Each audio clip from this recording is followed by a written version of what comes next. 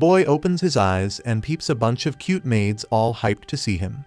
His first instinct is to cast a fireball and roast them all, but right before he goes for it, he notices his hands all tiny. That little distraction messes up his aim, so instead of taking out a maid, he blows a hole through the castle walls. Luckily, because there was a fireworks show happening, his blast didn't trigger a terror alert in the kingdom. Peeps are celebrating the birth of Prince Lloyd while inside the castle, but the maids start thinking about switching careers before they get turned to ash by this trigger-happy baby. Some time passes, and the maids decide to keep their jobs, but they make sure to update their life insurance policy first. Right now, they are searching all over for Prince Lloyd, but as soon as they leave, Lloyd pops out from behind a pillar. He wants to dip from here so they don't find him, but as he tries to leave, he bumps into some officials. He asks them not to snitch to the maids about him being here, and they are cool with it. One of them asks if Lloyd want to join them for some hunting to kill time. Unfortunately, he is pretty busy right now, so he ignores the offer and just runs off to do his own thing. The officials feel kinda down because Lloyd turned them down again, but the other dude wonders why they are even trying to befriend the kid since he is too young to contest for the crown. Plus, he's just the 7th prince, so being friends with him ain't gonna give them no political advantage. To this, the first official has one thing to say.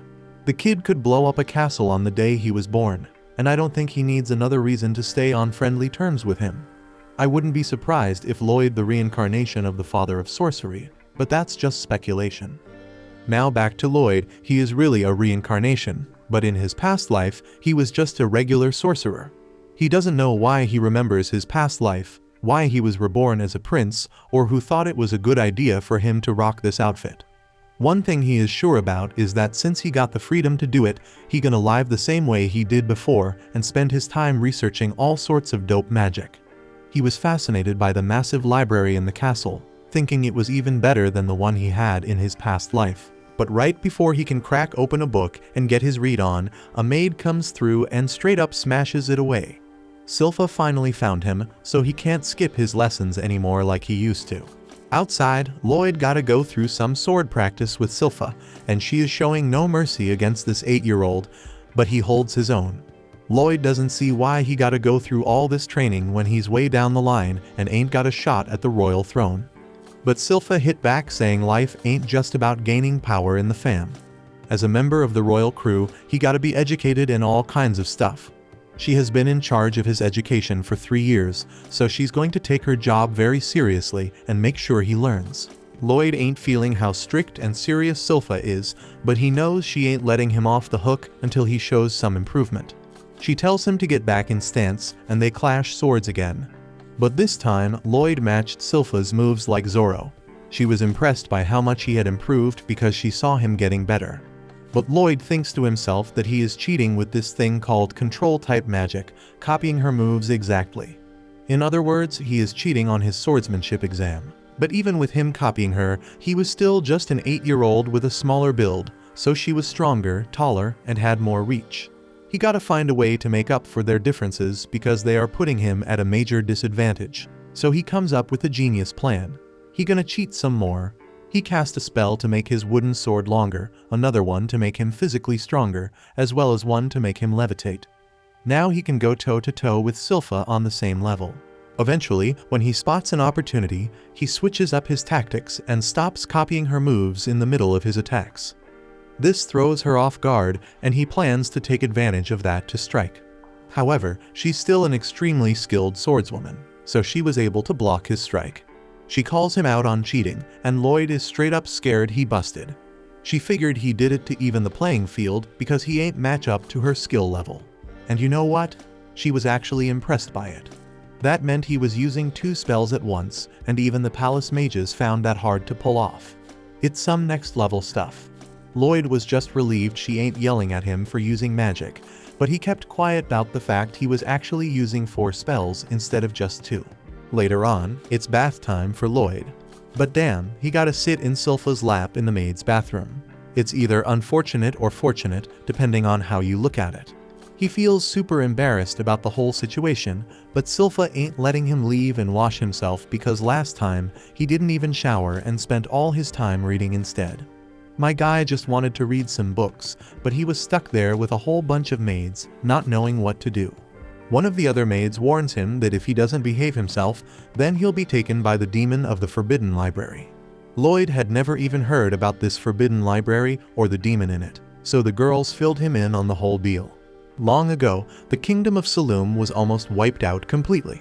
But after a whole bunch of mages made sacrifices, they managed to seal the demon inside a damn book.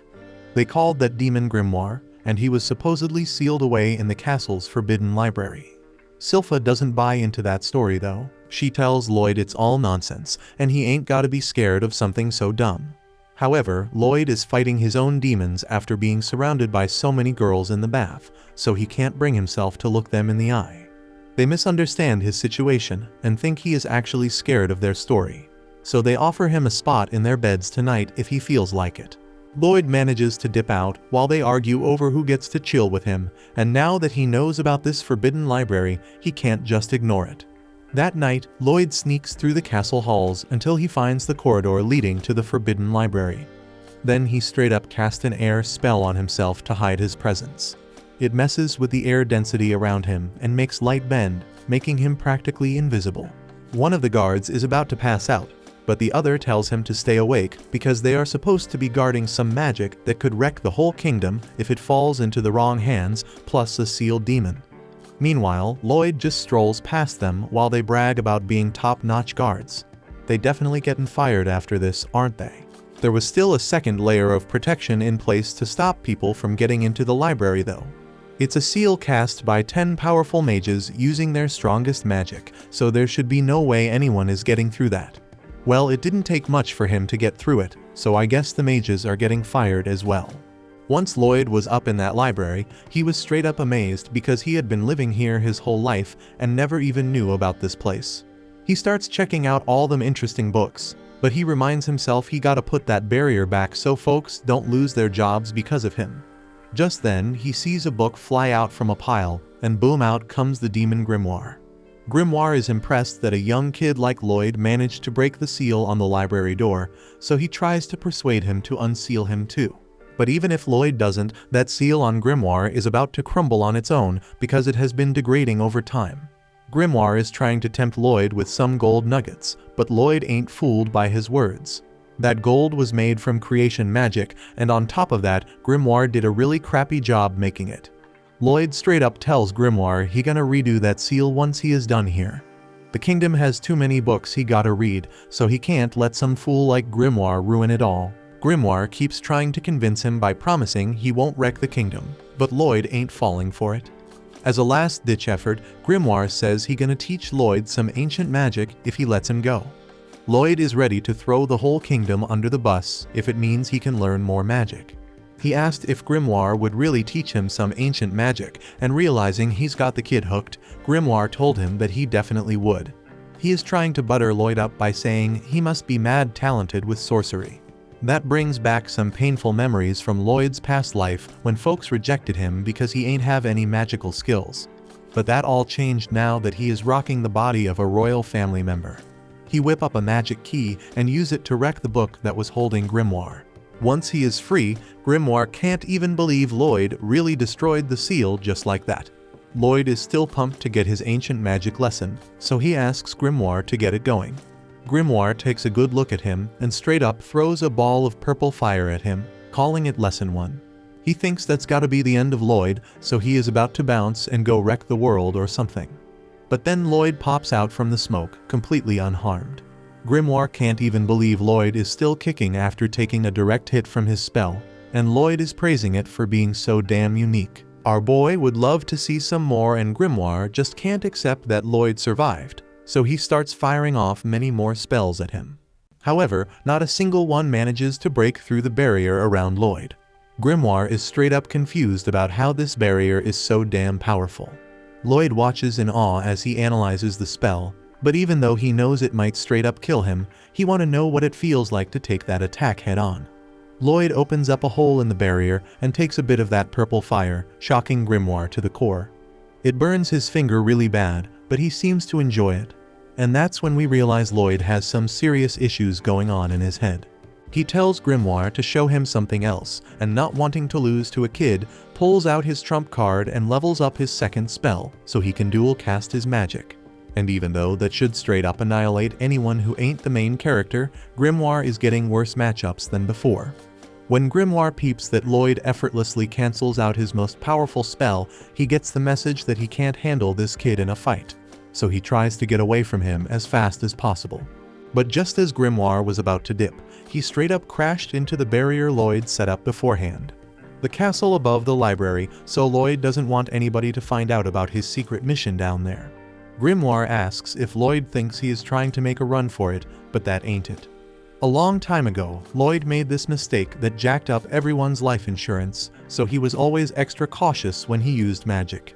He even put up barriers around all them books, so they don't get burned up. But right when Grimmooire was about to throw another magic spell, Lloyd shut him down and said he had seen enough of that one already. Now he wanna peep at what kinda of defensive magic Grimmooire has, so he hit him with one of his own attack spells. It's safe to say Grimmooire ain't about to enjoy this, and after the blast has ended, we see him lying on the floor as a defeated demon.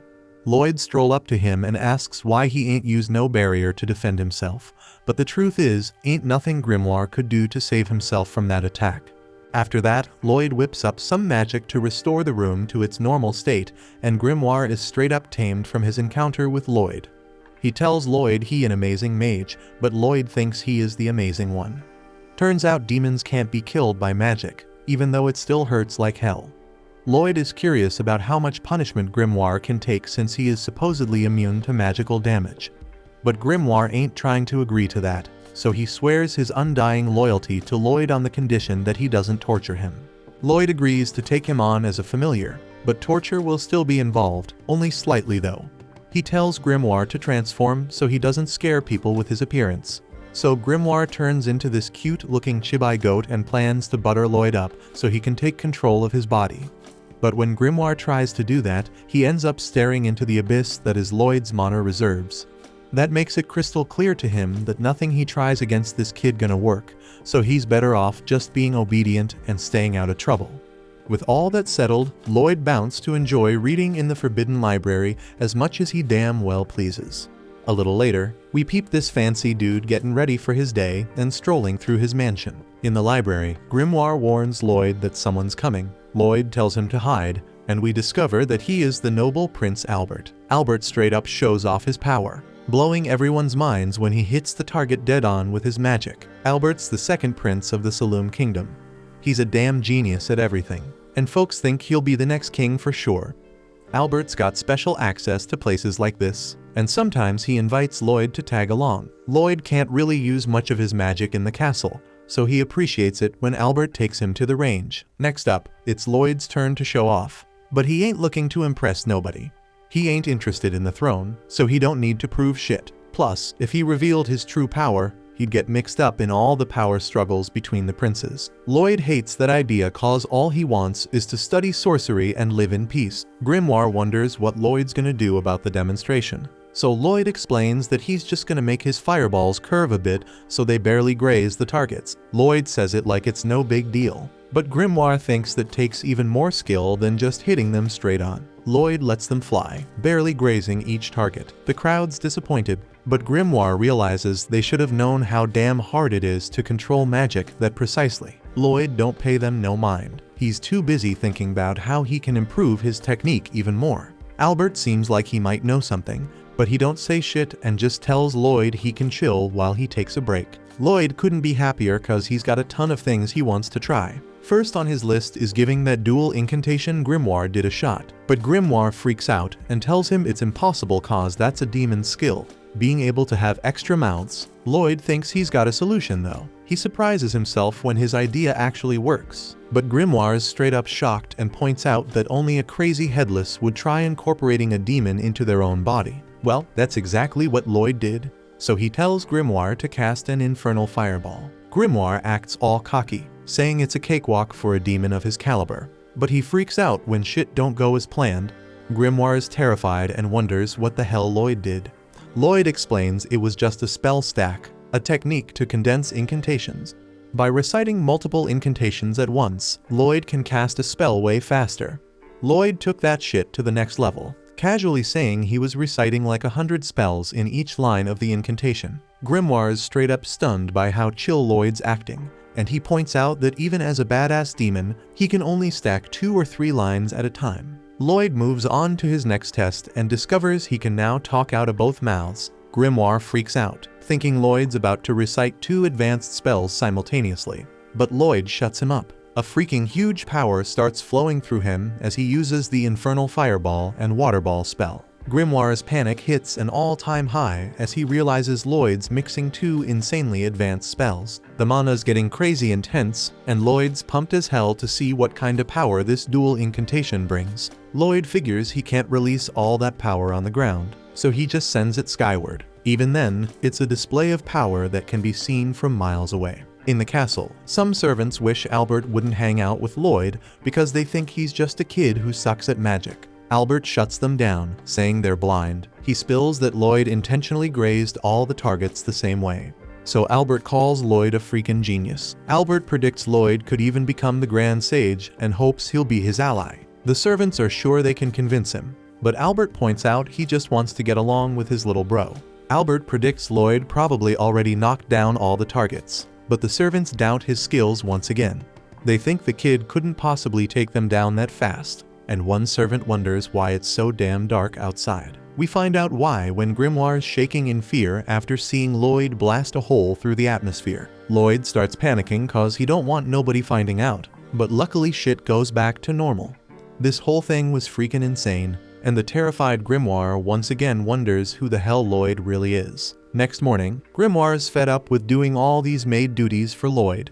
He calms himself down though, and reminds himself it's his job to make sure Lloyd's living clean and healthy, preparing for when he takes over his body.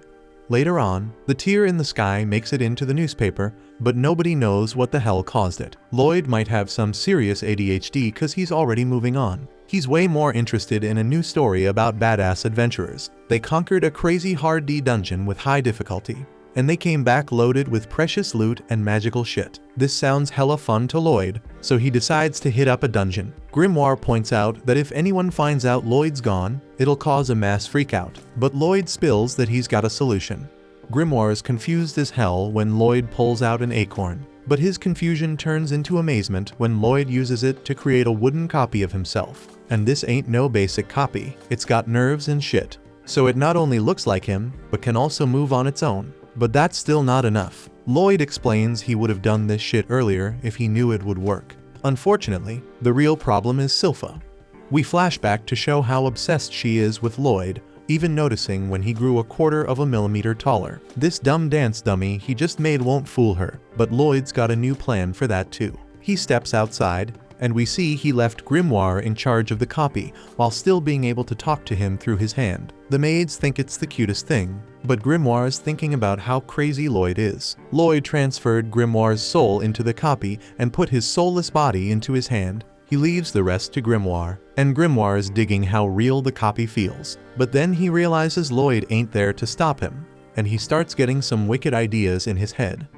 Just then, Lloyd tells him how much he loves having Grimmooire as his familiar, and it brings tears to Grimmooire's eyes. Lloyd's wondering if something's wrong, but Grimmooire just tells him to hurry up and finish with the dungeon. Lloyd realizes he don't know where to find a dungeon, and Grimmooire notices there seems to be a brawl going down nearby. Turns out, the seemingly helpless girl turns the tables on her attackers and straight up annihilates them. She shows off her insane fighting skills, and Grimmooire points out she must be some kind of martial artist. Lloyd's read about the breathing technique she's using.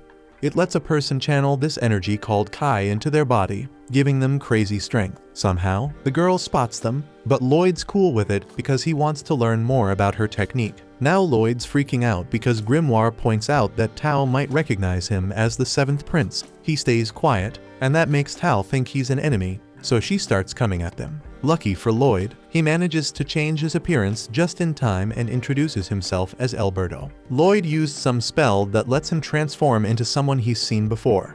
He mixed his look with Albert's using a new dual incantation, creating a whole new style.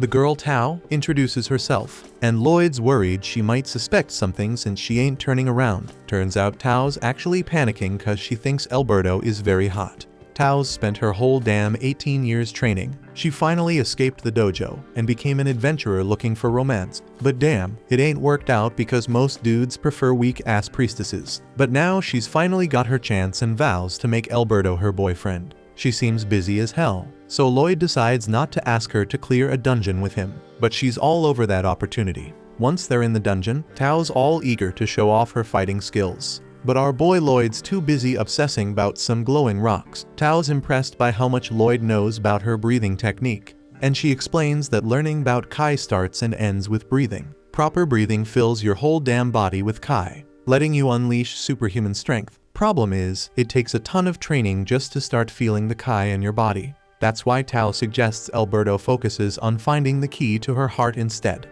But Lloyd straight up ignores that cheesy joke and shocks Tao when he pulls off the breathing technique. He explains he just copied her, but she warns him that if he ain't used to it, his lungs will feel like they're on fire. But Lloyd's still as crazy as ever and keeps doing the technique.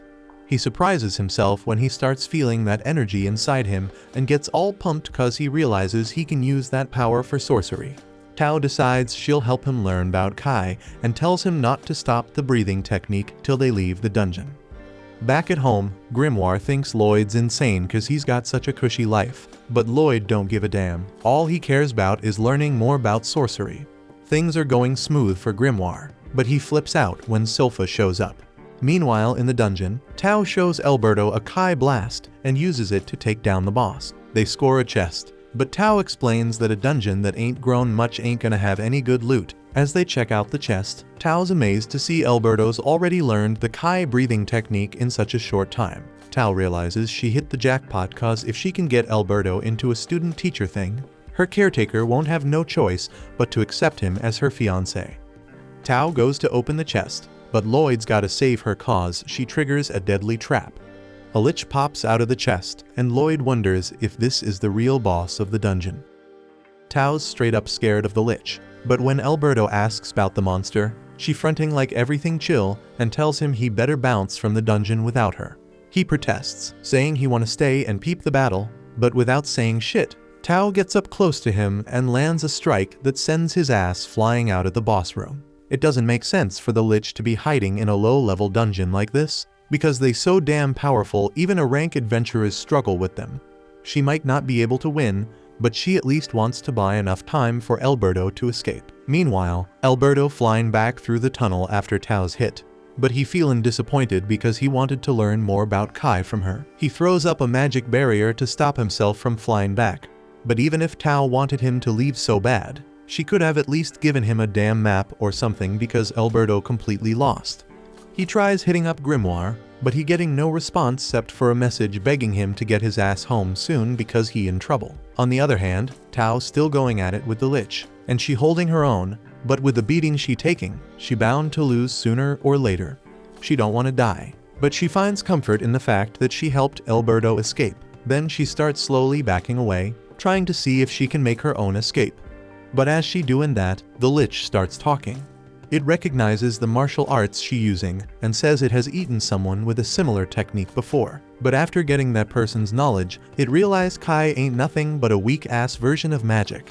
So it doesn't see no point in eating Tao to learn about it. But Alberto, on the other hand, got the lich's attention, and it would love to take a bite out of him. This ain't the first time Tao heard someone dissing her Kai martial arts. Most people on this continent think it useless as hell, but when Alberto saw it, he actually thought it was impressive. And that made her happy. The lich don't get why she telling him all this or why she think he give a damn, but Tao done talking. She take a deep breath and straight up charges at the lich with all the strength she got. Even though the lich throwing up a barrier, she doesn't stop pounding away. She been training her body and using Kai her whole damn life, sacrificing her precious time, and never getting the chance to have a boyfriend.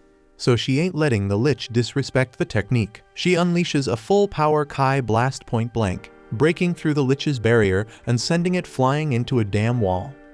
Unfortunately, using all that Kai left her body straight up exhausted. She can barely move now. But the lich ain't defeated by her attack, and it finding it kinda pathetic for an ultimate attack. All the Kai she gathered in her body don't even compare to a single finger's worth of his magic. So he telling her she bout to die now. The lich brings down a magic slash, But instead of straight up killing, the slash cracks and falls apart because Alberto's back and throwing up a barrier.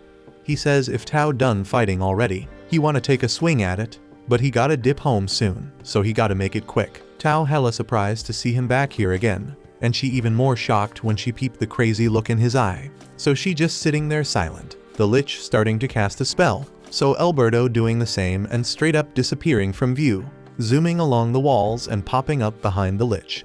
He taking a deep breath, using the technique Tao taught him, but his body still ain't used to it, so he end up breaking a few ribs in the process. The Lich casting another attack spell, but Alberto still needing more time to think, so he throw up a barrier to block the Lich's hits and starts reflecting deep on what he gotta do to master his new technique. The Lich can't even believe someone can create a barrier so damn strong that it deflecting all his attacks. But Alberto ain't even thinking about the barrier. Instead, he trying to figure out how to combine both Kai and mana.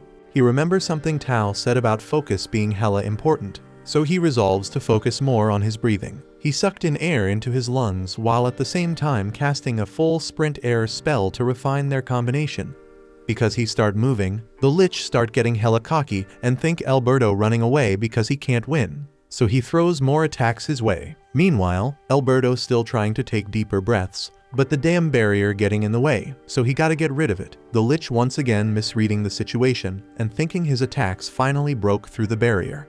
So now he thinking he's stronger than Alberto. Alberto grabbing onto a stalactite and finally getting enough airflow to properly merge his mana and Kai.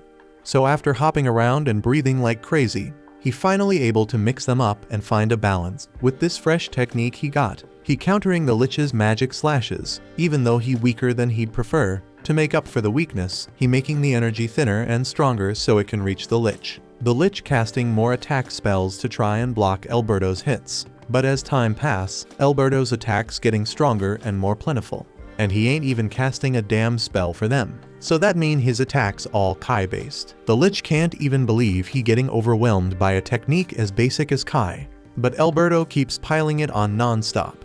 He keeps making the slashes thinner and sharper till he finally perfect the technique. The Lich see what's coming and give up on attacking, so he throw up a barrier and try to tank the hit. But with his perfected technique, Alberto cut right through the Lich, his barrier, and the whole damn cave they in. After that, Tao is even more head over heels for him than before.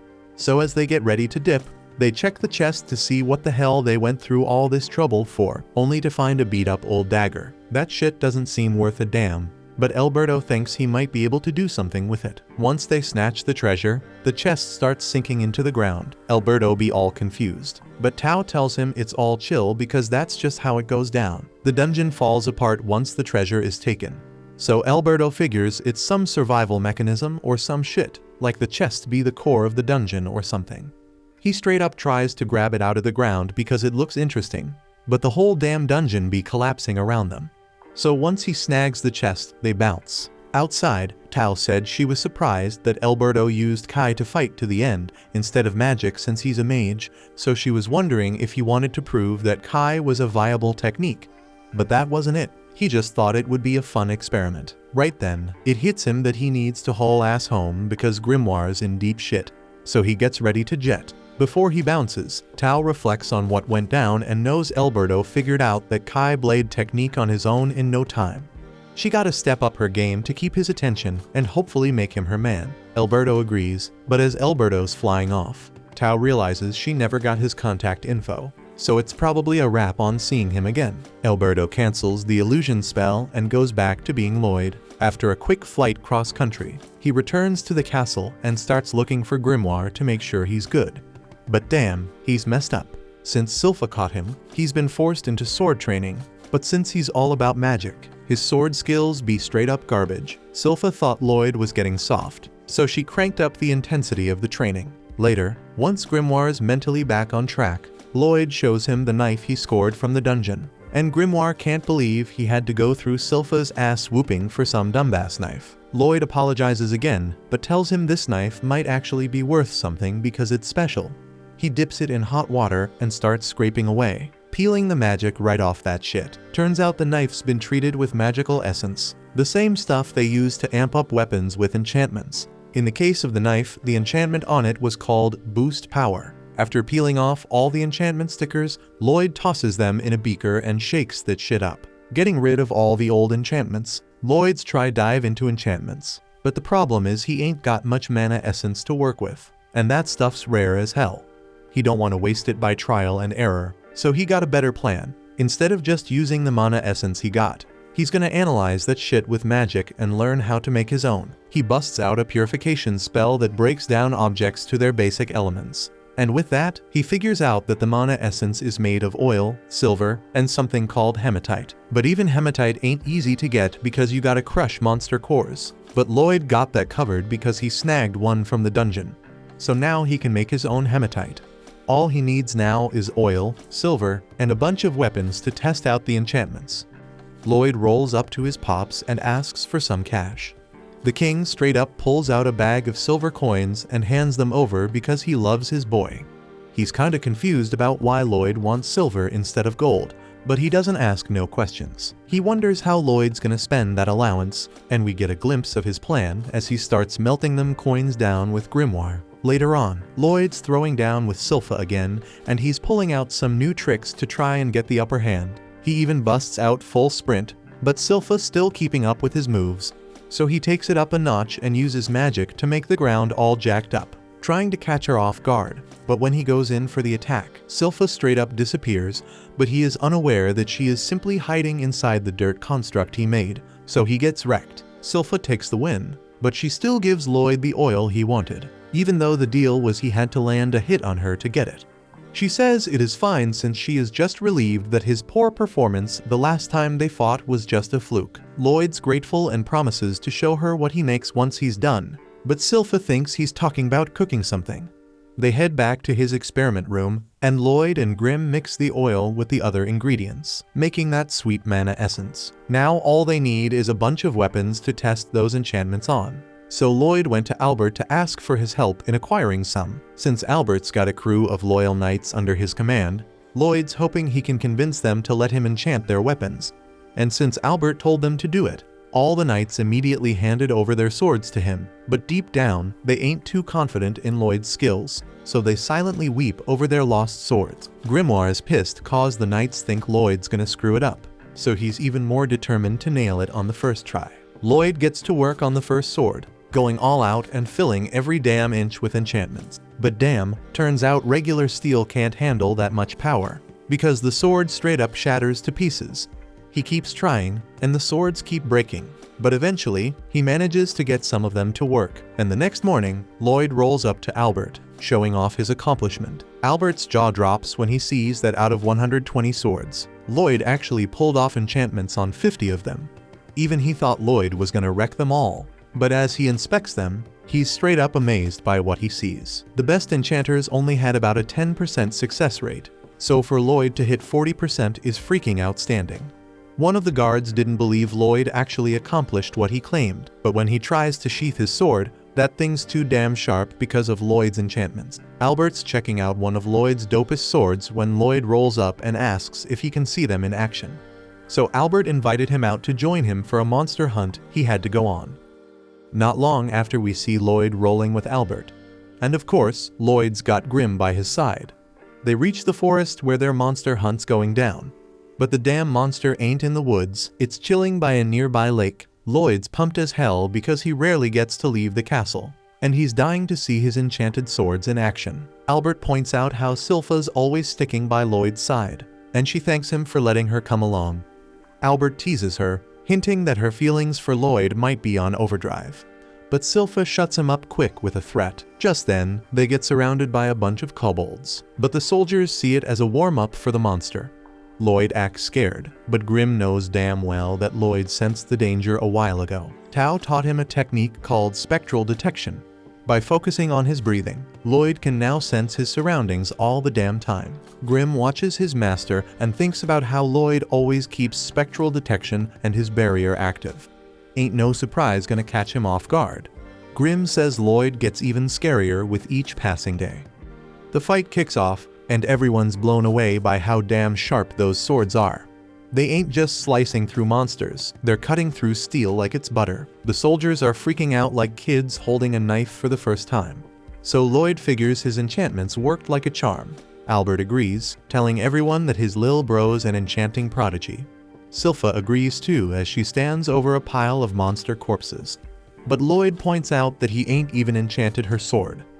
Just then, a kobold tries to attack Lloyd, but Tao appears out of nowhere and takes it out. Lloyd almost screws up by calling out to her like he's still Alberto, but he catches himself just in time. Tao notices that Lloyd's using key breathing techniques, but she came because she thought she sensed Alberto. On closer inspection, she also sees a hell of a lot of resemblance between Alberto and Lloyd.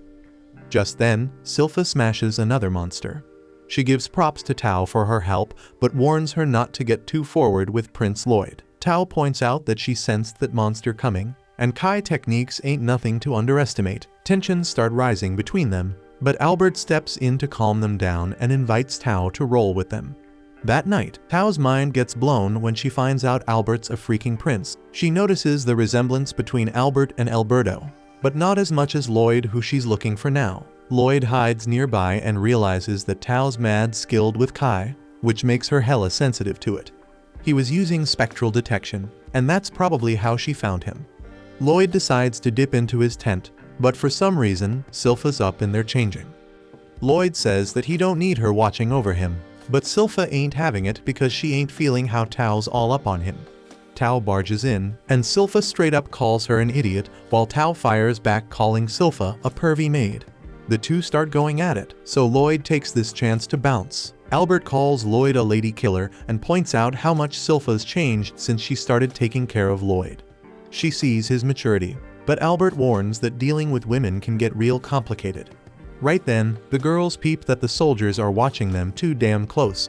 They knock them all out, and now Lloyd hears Albert's message loud and clear. Tao explains she got hired to clean up some old shrine. Silpha tells her to hurry it up. They almost start arguing again, but Albert cuts in, saying that Tao's danger sensing skills are mad helpful. He wants her to keep an eye out overnight, but she said they wouldn't need one as the monster has arrived. The monster is a freaking bearwolf, so Silpha tells Lloyd to stick close to her. The beast starts attacking, and Lloyd notices how fast bearwolves move for their size. Lloyd tries talking to Grimm, but the lil dude's all distracted because he seems to recognize the shrine. Tao manages to save some soldiers, but this monster's no joke. Albert's done playing, so he pulls out his sword. He apologizes to the wolf, but explains how the local villagers are suffering because of it. Albert swings his sword while reciting some incantation and unleashes a crazy powerful attack that straight up obliterates the monster. Everyone's shocked because he took it out in one shot, but Albert said normally he wouldn't done that, thanks to Lloyd enchanting his sword. Lloyd's enchantment on my spellbound sword made it possible. Lloyd thinks about how he added a lil extra to Albert's sword, but Grimm ain't even paying attention. He's super worried and spills about a demon sealed up in a nearby shrine. Then out of nowhere, everyone's freaking shocked because that damn bearwolf is somehow still moving. And to top it off, more monsters pop out of thin air, and this voice starts talking to our crew. This voice is pissed because they messed up one of his lackeys. The voice turns out to be this demon called Pizuzu, who's chilling inside the damn bearwolf. He straight up introduces himself and vows that they're gonna pay with their lives. Then he sends his minions to attack. Slicing them up ain't a problem, but the issue is they heal up in an instant. Tao comes in clutch and saves Albert, and he figures out that the demon's the one pulling the strings on all these minions. Lloyd wonders if this demon is buddies with Grimm, but it's not. Grimm explains that Pizuzu can manipulate his mana to control the monsters. He makes them think he's their boss, but in reality, his mana acts like puppet strings. He can even feed them more mana through the strings, which is why they can regenerate. Grimm gets serious and straight up warns that things gonna get real ugly if they don't take Pizuzu down. But Lloyd doesn't really give a damn. He just wants Grimm to teach him mana manipulation. Silpha's getting impatient and wishes Tao would do something, but Tao fires back saying Silpha ain't doing jack either. Grimm tells Lloyd that now ain't the time to be learning stuff because the others are fighting for their lives.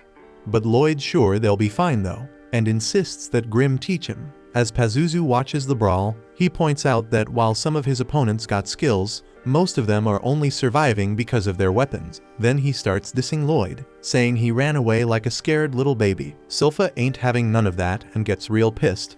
so Pizuzu tells her it must be a real pain in the ass for her to take care of a useless piece of flesh like Lloyd. That pushes Silpha over the edge, and Tao is scared shitless when she sees her. Silpha excuses herself from Lloyd's side, but he doesn't give a damn because he's still busy learning shit. Pizuzu keeps trash talking, but Silpha fires back. She says all the minions smell like shit, and Pizuzu's breath is even worse. She's decided that Pizuzu's messing with Lloyd's fresh air, so she's gotta end his sorry ass. Silpha casually draws her sword, but Pizuzu explains they ain't got a chance in hell of leaving alive.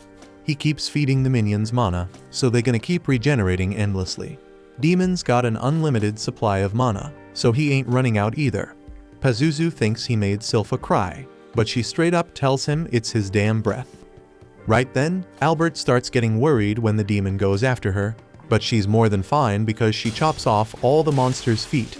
She suggests he ditch the furball he's controlling and warns him that he'll lose even faster if he doesn't. Out of nowhere, everyone peeps that them minions ain't moving no more, and their regenerations slowed the hell down. That's because the demon's all focused on regenerating its own beowulf. That's their chance to win, whenever the demon does that shit. So Albert tells Silpha to keep laying the hurt on him. She gets ready to do her thing, but Pizuzu thinks they are foolish. Nearby, Grimm finishes teaching Lloyd. He breaks it down that Pizuzu gotta be a real pro at mana transmutation because that shit ain't easy, even for a powerful demon. Grimm tries to show him how to control mana, starting with adding color to it. Then comes shaping and adding sense. Even Grimm struggles with it. But he's straight up shocked when Lloyd reveals he already shaped his mana into a flower and added a scent. Grimm can't believe he did it so damn perfectly, and they both take a sec to enjoy the smell. Meanwhile, Pizuzu's in a world of hurt because Silpha's giving him a serious ass whooping. He can't figure out how she ain't giving him no openings, and he wonders how someone like her could just be a damn babysitter. Silpha grabs one of the soldier swords and admires it because it was enchanted by Lloyd. Her obsession with Lloyd got Pizuzu interested in him, so he straight up says he wants to dissect him. The demon shows off his mad speed, but he keeps insulting Lloyd, which just makes Silpha even more pissed. The freaking demon devours her and straight up disses her for being a dumbass human who fell for his mind games. But damn, he's totally shocked when Silpha is still kicking it. And she straight up slices that wolf bear's body right down the middle. She announces that it's her family's dual blade art and follows it up with another move called Diving Sparrow. She slices that monster's head clean off, and Pizuzu tries to front saying she's just a maid. But damn, that ain't true at all. So Silpha uses another move to straight up destroy that wolf and expose the demon. Everyone's straight up stunned by her power, and Lloyd realizes that this is what Silpha looks like when she gets serious. He admires her and remembers this moment by shaping his mana into her. Silpha's disgusted by the thought of that demon trying to hurt Lloyd, so she straight up says the only thing he's fit to touch is her damn blade. Silpha tells the demon it's time to make peace, but damn, she's straight up shocked when he starts pulling some moves. The rest of the crew finishes off the minions, but Albert knows this ain't the end. They gotta back up Silpha, no doubt. And just like that, everybody collapses from the demon's messed up stench, including Silpha. Pizuzu is all furious because he's been building those puppets for over a freaking century. He blames Silpha for screwing up his plan, and his attack sends her flying into the river. Albert wants to help her, but he's losing strength real fast. Pizuzu spills that it's his miasma of domination, and anyone who breathes that crap falls right into his clutches. Silpha points out that's why it smells so damn bad, and Pizuzu gets even angrier because she won't stop with the insults. He tries to attack Silpha, but Tao steps in and blocks it. Silpha tries to tell her she's fine, but it's clear she ain't. She tries to stay brave and tells Tao to run, but she's too messed up and collapses. Pizuzu is actually impressed as hell by Silpha. She took in more of his miasma than anyone else and still defied him like a boss. Even the monsters he controlled fell under his power in less than 30 seconds.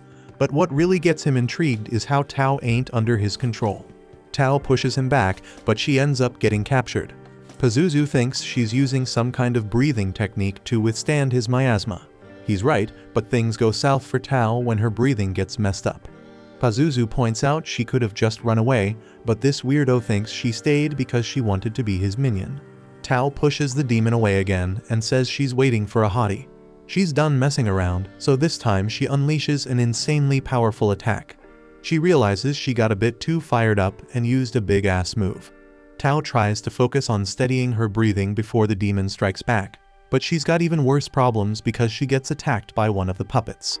She's shocked those suckers already regenerated, and the demon wonders who the hell this hottie is she's talking about. Pizuzu's done with all the talking and busts out his maximum domination miasma. He figures Tao's gotta be under his control now, but Tao just realizes something. That hottie she's been talking about?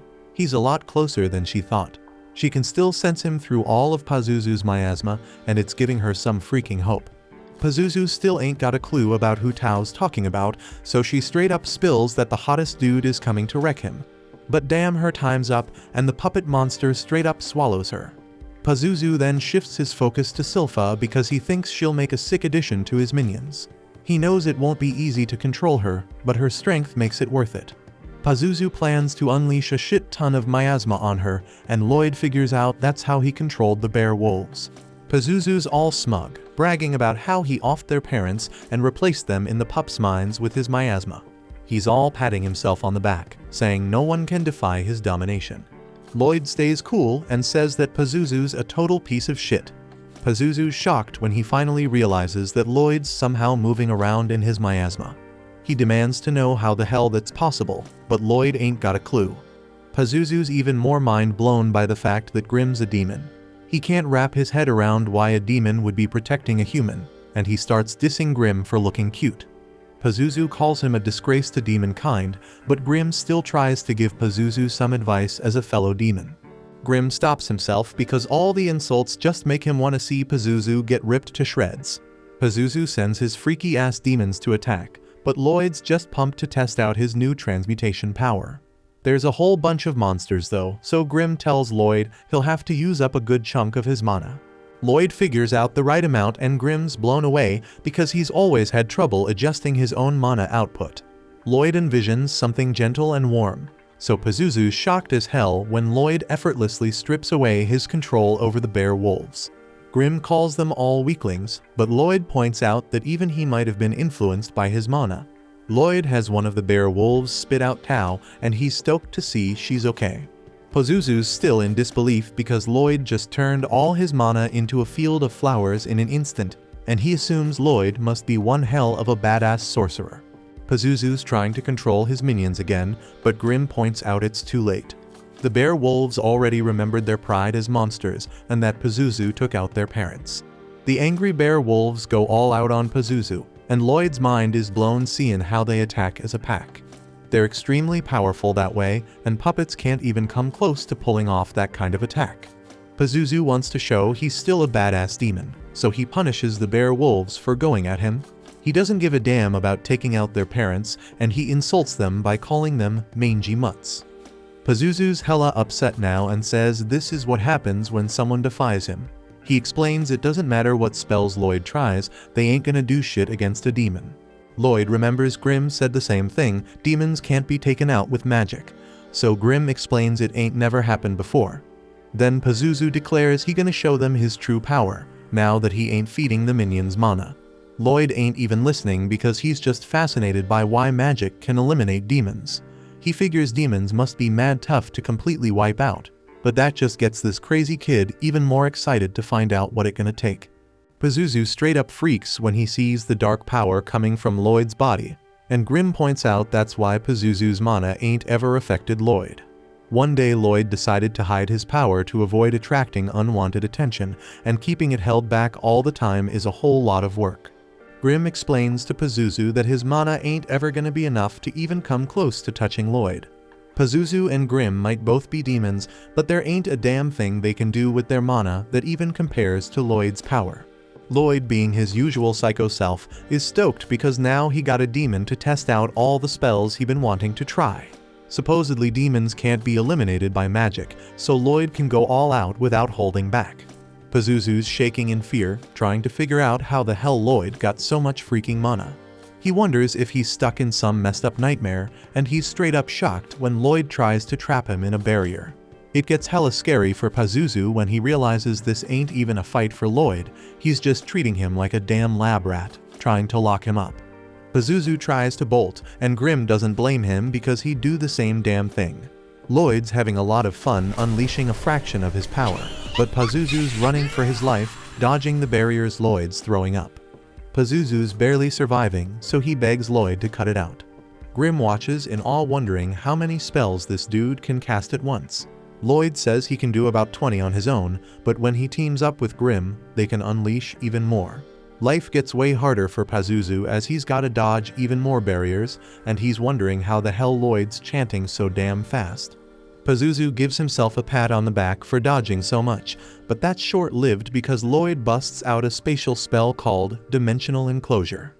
Lloyd points out he's got him now, so Pizuzu starts begging the psycho-sorcerer to let him go.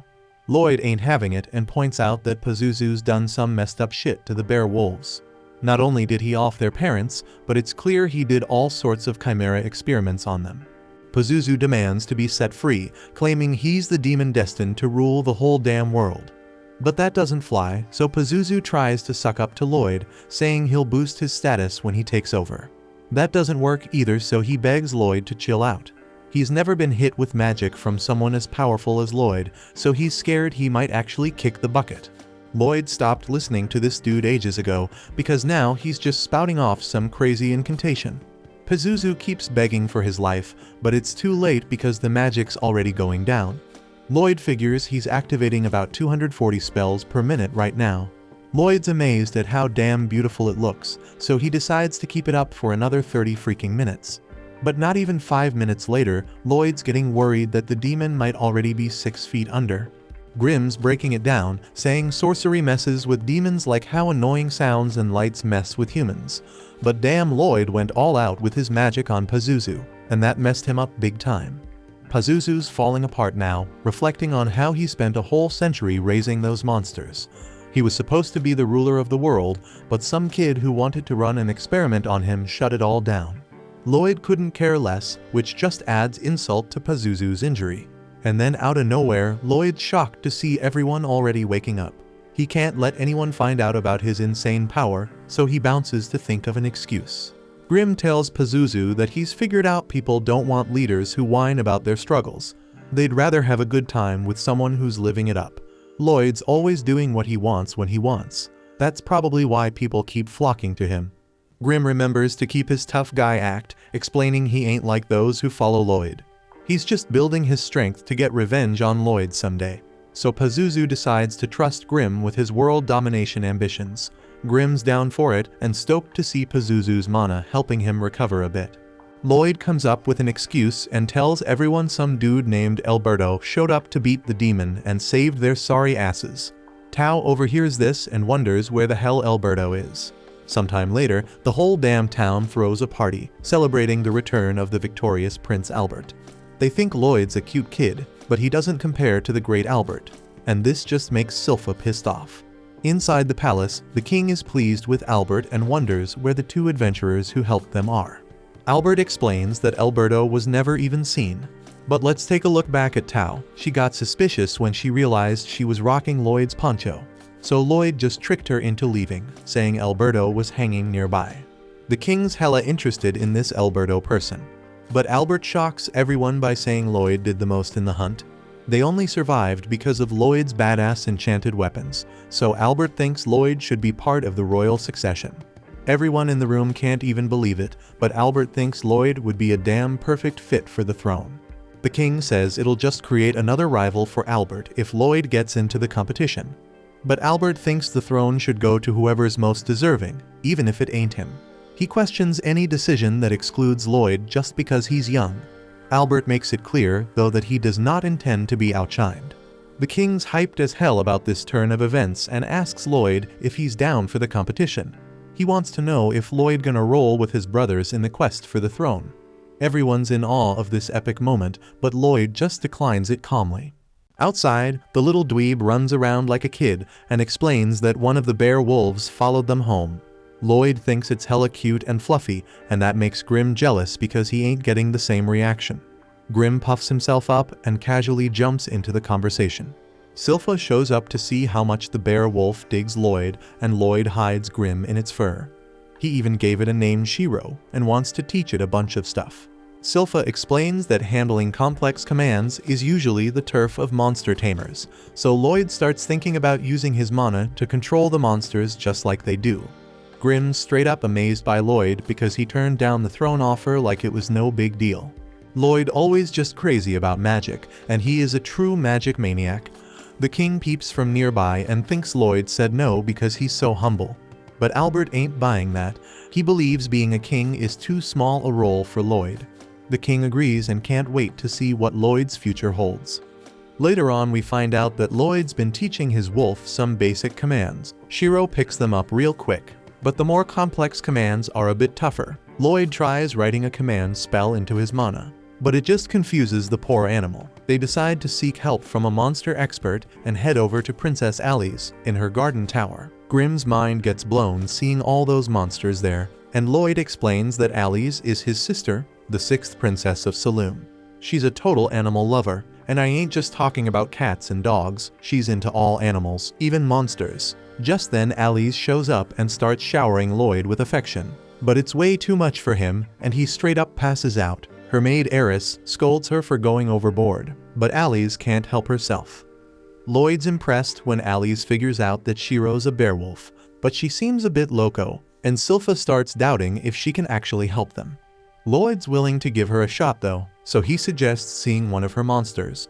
And damn, he's shocked when she reveals she already called one a lesser class Fenrir named Luru. Grimm's mind gets blown again because that's a higher level bearwolf. Lloyd can't believe this monster slipped past his presence detection. But what's even crazier is that he has no clue when Ali's gave the command. The Fenrir knew to sneak up behind them and even snatched Silpha's headband.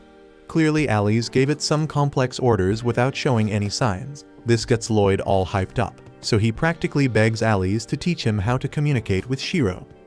Ali's confidently explains that it ain't gonna be easy, but Lloyd prefers things when they ain't simple. Ali's agrees to teach him, but she shocks everyone when she says the key to talking to animals is love. She claims that love will help him understand any monster, and she proves it when the animals in her tower start hugging her. Eris thinks it's pointless to learn from Ali's because she's just a natural talent, but Ali's insists that anyone can learn. She gives another demonstration, but this time the animals go all out, overwhelming everyone. Silpha's mind gets blown when she sees that Lloyd's actually interested in love, and she starts imagining him asking her to teach him more. But in reality Lloyd realizes that he's been trying to give orders to Shiro, while his sister ain't giving her animals any commands. Instead, she's sharing her will with them. When she talks to them, Lloyd notices that her mana ain't coming out of her hands, but flowing straight from her head to theirs. This means she can subconsciously connect with animals through mana and show them exactly what she wants. Lloyd decides to ditch the whole orders thing and tries sharing a mental image of his will instead. And damn, everyone's mind gets blown when Shiro actually does the trick Lloyd was trying to teach him. Lloyd celebrates with Shiro, and Eris says he must be hella talented. The technique he used is exactly how monster tamers share their will. Silpha's impressed too, but kinda bummed because it didn't go down the way she expected. Ali's ain't too happy either because it was supposed to be love, not complicated while sharing stuff. But Lloyd explains that love actually plays a major role in the technique. He goes into even more detail, and it just makes everyone fall head over heels for him. Lloyd's stoked because he finally figured out how to connect with monsters, and Silpha said it was time he put that much effort into sword training. Lucky for Lloyd, Albert shows up because he needs to talk to the boy. They argue about who's gonna take Lloyd, and Albert explains he wants to introduce him to someone, Lloyd's older brother, the 4th prince named Diane. Diane heard that Lloyd enchanted Albert's sword, but he shocked him when he said he found that really hard to believe, so he wants to find out if Lloyd's just full of it. Albert gives a little backstory about how Diane studied smithing in Bartram, which is why he's interested in enchanting. But Diane's done with the small talk and says he's got everything ready to test Lloyd's enchanting skills. As Lloyd starts the process, Diane's got major doubts that he'll succeed. Enchantments are already an advanced skill, but Lloyd trying to apply one to a spellbound sword like Albert's is straight up insane. It's way beyond what they could do in Bartram. Diane predicts he's gonna have to teach Lloyd a lesson for lying, but he's absolutely stunned when Lloyd finishes up. Albert ain't blaming Diane for his reaction because even a newbie can tell that Lloyd's technique is totally one of a kind. Diane's left speechless, wondering what kind of spell engraving Lloyd came up with. It's got reinforced strength, reinforced elasticity, self-cleaning, and even self-repair. Diane's skepticism turns into straight-up excitement because he realizes that Lloyd might be able to help him achieve his biggest dream to create the ultimate spellbound sword. Regular enchanted weapons just can't compare to what he's got in mind. Diane wants them to engrave the spell onto the weapon while they forge the steel. That way, they can apply more advanced magic than usual. They'll be able to make a super weapon that only an enchanter and a smith working together can create. Diane spills that he was always super into sorcery when he was growing up, but he had no talent for it. But spellbound swords are freaking awesome because anyone can swing them and they can pull off cool magical type stuff. His goal is to turn their country into a place where everyone can use magic by wielding spellbound swords. Lloyd ain't too concerned about all that, but he's damn interested in the production process. So Lloyd agrees to help, and Diane explains he wants to make a sword that shoots fire when you swing it. Lloyd suggests they use the enchantment called Pelance Insinis for that. The problem is that the casting formula requires 14 parts, but the spellbound sword can only handle a max of 5. Lloyd's solution is to compress that formula down to just 2 parts. He compresses it and gets ready to apply it to the steel that Diane's foregoing.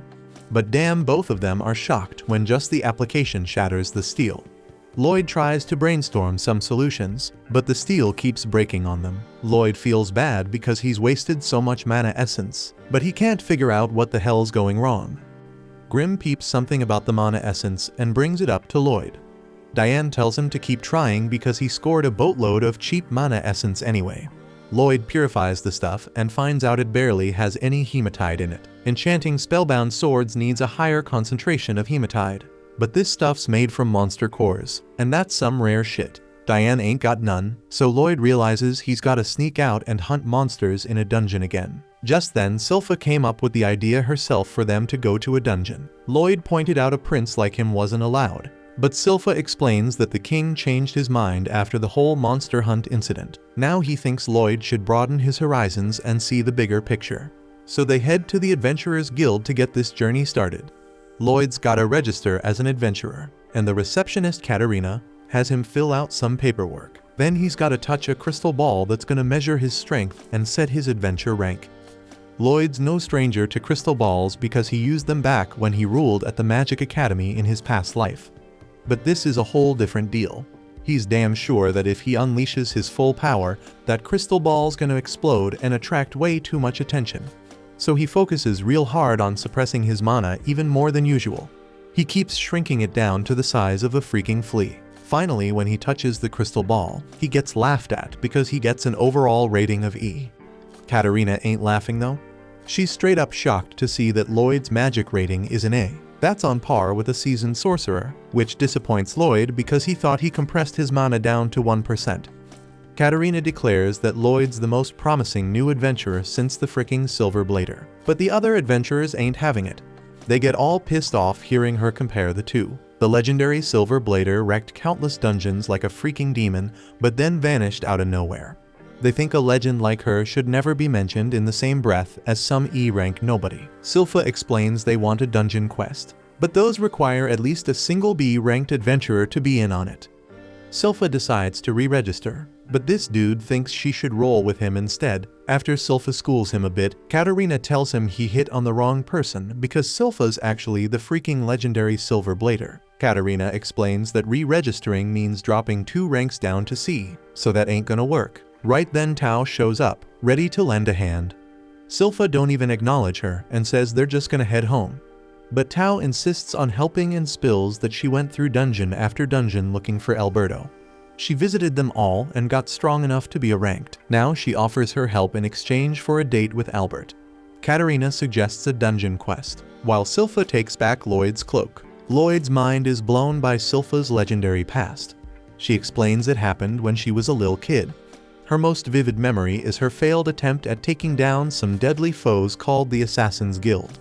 So this trio makes their way through a dungeon, and they stumble upon a chest. Back at the forge, Albert goes to see Diane. Diane spills that it'll take Lloyd a couple more days to bring the materials they need, but Albert's looking worried about how long it's taking. That's when Diane realizes that war is coming their way. so he tells Albert to hold on a bit longer. Once Lloyd's back, they'll be able to mass-produce the spellbound weapons and use them in battle. Albert explains they shouldn't fret about fighting because he brought them all together to be like brothers again. He hopes that one day their weapons will protect the kingdom, so he encourages them to keep trying. Right then Diane says they should come soon because Lloyd's returned with the monster core.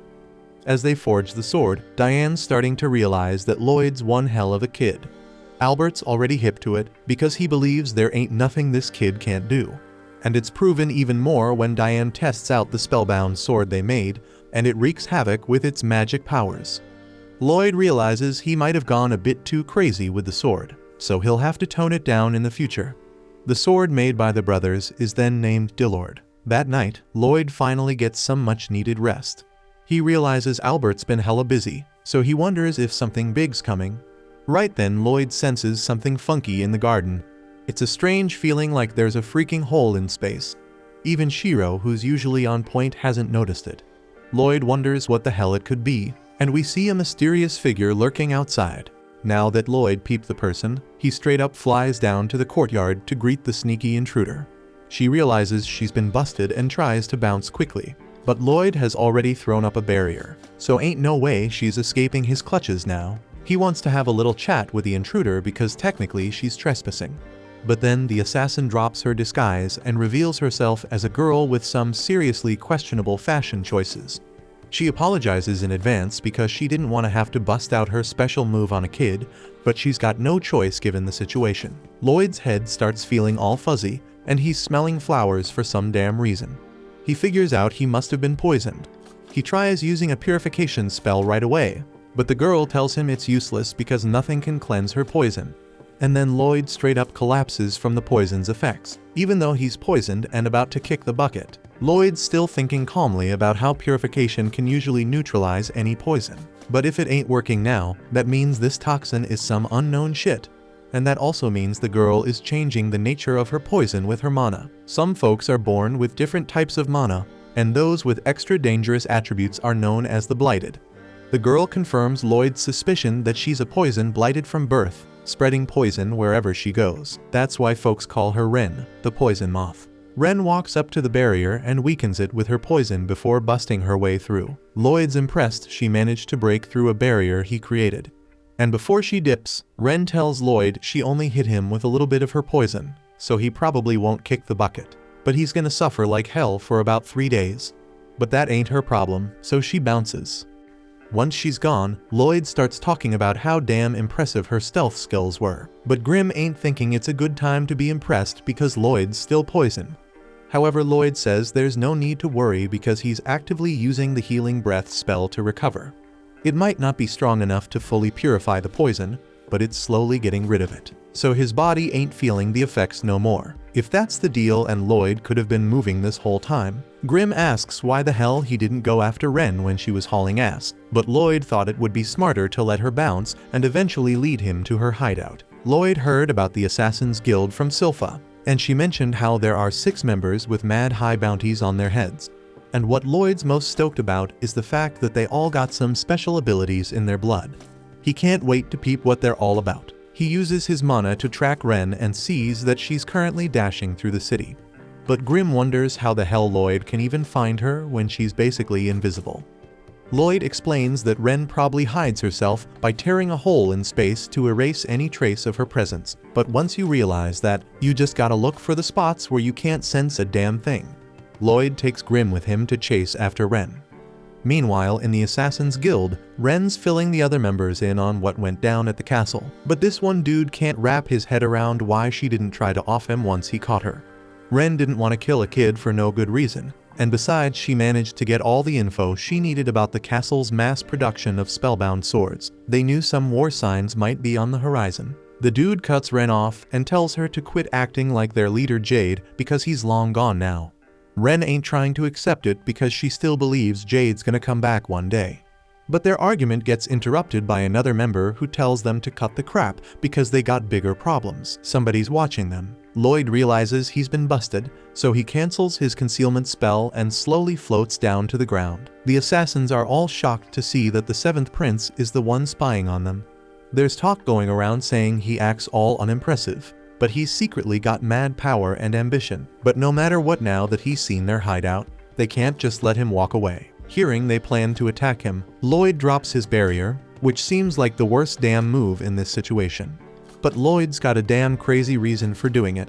He wants them to throw every damn thing they got at him, and he's gonna take it head on so he can experience all their unique mana traits. Lloyd is tracing Tao's fighting style to get his own defense game on point, and he straight up challenges the whole crew to bring it.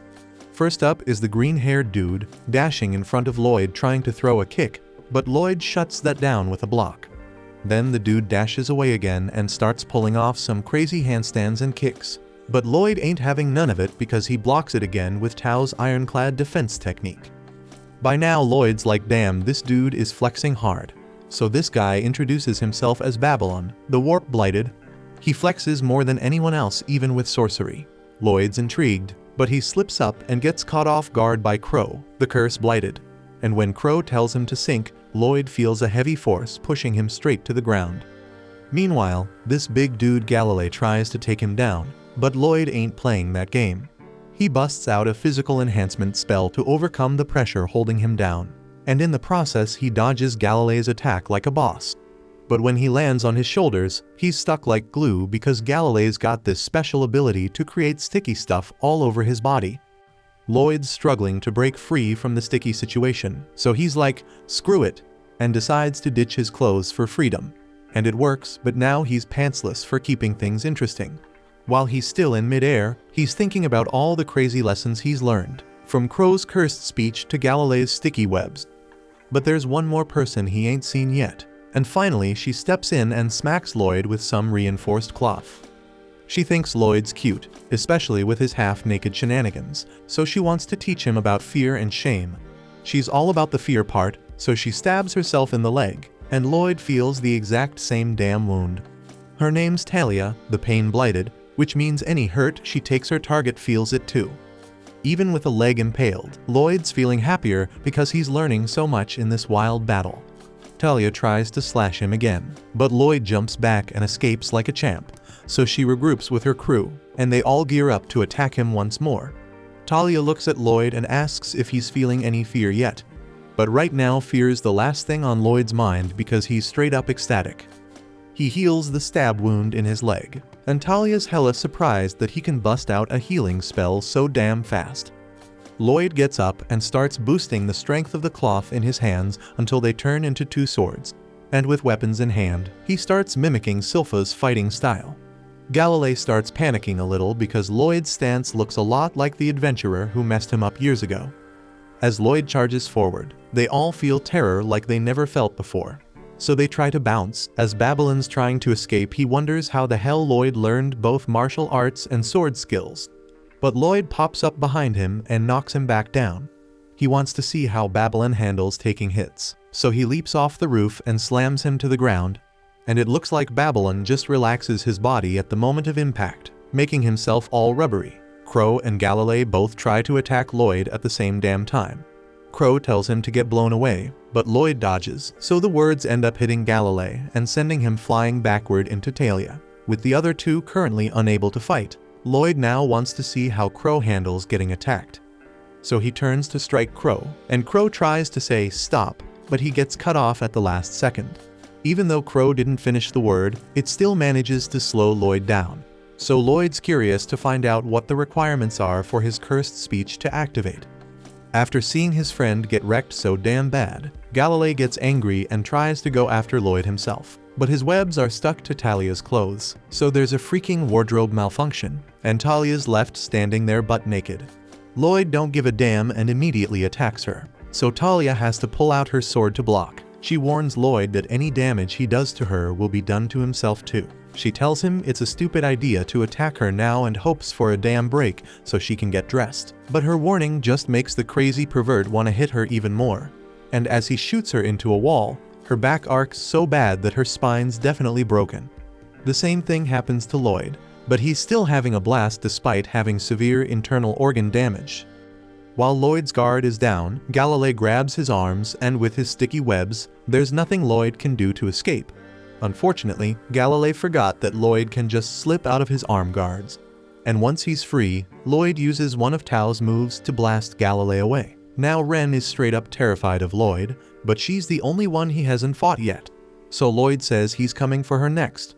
But before he can attack, Galilei steps in to protect her and says Ren ain't got good control over her poison, so she ain't gonna fight. Now that Lloyd's thinking about it, none of them really have good control over their powers. That's why they call it a blight. It's the reason they had to turn to a life of crime. So since control is what they lack, Lloyd comes up with a solution. He dodges Galilei's attack like a boss and zaps him in the back with something. Ren tries to swoop in and save him, but Galilei stops her and says he's all good. And not just good, he's even better than before because he can control his mana now. Lloyd engraves his spell on Galilei's back to help regulate that wild mana. That way he should be able to handle his powers better. And Lloyd's generous enough to offer to do the same for everyone else. Now that their blight is cured, they ain't hostile towards Lloyd no more. He's given them a chance to live a normal life. Galilei thinks it's important to spill their backstory to Lloyd. But Lloyd ain't really into long-ass stories, so he politely declines. But Galilei just keeps on talking anyway. Lloyd's being bored out of his mind as Galilei blabs, until he mentions the leader of the Assassin's Guild, Jade, who has the ability to teleport. Jade brought them all together to form the Assassin's Guild so they could make a name for themselves and be accepted by society someday. But then Jade accidentally teleported his ass somewhere else, and they ain't seen him since. And just when that's mentioned, a teleportation ring similar to Jade's pops up in the room, and a black envelope gets teleported in. Later on, Silpha finally tracks down Lloyd's scent and bursts into their hideout, searching for him like a mad woman. But even though she's damn sure he was there because of his smell, all she finds is a damn letter stuck to the wall. She takes it back to Albert, who's about to lose his shit. The letter says Lloyd's going on a trip with the Assassin's Guild to visit Lordost, the same place that's threatening war with Saloum. Albert thinks Lloyd might have been snatched up and forced into war with Lordost. But then again, it's hard to believe anyone could take Lloyd against his will, so he decides to seek a peaceful solution. But then Silpha shows him what she found in the hideout, and it's all of Lloyd's clothes, covered in some weird white goo. So peace goes out the window because Albert and Silpha are ready to throw down. Meanwhile, Lloyd and the crew from the Assassin's Guild are getting teleported to the Lordost Kingdom by crossing the country at crazy speeds. After that letter popped up, Galilei straight up recognized the symbol on it as the one Jade made for them. So with mad anticipation, Galilei opens the damn letter, and it's from Jade, just like they thought. In the letter, Jade apologizes for taking freaking forever to hit them up. But the dude's been busy as hell.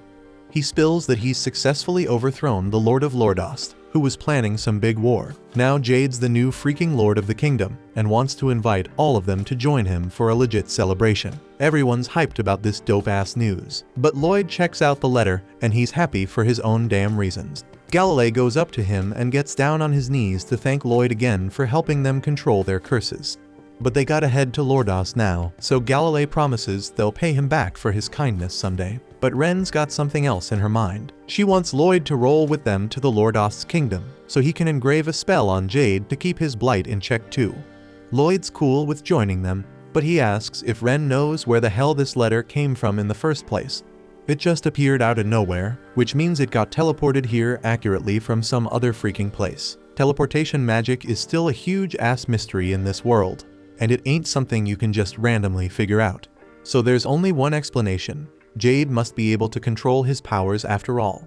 It wouldn't make sense for him to lie about that shit, but they can't guarantee that everything in the letter is true, so it might be a trap if they head to Lordost now. But Ren's still believing that Jade would never betray them, so she suggests, maybe a bit naively, that he just learned how to control his powers on his own. If that's the case, Lloyd won't need to join them for the reunion. But he's still gonna stick with them anyway because his interest in teleportation magic is at an all-time high. Ren wants to trust Jade, but she can't stop stressing about what could go wrong. Lloyd tells her not to trip about it because if shit hits the fan, he's got their backs and can handle any trouble that comes their way. Galilei starts singing Lloyd's praises again for being so damn kind to them. And after hearing that, Ren's officially falling head over heels for him. Back to the present, Lloyd gotta make a pit stop with his flight spell because none of them can handle the crazy high speeds. Dude's complaining about them wasting time here because they only flew for like 10 minutes. But if they gotta endure another minute of supersonic speed, they'll straight up die. And Babylon is so bent out of shape over it that he's stuck. Lloyd gives in and says they can just chill here for a bit and walk the rest of the way because they're already damn close. And since they're taking a break, Ren offers to go grab some food for them, while Lloyd helps Babylon get his spine back in order. Babylon mentions that Ren's trying to impress Lloyd because she grew up in the woods. Apparently, she accidentally offed her parents with her poison when she was younger, so she had to fend for herself out in the wild. And the first person to stumble upon her was Jade. Dude brought her back to the hideout and introduced her to everyone. But they were all a bit spooked by her poison powers, so Galilei thought it wasn't a good idea to keep her around, especially because she kept growling at them like she had rabies or something. Still, Jade was dead set on keeping Ren and started taking care of her. But that caused her to release a bunch of her poison, and Jade straight up collapsed. Even after that near-death experience, Jade still wanted Ren to be part of their crew, so he asked everyone to help him take care of her, since he insisted they all agreed to lend a hand. Galilei offered to be her teacher, while Crow and Talia whipped up some clothes for her. That's when Ren finally got to experience what it's like to have a family. Eventually, Jade came up with a spell that he inscribed onto her clothes. It neutralized her poison mana, so she could finally live a somewhat normal life around others. Jade acted like a big brother to her, and after hearing what Jade did, Lloyd's hella interested in meeting him, which is saying something because it's the first time he's shown any interest in another person. Eventually, Ren comes back from her hunting trip, and she whips up whatever the hell this is supposed to be. She's putting in effort, but no one's down to try her nasty-ass food. So Babylon asks Crow to use his curse speech to make the food taste good. He was about to do it, but then Ren Poison punches him in the gut because she don't want him changing anything about her food.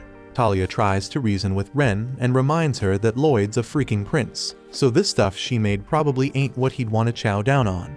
But she's dead wrong because Lloyd's gobbling it up without a second thought. It ain't the worst thing he's ever eaten because in his past life, he had to devour some real nasty ass stuff. This here ain't nothing compared to that. The others gather up the courage to try it after seeing Lloyd dig in. And even though the food looks like hot garbage, it ain't half bad once you get used to it. Ren did a pretty solid job considering that she never had a chance to practice because of her poison powers. So everyone ends up enjoying Ren's cooking, and she hopes she can share it with Jade someday. We get another flashback to when Jade rolls back to the team with some hella good news. The guild is thinking about reconsidering the bounties on their heads, so everyone starts celebrating because they might be able to rejoin society since they ain't outlaws anymore. Jade tells them not to get their hopes up because the guild's still just thinking about it, but it's a step towards a future where they're accepted for who they are, and that's enough reason to party.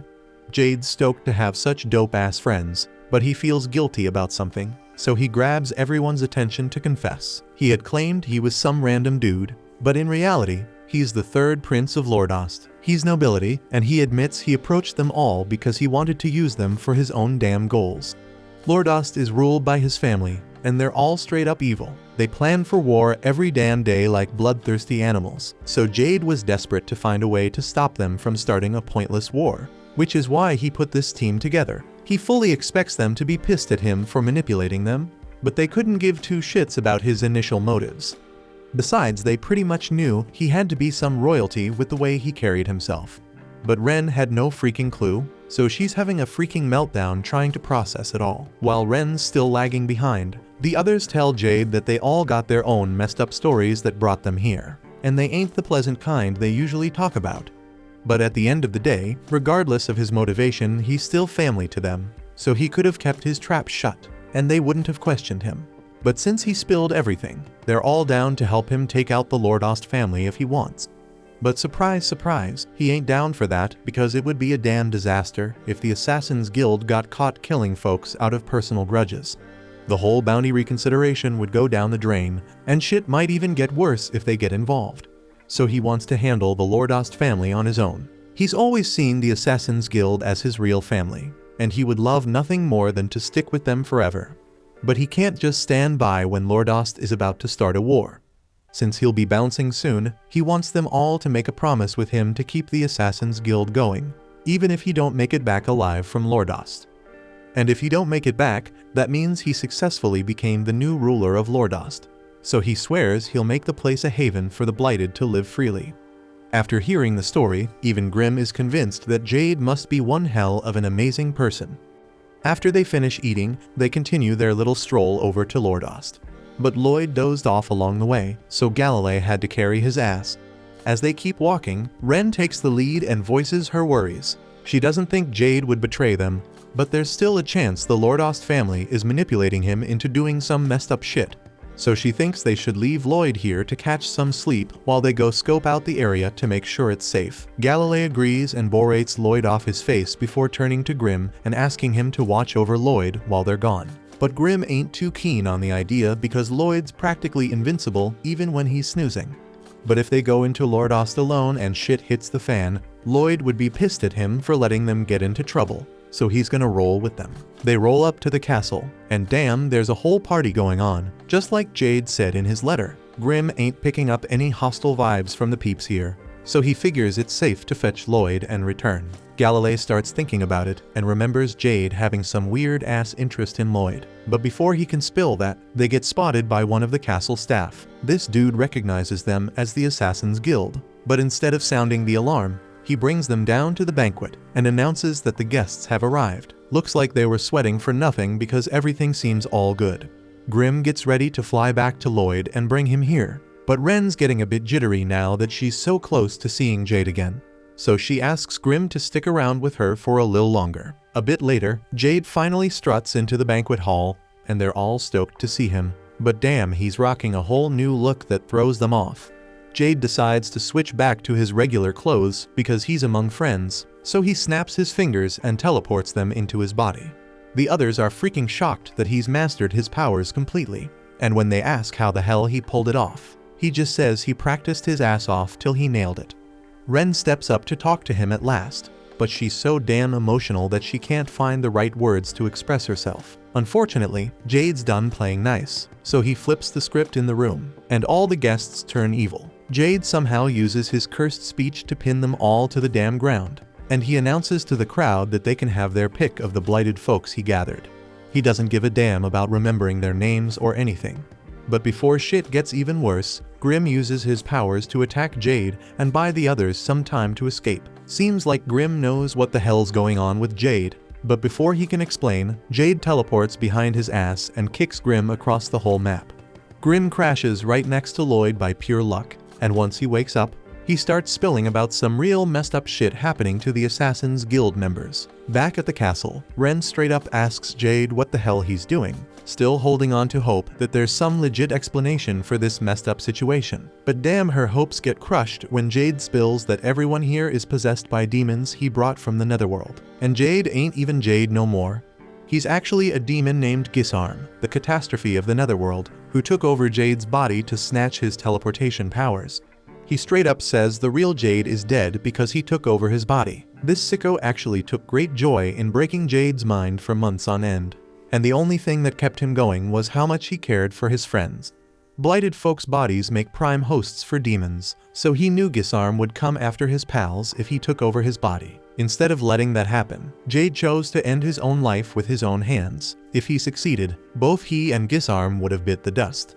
But Gizarm couldn't even let the man die in peace, just as Jade was about to croak. This sicko healed all the damage in an instant. The other demons are growing impatient, wanting to take over the body of a blighted person. So Gizarm grabs Ren and jokingly about the demons needing to watch out because she's got some lethal poison that killed her parents right at birth. As furious as they all are, they're helpless to do shit against Gizarm.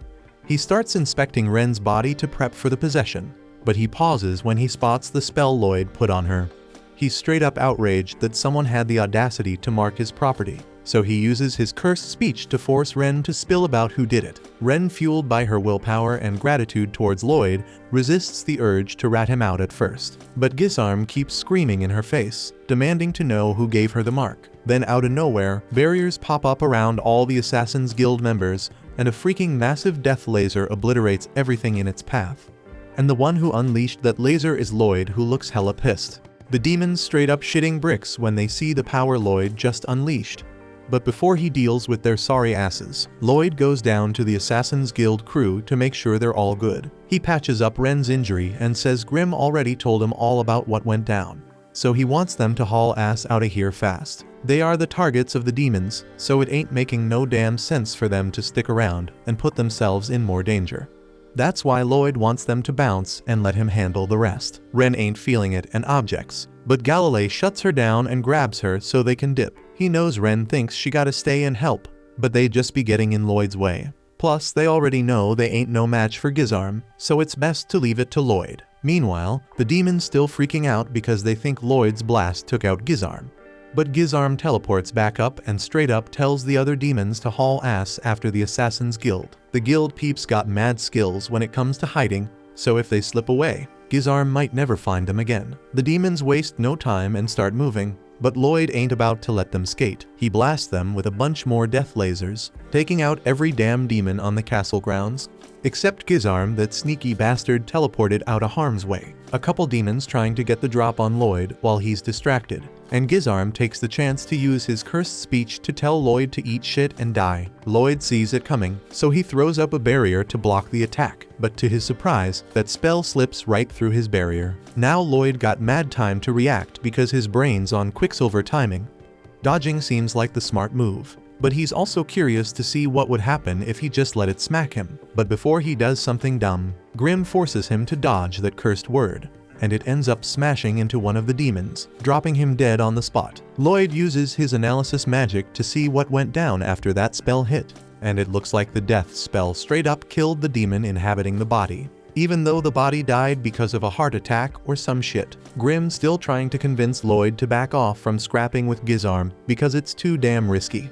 Gizarm's magic ain't like your regular spellcasting shit. It straight up takes his mana and creates an effect, kinda like Crow's cursed speech, but way more polished. When you use a regular spell, a barrier can block the effects. But when the attack comes straight from the mana, that barrier ain't nothing more than a damn net. Solid attacks get blocked, but mana can flow right through it. If they were dealing with someone like Pizuzu, Lloyd could easily overpower any attack that Clown throws his way. But Gizarm's mana, that shit could stab Lloyd's heart if he ain't careful. Gizarm looks down at the demons who survived Lloyd's death ray, and he got nothing but pure disdain for them. Grimm breaks it down for Lloyd that demons got these ranks, like classes or some shit. So the demons down there must be 10th class, which means they straight up trash. For comparison, Pizuzu was an E-class demon, and Grimm himself is 3rd class. Lloyd assumes Gizarm must be a 1st class demon, but it's way worse than that. Gizarm is demon royalty, a freaking demon lord. That means his power is off the charts. Even 100 first-class demons wouldn't stand a chance against his ass. Lloyd may be off the charts too, but this time Grimm thinks even Lloyd's got his limits. So Grimm wants them to get the hell out of Dodge, but Lloyd keep flying closer to Gizarm instead. Gizarm asks who the hell Lloyd is, so Lloyd introduces himself as the 7th prince. Gizarm seems to remember something from Jade's memories about wanting to meet Lloyd, but he doesn't give a damn about all the details. Lloyd says he would have loved to meet Jade, but now he ain't ever gonna get that chance because of Gizarm. Gizarm responds saying he's pissed because Lloyd just rolled up here and started blowing up his minions and base. They both got beef with each other, and they look equally crazy and hyped to throw down. But Grimm once again suggests Lloyd should bounce while he's still got a chance to escape. Lloyd knows damn well that Gizarm ain't gonna be as easy to take down as the one he wrecked on the ground. And Grimm's all shocked that Lloyd would call that shit easy. Lloyd said the 10th class demons are trash, but they still relatively strong and got some natural resistance to sorcery. Gizarm all eager to get this battle started, so he uses his mana to form a lil spike and launches that shit straight at Lloyd, damn near breaking through his barrier. Even if it didn't go all the way, this the first damn time Grimm's seen something actually do damage to Lloyd's shield. So now he panicking even more than before. Gizarm is impressed by the barrier Lloyd created, but let's see how it holds up when he ain't holding back as much. And he starts launching a bunch of mana sword projectiles at Lloyd. Lloyd busts out some fancy ass dodging moves to minimize the damage, but he losing layers of his shield in the process. But damn, Lloyd was so focused on dodging the swords that he straight up forgot that Gizarm got teleportation skills. So he all surprised when Gizarm pops up right in front of him and kicks that damn barrier to pieces with one blow, sends Lloyd flying right into the swords, but he quick on his feet and casts an earth puppet spell to protect his ass from getting impaled. Galilei and the others watching with their jaws on the ground at the scale of the fight between Lloyd and Gizarm, even the demons impressed, until they all realize they standing on the same damn bridge, and the demons start chasing after the assassins. Galilei turns to Babylon, who've been struggling to get over the gate, and tells him to hurry the hell up so they can get past it. While all that's going down, Lloyd's still in the thick of his fight with Gizarm, and Grimm already shedding tears. But Lloyd doesn't give a damn about his feelings and asks him for some help with something instead. Gizarm all shocked that Lloyd escaped his attack without getting a scratch. And the only time he actually put some pressure on Lloyd was when he used his teleportation ability. Lloyd fires right back, saying that teleportation ability doesn't even belong to him. Gizarm got a whole different perspective because he already snatched Jade's body, and Jade couldn't even control that teleportation ability in the first place, so he didn't deserve to have it. Humans ain't capable of controlling abilities like that without some spell shit, but for a demon like Gizarm, born as a master of mana, it's a cakewalk. So it's only natural he'd snatch up that wasted gift for himself. And now he is about to show Lloyd how teleportation is done right in a damn battle. He summons more of the swords and starts straight up mocking Lloyd, wondering if he gonna try attacking, dodging, or maybe even running away from the swords. But as Lloyd gets stabbed in the back, Gizarm laughs and says he never had a choice to begin with. With teleportation, there ain't no need to launch the swords like usual. He can send them straight into Lloyd's body, and there ain't no way to counter that. And now that he thinks he won, he officially names his powers Shadow Wolf to commemorate that shit. Meanwhile, the trash demons still chasing after the assassins, telling them to give up their bodies. But the assassins just got control over their powers for the first time ever, so they ain't letting that go now. Galilei busts out his web ability, covering the ground and holding the demons in place while they make their getaway. The web's gonna harden in a few seconds, so ain't no demons escaping before that. Then Crow uses his cursed speech to make Humpty Dumpty and the rest of them fall down. Galilei props up Crow for using his cursed speech well enough to avoid hitting his own crew. And while the demon's still down for the count, Babylon finally gets the gate open and lets them escape. But just when they about to dip, the demons start struggling and rip the bricks out of the ground so they can stand up. They ain't getting far unless someone stays behind to hold the demons off. But before Galilea can step up, Talia takes charge.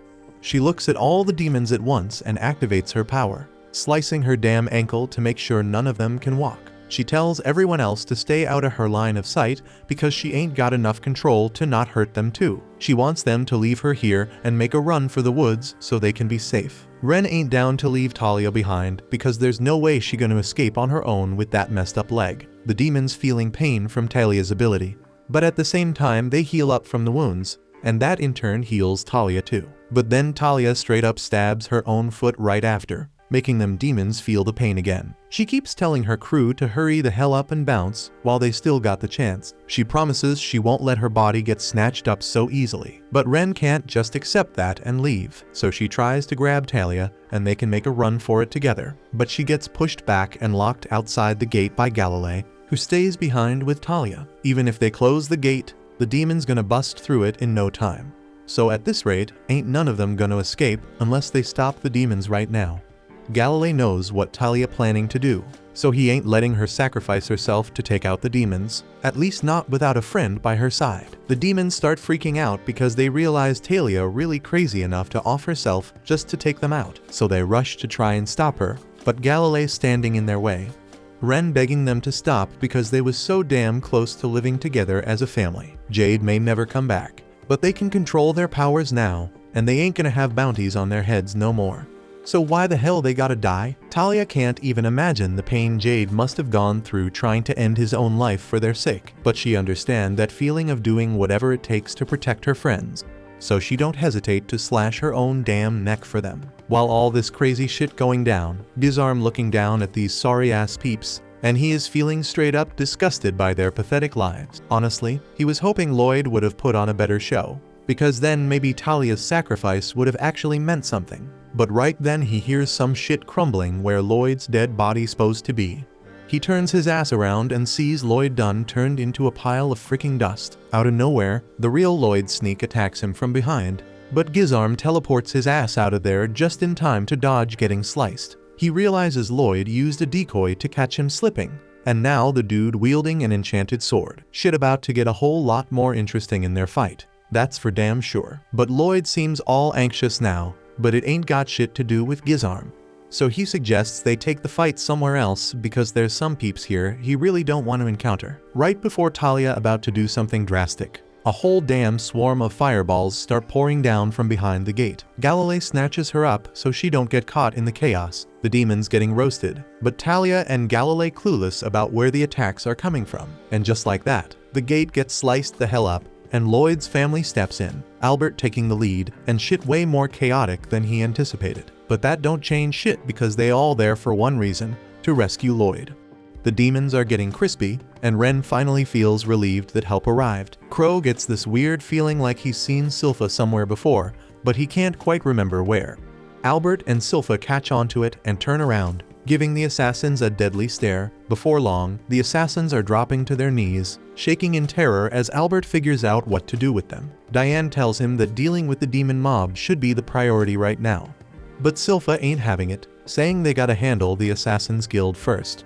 She points her sword at them and demands to know where the hell Lloyd is. The assassins freak out, and then Silpha pulls out a pocket watch, telling them that for each lie they spit, she'll off one of them. Galilei starts trembling and stuttering as he says that Lloyd's currently throwing down at the castle. Albert asks who Lloyd's fighting and why. Ren pipes up, saying he's fighting the boss of the demons on their behalf. But Babylon shuts her mouth, reminding them of the promise they made to Lloyd earlier. A while ago when they were eating, Sleepy Lloyd asked them to keep his strength and Grimm a secret from the palace folks. Galilei asked why he wanted it to be a secret, and Lloyd said he don't want no attention messing with his magic studies. Now Ren's all like, what the hell do I say? Silpha lets them know their 1 minute of silence is almost over. So Ren starts panicking and blurts out that Lloyd's fighting some total loser right now. The others try to back up her statement, but they look like a bunch of damn fools, and Silpha don't trust them one bit. She's ready to end Ren's life first, but Albert steps in. Galilei and the others start kissing up to Albert, saying a kind and wise dude like him will surely give them a listen.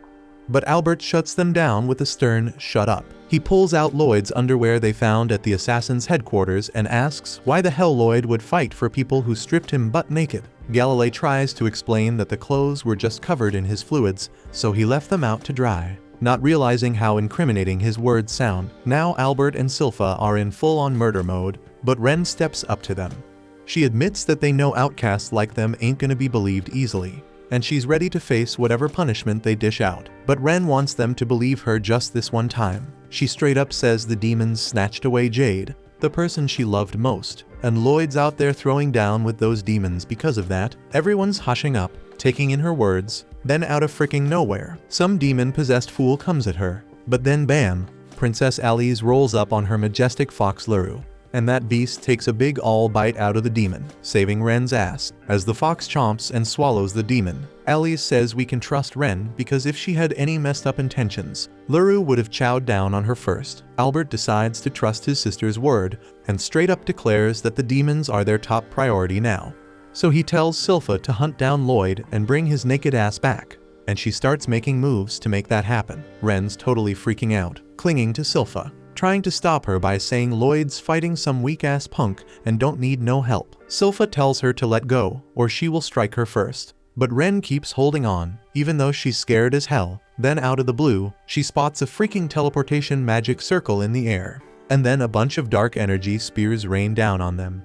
And before anyone can even process what the hell is going on, the bridge gets wrecked. Diane looks down and sees them damn demons trying to cross the river and flank them. Albert's losing it, knowing if the demons get behind them, they're screwed. He tells his soldiers to fall back, but Silpha's all messed up because she was so close to reaching Lloyd. Turns out Gizarm wrecked the bridge because Lloyd asked him to, so they could have a free-for-all fight. Gizarm sees the forces retreating and tells Lloyd they should keep their battle rolling. He snaps his fingers and teleports a bunch of spears to stab Lloyd. But Lloyd's moving like lightning, dodging all that mess. Gizarm sends more dark spears after him, but Lloyd's all focused on his sword, dodging those spears like they ain't nothing. He looks down and sees Albert and his crew handling the demons escaping with their magic swords, and he's thinking he can go all out now without holding back. The demons on the ground get set on fire by the knights' attack. But those bastards ain't taking no damage. Even though they're screaming in pain, they can feel the burn, but their bodies just keep regenerating from any damage they take. Albert peeps that these demons are hella resistant to magic, and he ain't sure if he should straight up kill them because they are still in human bodies. Out of nowhere, Diane whips out his special magic sword and throws a massive fireball at them demons, blowing them away in a big ass explosion. But even that ain't doing jack, and the knights swinging the magic swords are running out of steam. This puts Albert under mad stress, wondering what the hell they're gonna do now. He thinks they gotta switch up their tactics and let Luru and Silpha get up close and personal with the demons. He turns around to check if they're ready, but damn, Silpha's gone. Silpha climbed on Shiro, and she's leading him to the busted end of the bridge, telling him to haul ass towards Lloyd. Galilei and the others tell her it's impossible, and she knows it too, but she keeps coming up with dumb-ass ways to cross that messed-up bridge. Shiro wants to see his master so bad, so he takes a leap of faith, but ends up falling in the river. Silpha's getting ready to jump after him, when suddenly some fool climbs up the bridge and attacks her. She dodges the first strike, then pulls out her swords to block the rest. Turns out the attacker is the Humpty Dumpty demon, and he's all praising Silpha's skills. He tells her she's good, but not as good as him. He straight up claims that while his buddies are just 10th class demons, he's an 8th class demon and a master of the demon blade technique. Silpha's thinking about the class system among demons and wonders what class Pizuzu was, but that don't matter because Humpty seems weaker than him. Meanwhile, Albert's still pondering if there's a way to save the people possessed by the demons. When a demon launches a sneak attack on him, ain't nobody ready to defend against it. But out of nowhere, Babylon shows up to save the prince. He grabs the demon by the neck and twists it a full 180 degrees. Albert thanks him and says he didn't even hesitate to deliver such deadly damage to the demon. Babylon straight up tells Albert he's a cool dude, just like their leader Jade was. He says even though they are assassins, they don't play around with life and death. He went all out earlier because the demon-possessed people ain't got no chance. The demon tries to bounce back from the damage he just took, but Babylon tells Albert there's no way to save the demon-possessed because their mind's already dead. Right then, the demon straight up collapses, unable to regenerate his body. Hearing Babylon's words and seeing the gruesome scene, Albert realizes what he gotta do. He walks up to the burning demons and pulls out his magic sword. He throws down some Naruto hand signs, unleashing a powerful flame spell. He wants to apologize to the people of Lordost because he can't save them, but he wants to end their suffering. With that feeling, he lets loose his spell, making fireballs rain from the sky. The fireballs explode when they hit the ground, and the demons start screaming in pain as they burn. Albert tells his knights to stop holding back and go all out to wipe out the enemy. Meanwhile, Silpha goes full-on beast mode, launching a barrage of quick strikes at Humpty Dumpty. He keeps blocking them and backing away. He jumps up and does some drill move to push Silpha back, but she just blocks his attack like it's nothing. The demon takes to the skies again and throws some flying slashes, but Silpha deflects them like a boss. Next, they bust out some special moves and charge at each other at full speed. Their clash is too fast for anyone else to see, but they seem evenly matched.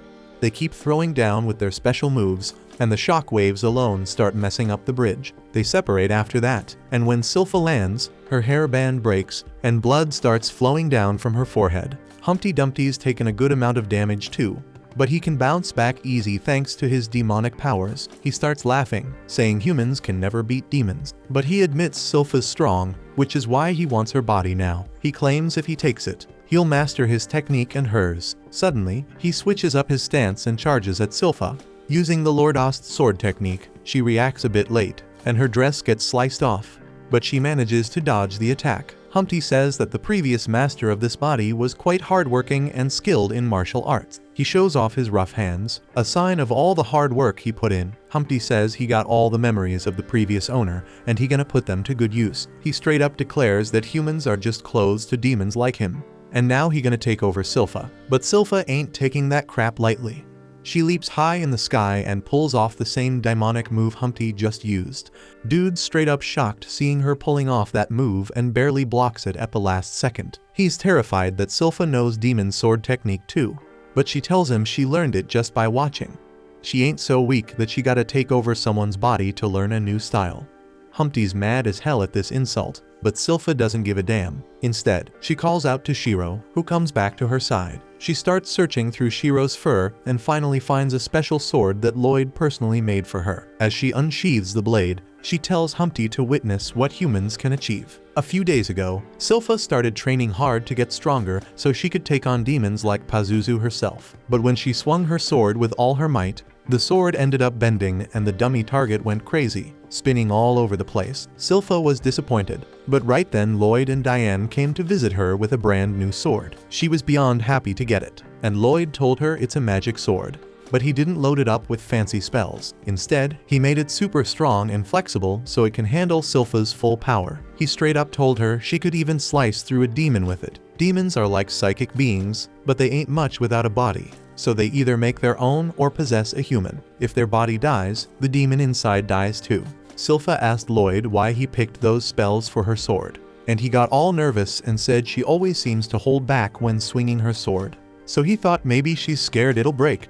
So he made one that won't break. Silpha was over the moon and gave Lloyd a big ol' hug, thanking him for paying so much attention to her. Diane butts in and suggests they give the sword a name too. Silpha remembers her failure against Pizuzu and decides to name it Demonbane to show she ain't gonna lose to no demon ever again. Now she whips out the Demonbane and declares she gonna prove the name's effectiveness right here right now. Humpty's pissed off, even though he's sweating because he is nervous as hell. He calls Silpha delusional for thinking she can take him down. Dude laughs and says this whole kingdom gonna get wrecked by demons just for the hell of it. Humpty spills that Gizarm set up this whole elaborate plan to lure Jade here. He had his minions possess the bodies of the folks in Lordost and spread rumors of war. Jade had no choice but to come back because he wanted to avoid that war at all costs. And that turned out to be his fatal mistake. The assassins are fuming when they hear what the demons did to Jade, and Ren can't control her rage. She charges at Humpty for revenge, but Silpha smacks her down, telling her she's getting in her way. Then Silpha gets in her stance and tells Ren not to worry because she gonna avenge Jade and make sure the demons can't destroy this kingdom. Humpty says he gonna prove her wrong with his ultimate move. He charges at her, but Silpha whips out her blade, slices him up, and sheathes it before he can even blink. Humpty's body gets torn into tiny pieces, and blood sprays everywhere as he kicks the bucket. Silpha covers her sword with its fancy lace and looks back at her dead enemy's body, giving off a cold and menacing vibe. Silpha walks towards to Humpty and gracefully kneels in front of his body. She's like, damn, before this demon takeover, dude must have been a badass warrior and swordsman, and she would have loved to spar against him. The assassins pay their respects too, and Silpha notices Ren straight up bawling her eyes out. She asks if Ren knew the dude, and Ren replies she didn't, but she feels bad for him. Silpha gets up, brushes off her clothes, and tells Ren and the others that they ain't cut out to be assassins. Galilei and Crow finally realize that Silpha's the legendary adventurer they fought back in the day. Then out of nowhere, there's a huge ass explosion behind them, and the next thing they know, the whole place is filled with steam hotter than a summer day.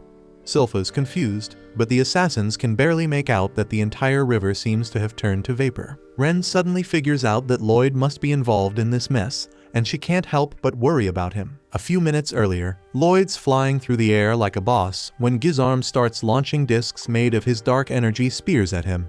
Lloyd dodges them as he gets closer to the river, but he knows he gotta come up with a new strategy to deal with this shit. The spear discs keep on chasing him, breaking through the decoy barriers he sets up. Plus, he randomly shoots the spears in his direction, making Lloyd pull off all sorts of fancy moves to dodge them. The spears slice through regular barriers like butter, but Lloyd's got some heavy-duty barrier protecting him, so they can't touch him. But just when he thinks he's in the clear, the magic ribbon wrapped around one of the spears starts to unravel and seep into his barrier. Lloyd realizes it's Gizarm's cursed speech, and the dude somehow changed its shape to control it better. Lloyd's forced to bail on his heavy-duty barrier because it ain't gonna stop that cursed speech. Lloyd's thinking to himself that even though getting hit by cursed speech means instant death, it moves pretty damn slow compared to the spears, but Gizarm's using them together with skill, making it hella hard to deal with the constant attacks. While Lloyd's pondering this, teleportation magic circles appear around him.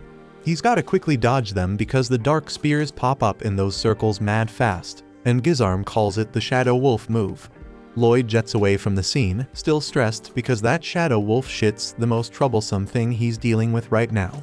He gotta keep moving at top speed non-stop. He knows if he slows down even for 2 seconds, Gizarm gonna trap him and land a hit. And on top of that, Gizarm got infinite mana because he's a demon. Dude can keep launching an all-out attack till Lloyd's completely drained. Lloyd's pissed off, so he decides to take the offensive. He uses his double casting technique to unleash a powerful spell in under 2 seconds. He summons a huge-ass flame golem that goes punching toward Gizarm, and all Gizarm can do is watch it with a smug grin. Gizarm knows the attack won't kill him, but he don't want to burn his clothes, so he straight up teleports out of the way. He dodges the attack, and then the fire golem slams into the river below. evaporating all the damn water and covering the whole castle in steam. But now Lloyd's wondering if that move was the right call because he can't see shit in this steamy mess. He uses his Kai techniques to sense Gizarm's presence and finds out he ain't too far away but ain't making a move. Lloyd's busy thinking about his next move when Grimm, who's freaking out, tells him to hustle or else Gizarm gonna hit him with that shadow wolf. Lloyd agrees and flies off, trying to figure out a way to stop Gizarm from using the damn shadow wolf. Then a question pops into his head. He's wondering why the hell Gizarm didn't attack him earlier when he was chilling in the steam. That shit's got him thinking about how Gizarm's even locating him. Lloyd recalls how Gizarm sent a letter to the assassin's base and telling his underlings that if they hide, he won't be able to find them. Lloyd knows Gizarm needs to see the place he wants to teleport to. So he gets a sudden idea. He starts tailing him while taking advantage of the steam and tells Grimm to shut it as they tail the demon. Gizarm's walking around blind as a bat. Can't see a damn thing. He knows evaporating the river was a slick move by Lloyd, but he just gotta wait for the steam to clear. Little does he know, Lloyd's already snuck up behind him and charges at full speed. Gizarm spots him, but before he can react, Lloyd pulls out his secret weapon and summons a gang of clones made with earth magic. Gizarm can't tell which one's the real Lloyd, so he lets himself get hit on purpose. All the clones start wailing on Gizarm, but he figures out which one actually hit him with a real blade. He guesses it's the real Lloyd. Gizarm stabs him with the dark spears and sends him flying. His injury heals up quickly and he smirks, saying that even physical attacks are useless against him because he can regenerate in an instant. Even if you crush his brain or heart, he gets back on his feet, tearing through Lloyd's clones with his bare hands. He boasts about how he can harden his whole body to block any physical damage. He let Lloyd hit him on purpose to find the real one. He's done with his evil speech and laugh, but Lloyd's clones still surround him from every direction. Gizarm's wondering when they're gonna disappear when suddenly, he notices that the body he attacked earlier was just another clone. He's shocked to realize that Lloyd gave the real sword to a damn clone. Gizarm's all confused now, trying to figure out where the real Lloyd is. He thinks the dude might be flying above him. But out of nowhere, a powerful flame attack hits him from his blind spot. Turns out the real Lloyd was hiding among the clones. After landing one hit on Gizarm, he quickly shuffles his clones to hide his true position. Lloyd's busting out more clones made from the earth, and these bad boys can even talk to mess with the enemy's head even more. But Gizarm bounces back real quick from the fire attack and regenerates his body. He snaps his fingers and teleports a fresh set of clothes onto himself. The dude can teleport stuff if he knows exactly where it is, even if he can't see it. But now that he ain't sure which Lloyd is the real deal, his sickest move, Shadow Wolf, ain't worth a damn. So he decides to go all in and wreck them all at once. He conjures up a freaking army of dark spears above him and shoots them in every freaking direction. Straight up annihilation of the clones. One of the spears gets blocked by a barrier, and Gizarm instantly realizes that it's the real Lloyd. He teleports behind him and crushes his skull, but turns out it's another damn clone. Gizarm's getting hella intrigued now, but he keeps on unleashing hell, destroying most of the clones while scheming on how to bring out the real Lloyd. Out of nowhere, he starts laughing, saying that going toe-to-toe with this human kid is way more interesting than taking on a whole army of demons. The clones keep coming at him, and he keeps shutting them down, while the real Lloyd's sneaking up on him all quiet-like with an invisibility spell. A dark spear comes dangerously close, grazing Lloyd's cheek, but he keeps on moving forward like it ain't nothing. Grimm's the one freaking out because Lloyd ain't put up no barrier around himself, heading straight for Gizarm in this freaking storm of death. He's wondering what the hell could be worth taking such a risk when he spots his magic sword. Earlier, Lloyd told Grimm he named the blade Spelltaker. With this sword, Lloyd can soak up any spell, get extra mana from it, or easily analyze its structure. He figured it'd help him study magic way better, but it's about to come in way handier than he ever freaking imagined. Lloyd slices through the teleportation magic circle while staying hidden from Gizarm. The sword starts deciphering the teleportation spell, and all of a sudden, he finds himself in a space filled with nothing but freaking magical symbols all around. Lloyd calls out to Jade, checking if he's still kicking it here. He lets him know that Ren and the crew are here too, and he's down to be buddies. Then out of nowhere, the darkness around him splits, and Lloyd spots a bright-ass space ahead, pushing the dark magic symbols into tiny pockets. Seeing this mind-blowing sight, Lloyd finally understands the teleportation magic and what his next move should be. All his clones straight up turn into stone, and he cancels the invisibility spell he had on himself. Gizarm's caught off guard seeing that Lloyd was hiding with some invisibility spell, and on top of that, dude wasn't even using a barrier, as evidenced by the cut on his face. He smirks and asks the kid if he's done playing with his little toys. Lloyd stays calm and tells him he gets it now, and Gizarm says it's better late than never. He thinks Lloyd finally realized he can't beat him. Gizarm asks him why he's even fighting for those idiots. He believes Lloyd ain't like other humans, but more like him. He invites him to join his side, promising they'll have a blast taking over the world. But Lloyd just lets out a sigh. He straight up calls Gizarm dumb as a beast, satisfied with the raw power he was born with, without even trying to understand why he has it in the first place. He says humans may be weak, but they create things with their desires, including their bonds with others and magic. He smirks, saying that all magic spells are rooted in desire, and desires are infinite, which is why magic is endlessly fascinating. Gizarm don't give a damn, and teleports to attack Lloyd. But Lloyd's quick on the draw and counters, landing a solid punch right in his gut the second he appears next to him. Gizarm can only scream in agony as his bones get crushed, dropping to the ground, choking and foaming. Lloyd mocks him, saying he didn't even use mana for that last hit.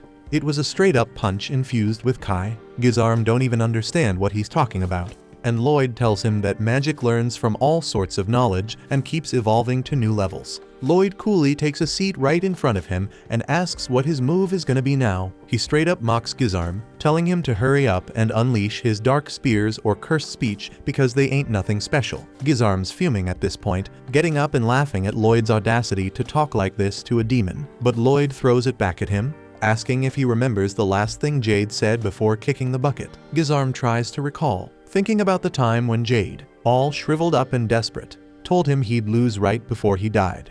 That shit sets Gizarm off the edge, and he starts cursing Jade and Lloyd as he teleports in for the attack. Lloyd kicks him right as he appears next to him, and Gizarm sent screaming and rolling on the ground.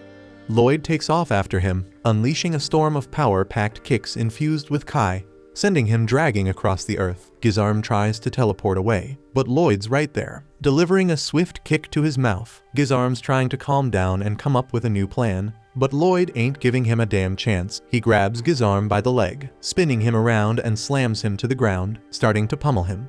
Gizarm teleports away again, but Lloyd knows his moves and lands a solid kick to his face the moment he reappears. Gizarm crashes into a nearby boulder, shattering it to pieces. Then Lloyd pulls off a double cast and unleashes a massive attack on him. The force of it sends Gizarm crashing through the castle wall and into the hole Lloyd made with his earlier attack. Gizarm's still screaming in pain, but then Lloyd's kick sends him hurtling towards the magma below. He knows that falling into that lava's gonna be too much even for him, so he tries to teleport away, but Lloyd's right there at every spot he teleports to, keeping the hits coming, sending him flying into the sky. Lloyd asks the beaten down Gizarm if he's got any other tricks up his sleeve because otherwise, it's time to meet his maker. Finally, Gizarm snaps and warns Lloyd not to underestimate a demon lord as he unveils his ultimate move. As a demon lord, he can manipulate the mana in the air like it's nothing, gathering it above him and condensing it into one massive black ball. He tells Lloyd that no matter what he does, he can't defend against his epic attack. Gizarm throws that dark sphere at Lloyd, but Lloyd ain't even impressed, so he just raises his hand and makes it disappear. Gizarm can't believe what just went down with his ultimate move, so he demands an explanation from Lloyd. But Lloyd ain't got much to say. Lloyd straight up nullified it by using the same damn technique. Gizarm can't wrap his head around a regular dude like Lloyd pulling off such a powerful spell, but Lloyd proves it by busting it out right in front of him. A few years back, he learned that spell by reading every magic book he could get his hands on. And after blowing up a bunch of mountains with it, Lloyd got curious. He wondered what would go down if he used 2 copies of the spell at once. So, to satisfy his curiosity, he set up a bunch of spells and made them crash into each other. Gizarm still can't believe Lloyd pulled that off, because using that spell even once takes a crazy amount of mana. But when Lloyd made them collide, they just went poof and vanished. So if he had to describe how he felt about it, he was just as let down as he is now that he knows Gizarm ain't got nothing more to offer. Gizarm starts going off, saying a regular mortal shouldn't talk shit to him like that. But Lloyd ain't even paying attention because he got a sneeze. Gizarm finds it even more disrespectful, so he teleports behind Lloyd and grabs his head. But damn, he regrets it right away because he gets a taste of Lloyd's real power up close. While Gizarm straight up froze in fear, Lloyd speaks up and says there's just one more thing he wants to find out. He asks if the void spell can kill a demon like Gizarm.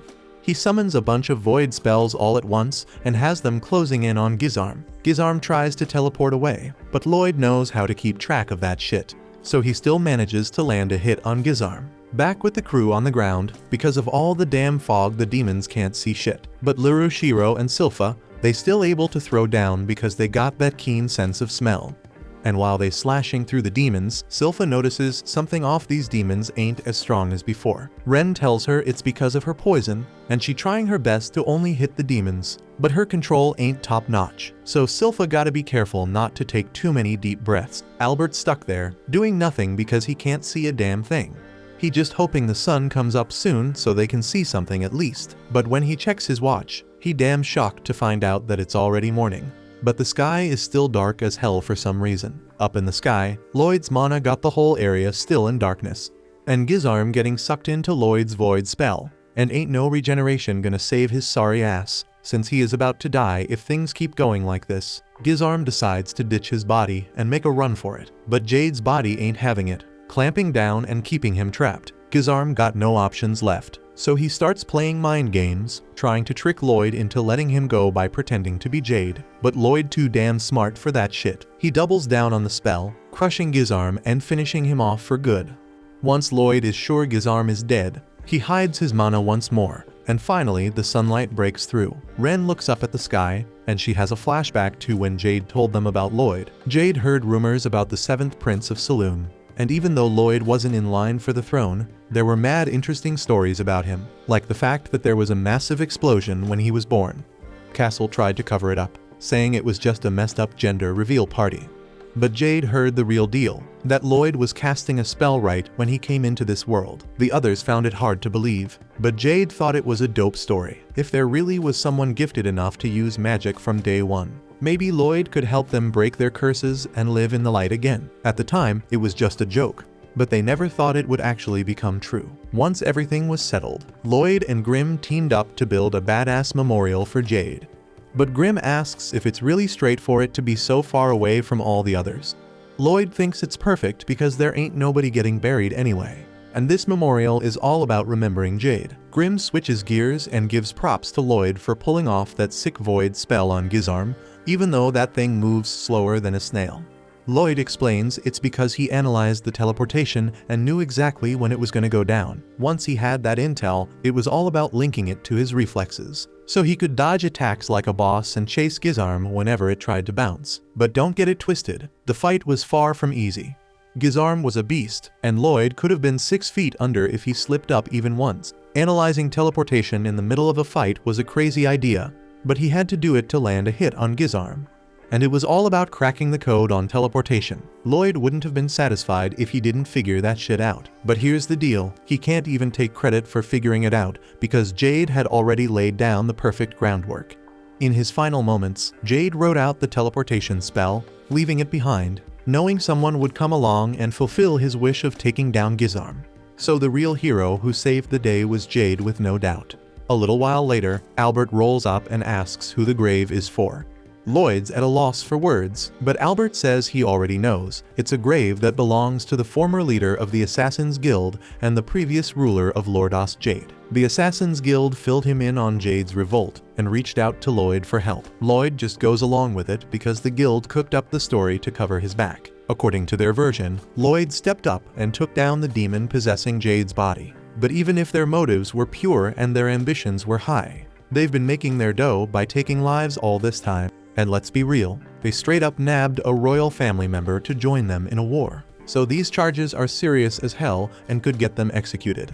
But they claim they want to make it right by serving Lloyd for the rest of their lives, and they ain't playing around. So Albert's got one question for Lloyd. It ain't gonna be like taking in a damn pet or something. If he agrees to have the Assassin's Guild as his crew, then everything they do becomes his responsibility, and he's gonna be held accountable for any damage caused. Lloyd tells him he gets it and is ready to take charge of the whole Assassin's Guild from now on. This is the first damn time any of them have seen Lloyd give a damn about others like this.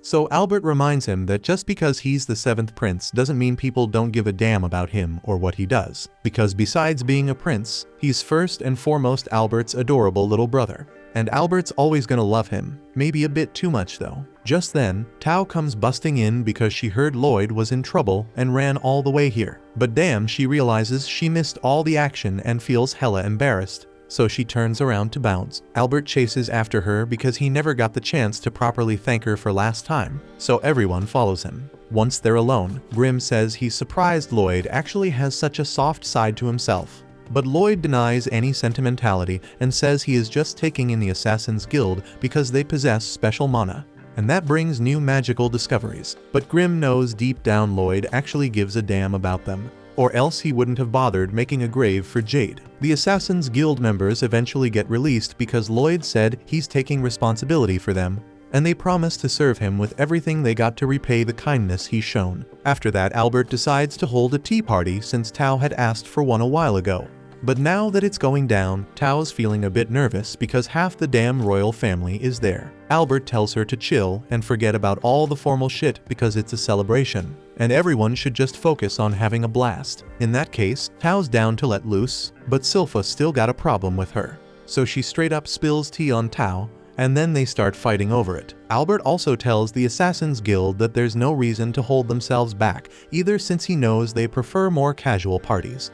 So they straight up get wild and wasted to honor Jade. In the midst of it all, Crow starts bawling his eyes out at Jade's grave along with Tao. Even though she doesn't know him, she can feel that he was a hot dude. And then Talia tries to make moves on Albert, trying to get him to throw down a drink with her. But he refuses since he never drinks while he's on official business. But Talia ain't giving up. So since Albert won't get drunk, she uses her powers to share her feeling of drunkenness with him. But here's the thing, Albert's the type to get pissed when he's wasted. So he immediately goes after Galilei because he still hasn't gotten an explanation about how Lloyd ended up covered in his sticky stuff. While all that drama's going on, the other girls are kicking it by the castle river because all the heat Lloyd generated turned it into a freaking hot spring. They're all taking a soak, and Ren turns to Silpha and asks if she can be Lloyd's maid like her. But Silpha don't really have the authority to grant that, so she tells Ren to go ask Lloyd himself. And wouldn't you know it, Lloyd's right there above Silpha, and he says it's fine. But Ren wasn't expecting him to be there. She asks if Lloyd's really fine with rolling with a poison-blazed person like her, but he tells her she's still got a lot of work to do. For instance, she shouldn't be calling herself blazed anymore because once she masters her mana, she can control the type of poison she makes, and she could become a sick pharmacist with a power like that. That's when Ren realizes that even though her power is mad deadly, Lloyd never once thought she was a threat, so she promises to serve him with all she's got. After that, they all head back to Saloon Castle, where Ren becomes Lloyd's maid alongside Silpha. And after getting Lloyd all suited up for the day, he's gotta meet with his pops to explain everything that went down in Lordost, but he don't want to take no damn credit for it. So luckily, Albert did him a solid and took most of the credit. So Lloyd's still free to do his thing, and that means he can keep studying magic every damn day. The story picks back up with Lloyd engaged in combat, skillfully fending off his opponent's attacks. We soon notice his adversary resembles an angel, who lunges at Lloyd again. Lloyd swiftly counters using martial arts to redirect the strike, though the clash injures him slightly. But our psycho calmly licks his wound, while he heals himself, then simultaneously unleashes fire and water magic, striking the angel head-on. The angel dismisses the attack as pointless, conjuring several magical swords around him. He coldly warns Lloyd that it's far too late for remorse, branding him a devil's offspring, a remark Lloyd brushes off entirely. The story then briefly shifts backward in time, showing Ren entering Lloyd's room to announce breakfast. She notices only Grimm and Shiro present and looks around, puzzled for Lloyd. But suddenly, Lloyd greets her cheerfully from seemingly nowhere, making Ren jump in surprise. He proudly tells her he's finally mastered hiding his presence thanks to the mana blocking technique she taught him. Ren is genuinely impressed, admitting it took her a full year to master that trick herself. She starts to relax, praising Lloyd openly, but quickly catches herself, remembering she's supposed to maintain her formality as his maid. Lloyd observes that Ren is still adjusting to working at his place, mentioning it has already been a couple of days. Ren responds that just a couple of days isn't nearly enough to get comfortable, adding that Silpha has been diligently training her. Although Silpha is incredibly strict and mastering etiquette is challenging, Ren declares she'll do her absolute best to become a servant Lloyd can be proud of. However, Lloyd gently suggests she can relax and speak more casually when they're alone. But at that moment Silpha appears, sternly reprimanding Ren for trying to speak informally with Lloyd. Ren apologizes sincerely, and Lloyd quietly acknowledges how overwhelmed Ren must be. Grimm comments softly that everyone else probably feels just as burdened, prompting Lloyd to head off toward Lordost Manor. Upon arrival, Lloyd notices that Galilee's webbing has proven extremely useful for construction and asks him if he's adjusting to his new responsibilities as governor. Galilee admits he has, mentioning that his friends remain astonished at his sudden position. Galilee originally assumed Lloyd would assume leadership himself, but Lloyd clarifies that his father only granted him the power to appoint someone to govern. He expresses full trust in Galilee's capabilities, believing this place will soon become a haven for individuals passionate about research, just like them. Grimm soon realizes Lloyd's intention to fully exploit this place for his benefit, but speculates that it might take considerable time before the repairs are finished. Babylon arrives and agrees, noting it's natural given how badly the demons wrecked the place. Galilee firmly asserts he'll never let a disaster like that occur again, and Talia suggests it'd be wise to have some sort of protection. Grimm, being a demon himself, casually proposes obtaining divine magic for defense, which shocks Galilee and the others upon realizing Grimm's true identity.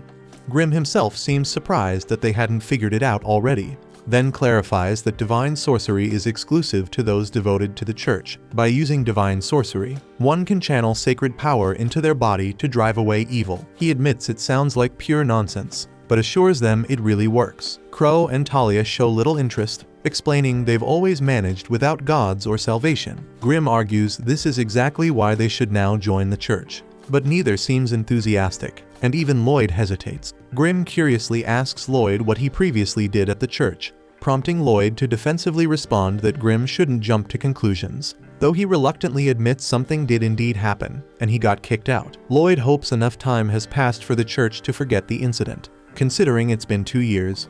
But even after what happened, he's willing to give the church another shot, if it means getting access to divine magic. Later, Lloyd visits the church with Ren, who openly admits she's uncomfortable there. Lloyd tells her she doesn't need to come along, but Ren insists on fulfilling Silpha's role, as she's busy elsewhere, and she also confesses wanting to spend more time with Lloyd. Babylon is also tagging along, confirming Lloyd's plan is just joining and serving the church to acquire divine sorcery. Lloyd affirms this, explaining that consistent service will eventually reward them with the sacred magic. Babylon complains it seems tedious, and Lloyd readily agrees that it's going to be a real hassle, but they have no choice. Upon entering the church, they're greeted warmly by the priest, initially mistaking Lloyd for an innocent visitor. However, once recognizing him, the priest's tone abruptly shifts, angrily demanding why Lloyd has returned. He bitterly states he'll never forget Lloyd's actions 2 years ago, harshly labeling him the spawn of the devil. Babylon gets curious, wondering what the hell exactly Lloyd did to piss off the priest so damn badly.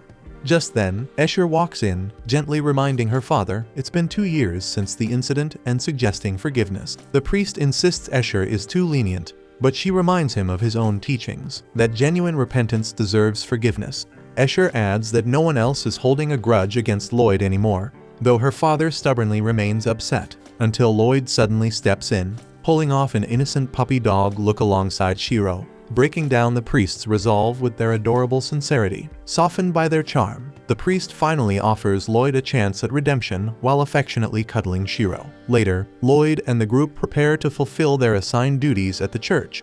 However, within mere minutes, Lloyd seems entirely disinterested in cleaning and accidentally breaks a vase. He tries to sneak away unnoticed, but Escher catches him, gently asking where he's headed. Lloyd sheepishly admits to breaking the vase, and she inquires if he's unharmed, relieved when he confirms he's fine. Noticing the broken vase was her father's beloved stained glass piece, Escher offers to apologize on his behalf, but Lloyd insists he'll personally make amends. Ren and Babylon observe this interaction, sensing that Escher's sweet personality is throwing Lloyd off his game. After Lloyd leaves, Ren asks why Lloyd seems off, prompting Escher to fondly share how Lloyd has always been earnest, yet easily distracted by his passion for magic. Escher remarks that Lloyd likely returned to the church primarily to learn divine sorcery, an assumption Ren and Babylon feign ignorance about. Smiling, Escher recalls Lloyd's past incidents, mentioning how he often broke vases even as a child. She recounts a particular memory when he broke a vase, and she asked if he was alright. Relieved by his assurance, Lloyd had amusingly requested harsher discipline, even suggesting she punish him with divine magic. But she explained she couldn't casually use such sacred power, reserved only for genuine evil, but was touched by his sincerity. She then suggested they sing a hymn together, but by the time she finished speaking, Lloyd had already quietly disappeared. Then after a while, a demon suddenly attacked the church, prompting everyone to evacuate urgently. Amid the chaos, Escher spotted Lloyd hiding close to the demon, completely oblivious to a pile of debris falling toward him, and without hesitating, she rushed forward and shoved him aside, taking the full force of the debris herself. Lloyd immediately asked if she was alright, but instead of worrying about her own injuries, Escher frantically asked him if he was hurt. Lloyd assured her he was unharmed, but felt a deep guilt seeing her bleeding, fully aware it was his fault. It wasn't long after the incident that Lloyd admitted to everyone he had been the one who summoned the demon, prompting the father to expel him from the church. Escher remembered the incident vividly, noting the immense damage he caused and how afterward, people started labeling Lloyd a demon spawn. Despite this, she steadfastly believed in Lloyd's innocence, recalling his voice during hymns as almost heavenly. Hoping for another chance to sing together, she planned to invite Lloyd to join today's communion, mentioning that Saria would also attend.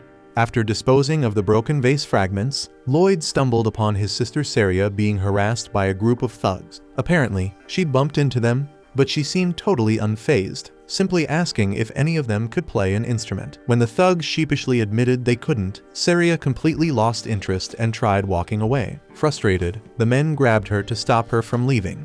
Watching from afar, Lloyd sighed, explaining to his friends that Saria was the kingdom's fourth princess and a musical genius who couldn't care less about anything that wasn't related to music. So Ren and the others commented on how similar Saria was to Lloyd. Just then, one thug boldly declared that while they weren't skilled musicians, they knew how to play a lady's body to make her squeal. Saria remained completely disinterested until Escher appeared, confronting the thug and demanding that he release Saria immediately. But the lucky thug inappropriately grabbed Escher from her legendary melon, causing her to cry out, which Saria humorously mistook as impressive vocal notes. Seeing the escalating trouble, the father worriedly noted that the planned recital might have to be cancelled. Lloyd questioned what he meant, and Babylon explained that a special recital featuring Saria and Escher was scheduled later that day, known for its healing properties. Grimm quickly suggested to Lloyd that perhaps divine sorcery was cast through rituals instead of conventional mana signatures. Determined not to let the recital be cancelled, Lloyd urgently instructed Ren to handle the situation. At the same time, Saria casually tells the thugs that the sound Escher made earlier was actually pretty decent, but the fact that she was crying totally ruined it. She bluntly informs the thug that he's terrible at this, confidently adding that she herself could easily make Escher produce a much more pleasing sound. The thug is clearly annoyed and couldn't care less about her musical critique, preparing to snap back at her, prompting Ren to discreetly cast her poison spell, targeting only the thugs, the girls, and the priest, knocking them unconscious. Grimm admires Ren's precision, impressed at how effectively she managed to target specific individuals. Lloyd explains Ren's method as mana focus, a variation of mana block used by the guild, where mana is released through a singular aperture for precise control. Mana focus enables a concentrated and potent release of mana, making it easier to pinpoint targets accurately. Lloyd praises Ren for following his instructions and successfully converting her poison spell into a harmless knockout gas. However, the thugs quickly regain consciousness, prompting Ren to admit she's still refining the strength of her poison, explaining she'd formulated it to incapacitate an adult male briefly. Babylon advises Ren to increase the potency for tougher individuals, volunteering to handle the thugs directly. Lloyd decides otherwise, concerned they might awaken again, and swiftly uses Jade's teleportation spell to relocate them. Ren and Babylon stare in amazement, startled by Lloyd's sudden mastery of Jade's technique. Lloyd himself admits needing more practice, unsure exactly where he sent the thugs. Shortly after, the priest and the girls regain consciousness. Lloyd explains the situation, graciously crediting Babylon with taking care of the thugs. Babylon remains excited by Lloyd's impressive use of Jade's teleportation spell, while Ren wishes the others had witnessed his accomplishment. She speculates optimistically that Lloyd might soon master their unique spells if they learn how to mimic the mana signatures. As the father and Escher leave to prepare for the recital, Saria briefly approaches Lloyd, barely recalling his name. Babylon is taken aback by Saria's forgetfulness, but Escher explains that Saria rarely remembers anyone's name unless they're connected to music. Hearing this, Ren curiously wonders aloud if Lloyd might secretly play an instrument. Escher excitedly recalls that Lloyd can sing and quickly asks him to join the performance. However, Saria firmly objects, insisting Lloyd hasn't practiced enough and would compromise their recital. She promises they can perform together as a trio once Lloyd has sufficiently trained, urging him to pay close attention during their performance instead. Ren then suggests exploring the church further, but Lloyd insists he needs to listen to the recital closely. Grimm explains there's a possibility that divine magic is cast through rituals rather than traditional mana signatures, and he elaborates that while mana signatures alone can produce various effects, rituals enable people with adequate mana to create similar outcomes through singing or dancing. Soon, the girls begin their recital, captivating everyone present. Their performance moves the audience deeply, even prompting tears from some listeners. Lloyd himself is genuinely impressed, with Grimm confirming that divine magic has indeed been activated. Grimm hands Lloyd a sword, which he uses to closely analyze the spell. He notices its mana signature is oddly structured, composed of geometric patterns unlike anything he's previously encountered. Lloyd remarks that the spell's effects resemble health class magic and checks if Grimm is safe around this divine spell. Grimm admits feeling slightly uncomfortable, though reassures Lloyd that due to Escher's limited mana, he's fine for now.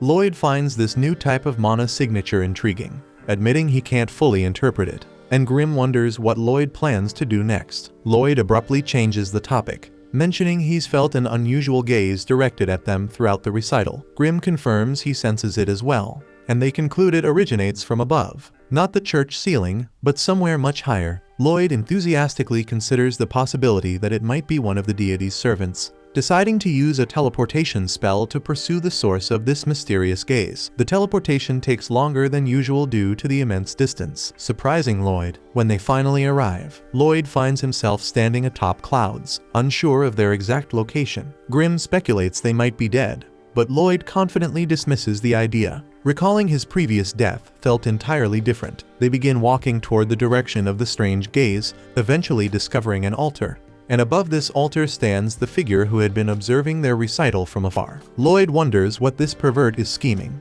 Noticing how he's obsessively ogling Escher and Saria, the angel mutters to himself, fantasizing about descending to Earth to have some wild fun. But suddenly, Lloyd hurls a few cloud balls shaped suspiciously like poop right at his face, instantly pissing him off, and he yells out, demanding to know who threw them. Spotting that it's just some random human, he gets baffled, questioning how someone like him even got into paradise.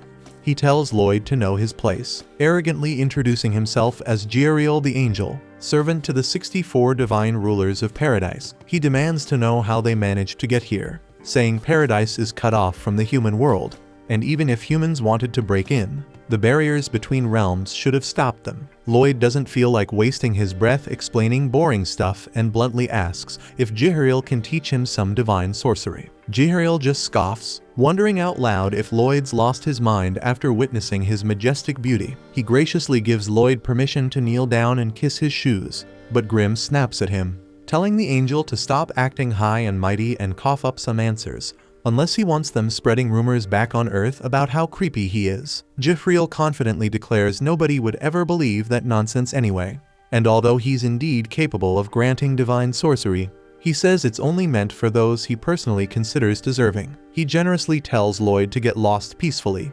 promising not to punish him for his transgressions if he just leaves quietly. Gizarm threatens he won't ask politely a second time, but Lloyd ignores him completely, again asking to learn some angel spells.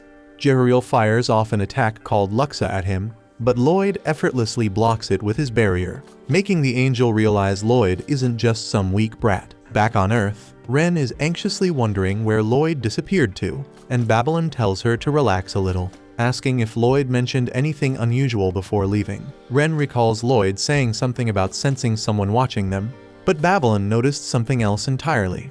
Deciding to investigate, Babylon steps outside, feeling something seriously fishy about the place, and he sincerely hopes nothing serious has happened. Meanwhile in paradise, Lloyd continues effortlessly blocking Jihriel's magic, thinking to himself how cool divine magic is. He notices the angel's swords appear to be feathers, yet they're hard enough to stop steel, and he realizes his sword can't break down these spells since they become solid objects once summoned. He also can't copy these attacks with his sword, thinking the angel must be able to keep summoning swords indefinitely as long as he has enough mana. Lloyd admits to himself it's an insanely powerful ability, and out of curiosity, he decides to test their strength. So he launches 4 different elemental spells simultaneously at the angel, forcing him to dodge quickly, and Jihriel watches in shock as Lloyd's magic ends up cracking the heavenly realm's walls. Lloyd then asks Jihriel why he keeps dodging, and annoyed Jihriel launches another attack, only for Lloyd to vanish using teleportation. Jihriel arrogantly remarks that he refuses to be contaminated by Lloyd's filthy earthly magic, which is exactly why he's avoiding direct contact. He quickly realizes Lloyd is nowhere around and smugly wonders if the annoying kid finally took off. However, he soon spots Lloyd chilling right on top of his sacred altar, casually wondering aloud how he's supposed to test things out properly when Jihriel won't even take a single hit. Jihriel confidently claims that Lloyd's attacks won't ever touch him, boasting he'll dodge each and every one. Lloyd calmly informs him that dodging isn't an option anymore, casting his Shadow Wolf spell to teleport 4 separate elemental attacks directly at Jihriel simultaneously. Jihriel somehow manages to dodge them again, causing Lloyd to wonder if he screwed up his timing or teleportation distance. Grimm immediately realizes Lloyd is mimicking Gizarm's earlier move, directly teleporting magical energy onto a target, except Lloyd's version is way stronger and far more flexible. Grimm admits the move is pretty amazing but warns Lloyd that it's extremely risky, noting that if he keeps this up, this angel dude is probably going to end up as a ghost.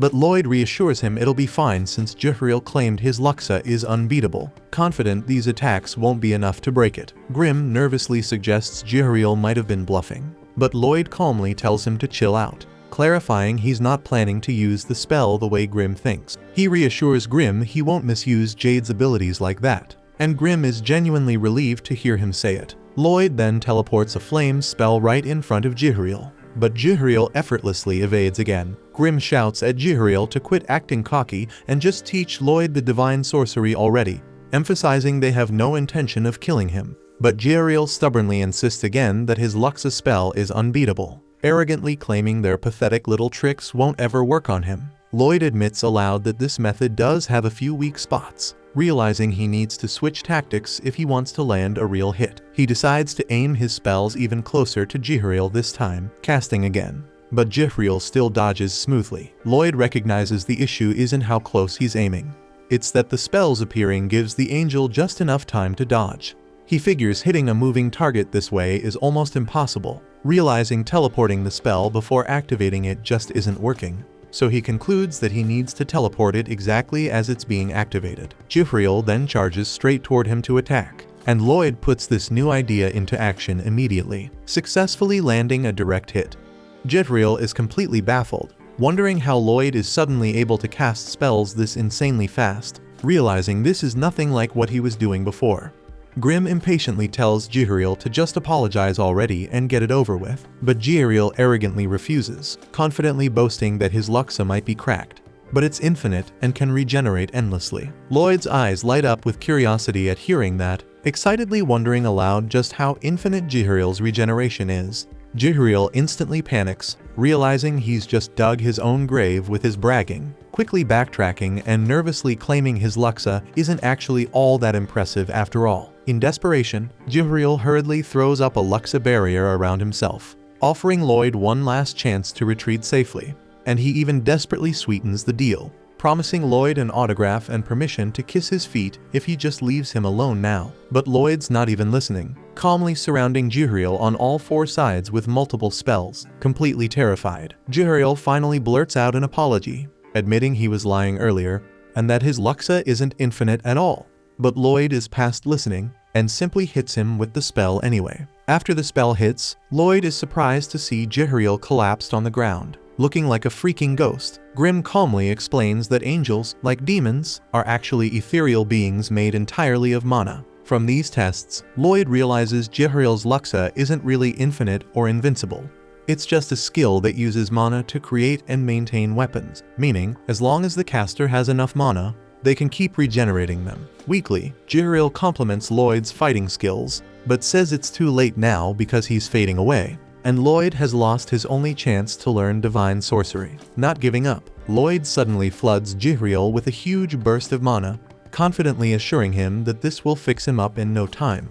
Jihariel gets shocked and reminds Lloyd that he literally tried to kill him just minutes ago, but Lloyd casually brushes it off, insisting he doesn't care and only wants to learn divine sorcery from him. Then a moment later, Jihariel is transformed into a chubby little giant, and Lloyd is genuinely confused, asking Grimm what just happened. So Grimm plainly explains that Lloyd obviously gave Jihariel way too much mana. So Jihariel becomes completely surprised by how much mana this seemingly innocent kid possesses, and secretly plots how he can exploit this opportunity. He figures he can use this moment to finally descend to Earth and openly tells Lloyd he'll gladly teach him divine sorcery. Jihariel then eagerly says that they need to form a pact first, reaching out to shake Lloyd's hand, thinking he's found the perfect chance to possess Lloyd's body under the cover of forming a pact. Jihariel excitedly imagines getting to visit all his favorite girls down on Earth, especially Saria and Escher. Grimm instantly guesses what's running through his perverted mind, watching as Jihariel tries to possess Lloyd. But just like Grimm before him, he pathetically finds himself stuck, possessing only Lloyd's hand. Grimm bursts out laughing at Jihariel's failure, telling him he seriously messed up big time. He explains that no matter how much mana Jihariel expected Lloyd to have, this kid's got way more juice than he can handle. The angel only managed to possess a single palm, just like Grimm himself did before. Jihariel immediately guesses that Grimm probably tried the same thing and got stuck too. Feeling kind of humiliated now, Lloyd then innocently asks if the pact is finally complete, completely oblivious to Jihariel's embarrassment. Jihariel composes himself and explains that divine sorcery works by engraving an angel's unique mana signature onto the caster's soul, creating a path activated by song or another trigger. Lloyd awkwardly asks if he really has to do the singing part, sounding less than thrilled at the idea. But Jihariel tells him that luckily, since he's already merged with Lloyd's hand, their pact is permanently active, and Lloyd only has to call out with his soul to use the power. As Lloyd tries calling out, he suddenly experiences a vivid vision filled with the mysterious symbols from the sorceress language he saw before. Instead of logically learning the spells step by step, he now intuitively grasps divine sorcery at an instinctual level, and he's absolutely blown away by how incredible it feels. Grimm silently thinks to himself that Jihariel probably has no clue what he's done, because now that Lloyd fully understands divine sorcery, he has enough raw power to dominate both Paradise and the Netherworld. Lloyd could easily take over the throne of the Demon Lord if he felt like it. Yet Lloyd surprisingly just sighs, looking disappointed that learning divine sorcery was way too easy. Jihariel can't believe Lloyd's reaction, genuinely puzzled why anyone would feel disappointed about achieving ultimate power so effortlessly. Lloyd explains that he actually enjoys the entire journey, not just the end result. He loves breaking down magic, studying spell books until they practically fall apart, and questioning why each spell works. Sometimes, he even feels like he can glimpse the faces of those who created these spells long ago. To Lloyd, the process itself has value, so achieving power too quickly feels kind of empty. But then Lloyd eagerly jumps back to divine sorcery, asking if Jihariel's famous Luxa spell falls under this same category. Jihariel confirms that it does, mentioning that Luxa appears differently based on who's casting it. He instructs Lloyd to try conjuring a sword first, just to get a feel for it. As Lloyd focuses, Jihariel quietly reflects that he initially wondered why this kid traveled all the way to Paradise just to seek divine sorcery. But now that he's linked with Lloyd, he can sense his pure, sincere emotions directly. It reminds him of someone he deeply respected in the distant past, someone whose kindness and determination left a mark on him. Suddenly, Jihariel snaps out of his thoughts when he notices Lloyd's Luxa manifesting. Except it's nothing like a simple sword. Instead, Lloyd has somehow summoned the freaking Godzilla. Grimm and Jihariel stare at the thing in absolute terror as it continues to swell uncontrollably. Grimm desperately pleads with Lloyd to stop whatever the hell he's doing, but Lloyd calmly replies that he's still working on it. Jihariel watches in shock, unable to believe Lloyd is still constructing the damn thing. He had always known that Lux's shape changed depending on the nature and quantity of the mana, but he never imagined it had become something as freakish as this. Jihariel tries to reassure himself, thinking maybe it resembles the radiant wings of an archangel, but Grimm bluntly interrupts, saying it looks nothing like that, and begs Jihariel to snap out of it already and stop Lloyd before this freaking Godzilla grows even bigger. Meanwhile, back down in the human world, Babylon carefully follows the unusual scent he's been tracking, eventually arriving at a peaceful rose garden. He tries to pinpoint the exact source, impressed by how the fragrance of the roses nearly manages to conceal it. Fortunately for him, his sense of smell is incredibly sharp, and normally he's not the type to poke his nose into suspicious stuff like this, but he suspects this scent might actually be connected to the divine sorcery Lloyd's currently after. Suddenly, a pastor approaches him, kindly asking if he's lost and offering to escort him back to the recital hall. Babylon smoothly covers by mentioning he's always admired roses and wandered here because he caught their scent. He politely hopes the pastor doesn't mind him exploring for a bit, but the pastor smiles, gently remarking it's quite a shame since Babylon probably came here to enjoy the performance. Babylon then curiously asks why the pastor himself isn't attending, to which he humbly replies he's simply a clergyman whose responsibility is guiding parishioners who've strayed off course. Though amusingly, even after years of service, the pastor admits he's prone to getting turned around in his own church occasionally. Babylon quietly thinks it's pretty ironic for someone who's constantly getting lost to be guiding others. Out loud, he lightly teases the pastor, wondering if perhaps this clumsiness is why he's not wearing his rosary, and casually mentions he'd been informed that members of the clergy are required to keep their rosaries on at all times. He quickly adds he's just a new arrival himself, but was still handed one immediately. The pastor, clearly embarrassed, quickly acknowledges his mistake and pulls out his rosary, admitting sheepishly that he's always forgetting to put it on. He encourages Babylon not to follow his sloppy example, reminding him gently that certain rules shouldn't be broken. He then solemnly explains that even this rose garden is considered sacred ground, not meant to be casually stepped into, prompting Babylon to sincerely apologize and explain he's still learning his way around. At that very moment, Shiro and Ren arrive, and Ren quickly asks Babylon if there's an issue. She gently reminds him that the recital's almost over, but the second Shiro spots the pastor, he immediately becomes hostile. Babylon then casually remarks to the pastor that he must be incredibly faithful, joking that either he meticulously polishes his rosary daily or he barely ever wears it, since it looks brand spanking new. The pastor calmly agrees, brushing it off as he eyes Shiro, complimenting the beast's fine fur and noting that he's clearly well cared for. Then he moves slightly, clearly planning to take some action. But Lloyd suddenly teleports into the area before he has the chance. Lloyd questions them about why they're all here instead of watching the performance, but they're quick to counter with their own questions about where exactly he's been.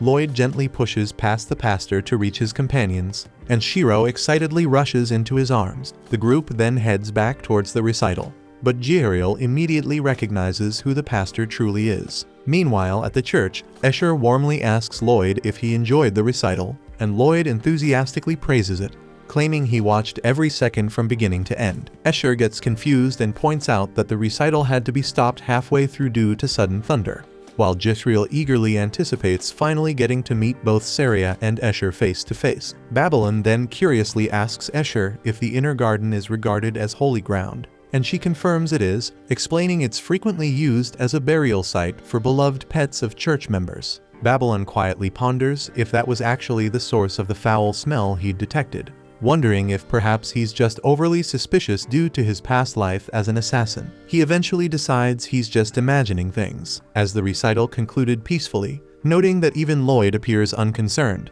Still, a handful of troubling questions remain unanswered in his mind. Lloyd then politely informs the father that he's preparing to leave the church now, and Babylon quickly realizes Lloyd likely found whatever he was searching for. Babylon figures the church's future isn't his problem anymore and attempts to exit quietly, but Escher stops him, sincerely thanking him for helping her earlier that afternoon. Back in the inner garden, the pastor angrily kicks dirt onto his rosary, muttering bitterly about how annoyingly clean it looks. He recalls having misplaced his original rosary and recently acquiring this new replacement. Suddenly, a hidden entrance creaks open, and an unsettling creature slowly emerges from the darkness. The pastor calmly tells the creature there's no need to chase after Lloyd's group, but he orders heightened security, emphasizing they can't afford distractions now that the crucial day draws near. The following day, Gizarm starts showing Lloyd's friends how to use the Luxus spell, and Lloyd says he needs them for his research, so he asks Gizarm to open a path for them that skips the usual ritual process. Gizarm isn't exactly thrilled about having to teach them Luxa, but Lloyd ignores that and points out that his appearance makes him stand out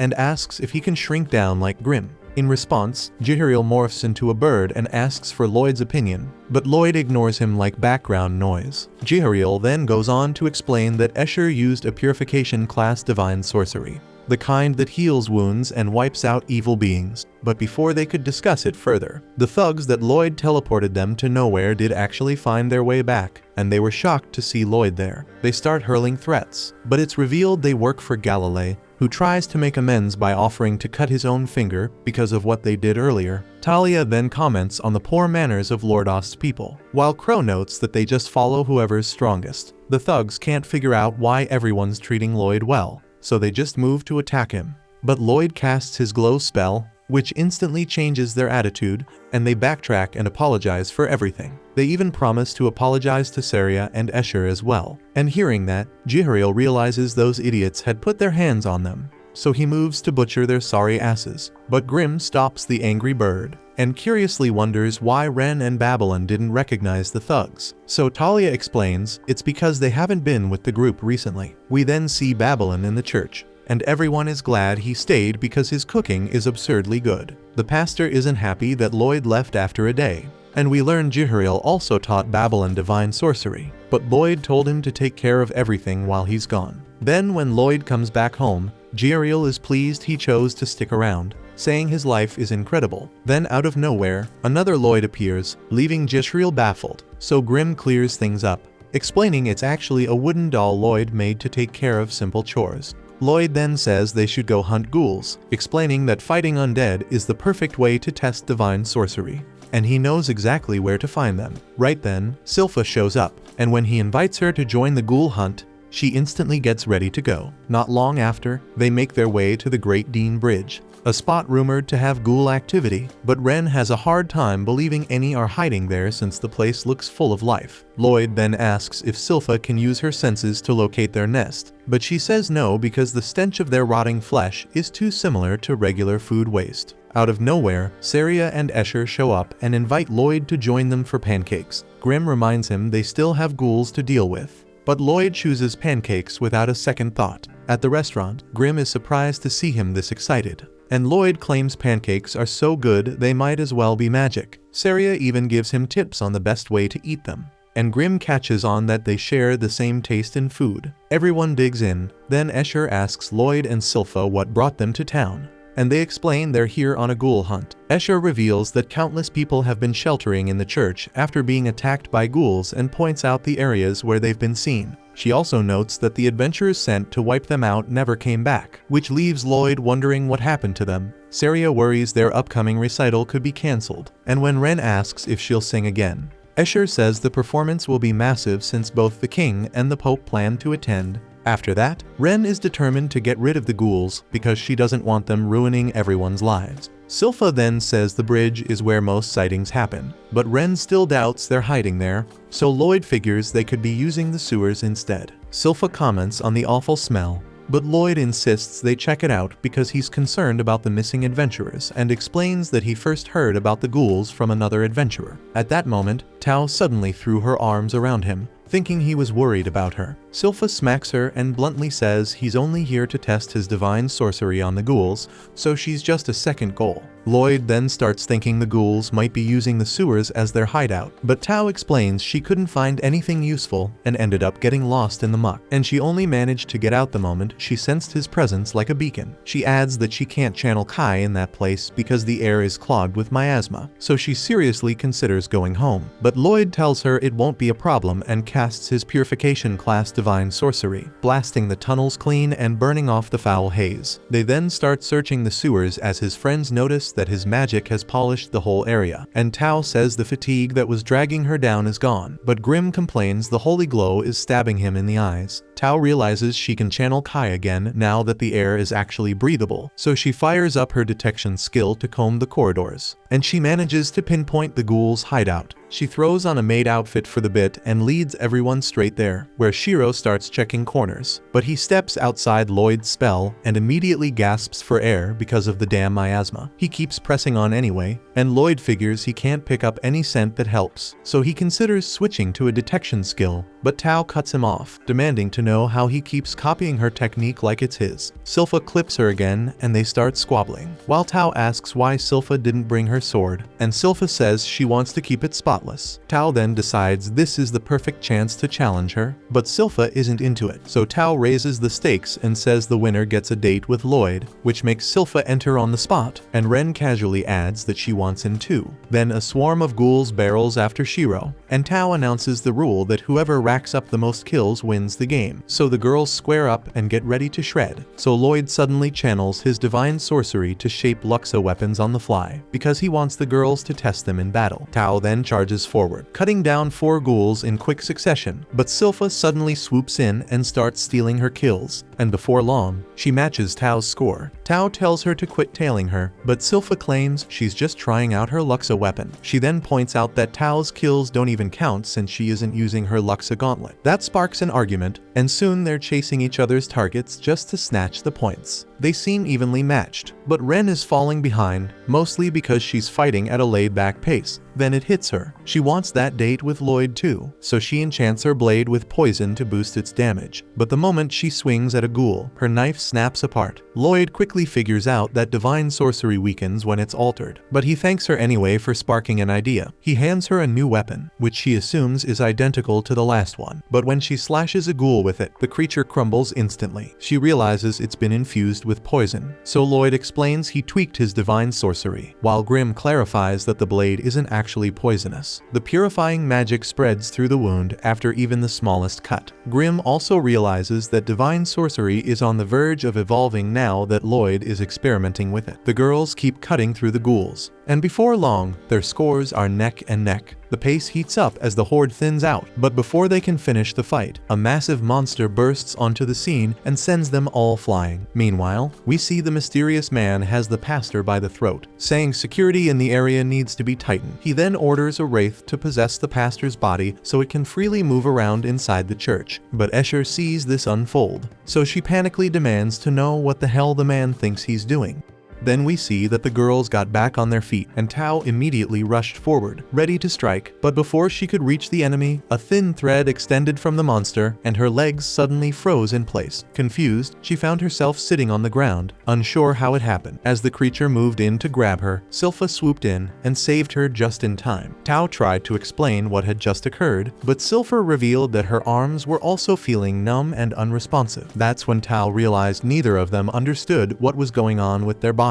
The monster then launched one of its threads toward Lloyd. He caught it in his hand without hesitation, and the creature immediately sensed the immense strength radiating from him. But before it could react, the girls launched a coordinated sneak attack, but the monster narrowly avoided it. While examining the thread he'd grabbed, Lloyd quickly identified it as a spinal cord fiber. Ren confirmed she could see the threads too, and revealed she recognized the creature because she had heard about him before. Flashback time, and Jade is seen telling Ren about a terrifying entity called the neuron blighted, and this being generates spinal threads directly from his body, infused with mana. When those threads made contact with someone's limbs, they disrupted their motor control, allowing the blighted to manipulate their movements. According to Jade, his entire body was laced with these threads, each designed for swift counters and evasive maneuvers through their mana signatures, and during the Civil War, he was deployed as a living weapon and butchered everyone he came across, friend or foe. They tried to eliminate him, but even a shot to the heart couldn't stop stop him. So in the end, they blasted him off a cliff, sending him into the ocean, where his body sank, still violently thrashing the entire way down. Back in the present, the girls observed the same spinal threads emerging from the blighted. Silpha questioned how he was still moving, considering he should be dead, so Ren speculated it might be due to some sort of automatic response. But Lloyd disagrees because he doesn't believe the blighted is just some reanimated corpse. After all, the way he moves shows he still has traces of his old memories. The girls go in for another attack, and Tao says they just need to stay away from the threads. But they quickly realize the strands are everywhere, and all of them hit the ground hard. We then cut to a shadowy figure, as the Wraith speaks to him, saying it wants to take over Escher's body because it finds her so damn hot. The man casually tells the Wraith to go ahead, but as the Wraith begins the possession, Babylon suddenly appears and destroys it in a single strike, and also drives a blade into the man's arm, offering to guide him, saying he looks lost, but the man coolly replies that he has no need for directions, and right then, he transforms his arm into something monstrous. At the same time, the girls recover and the blighted lashes out with his threads again, but they manage to evade every single one, quickly closing the gap between them. However, he blocks all of their strikes and sends both Tao and Ren flying with a couple of heavy punches. Silpha then attempts to pierce him with her blade, but he grabs it with both hands, giving her just enough time to note that now his hands are tied up. Ren follows up by unleashing her poisonous butterflies, and Jihariel immediately points out that toxins have no effect on ghouls, but then the blighted suddenly weaken. Lloyd observes that the poison wasn't a standard one, it was a neurotoxin. He explains that the spinal threads are tied directly to the blighted's nervous system, so once he's paralyzed, he loses control over them. But Ren warns them that the effect won't last long, and they have to finish it now. So Tao rushes in and begins hammering him with strikes, but pauses when one of his spinal cords whips out, and she barely manages to avoid getting hit. The threads slice through everything they touch, and he lashes out again. But she activates her skill, grabs the cords midair, and flings him straight at Silpha. Silpha gets ready for the final blow, declaring that she'll send him to the other side, where he can finally be at peace, and she activates her lion's roar ability to end it once and for all. The blast sends him flying, and Ren assumes they got him. But Silpha senses he's still alive, since he managed to reactivate his automatic reflexes right before her attack landed.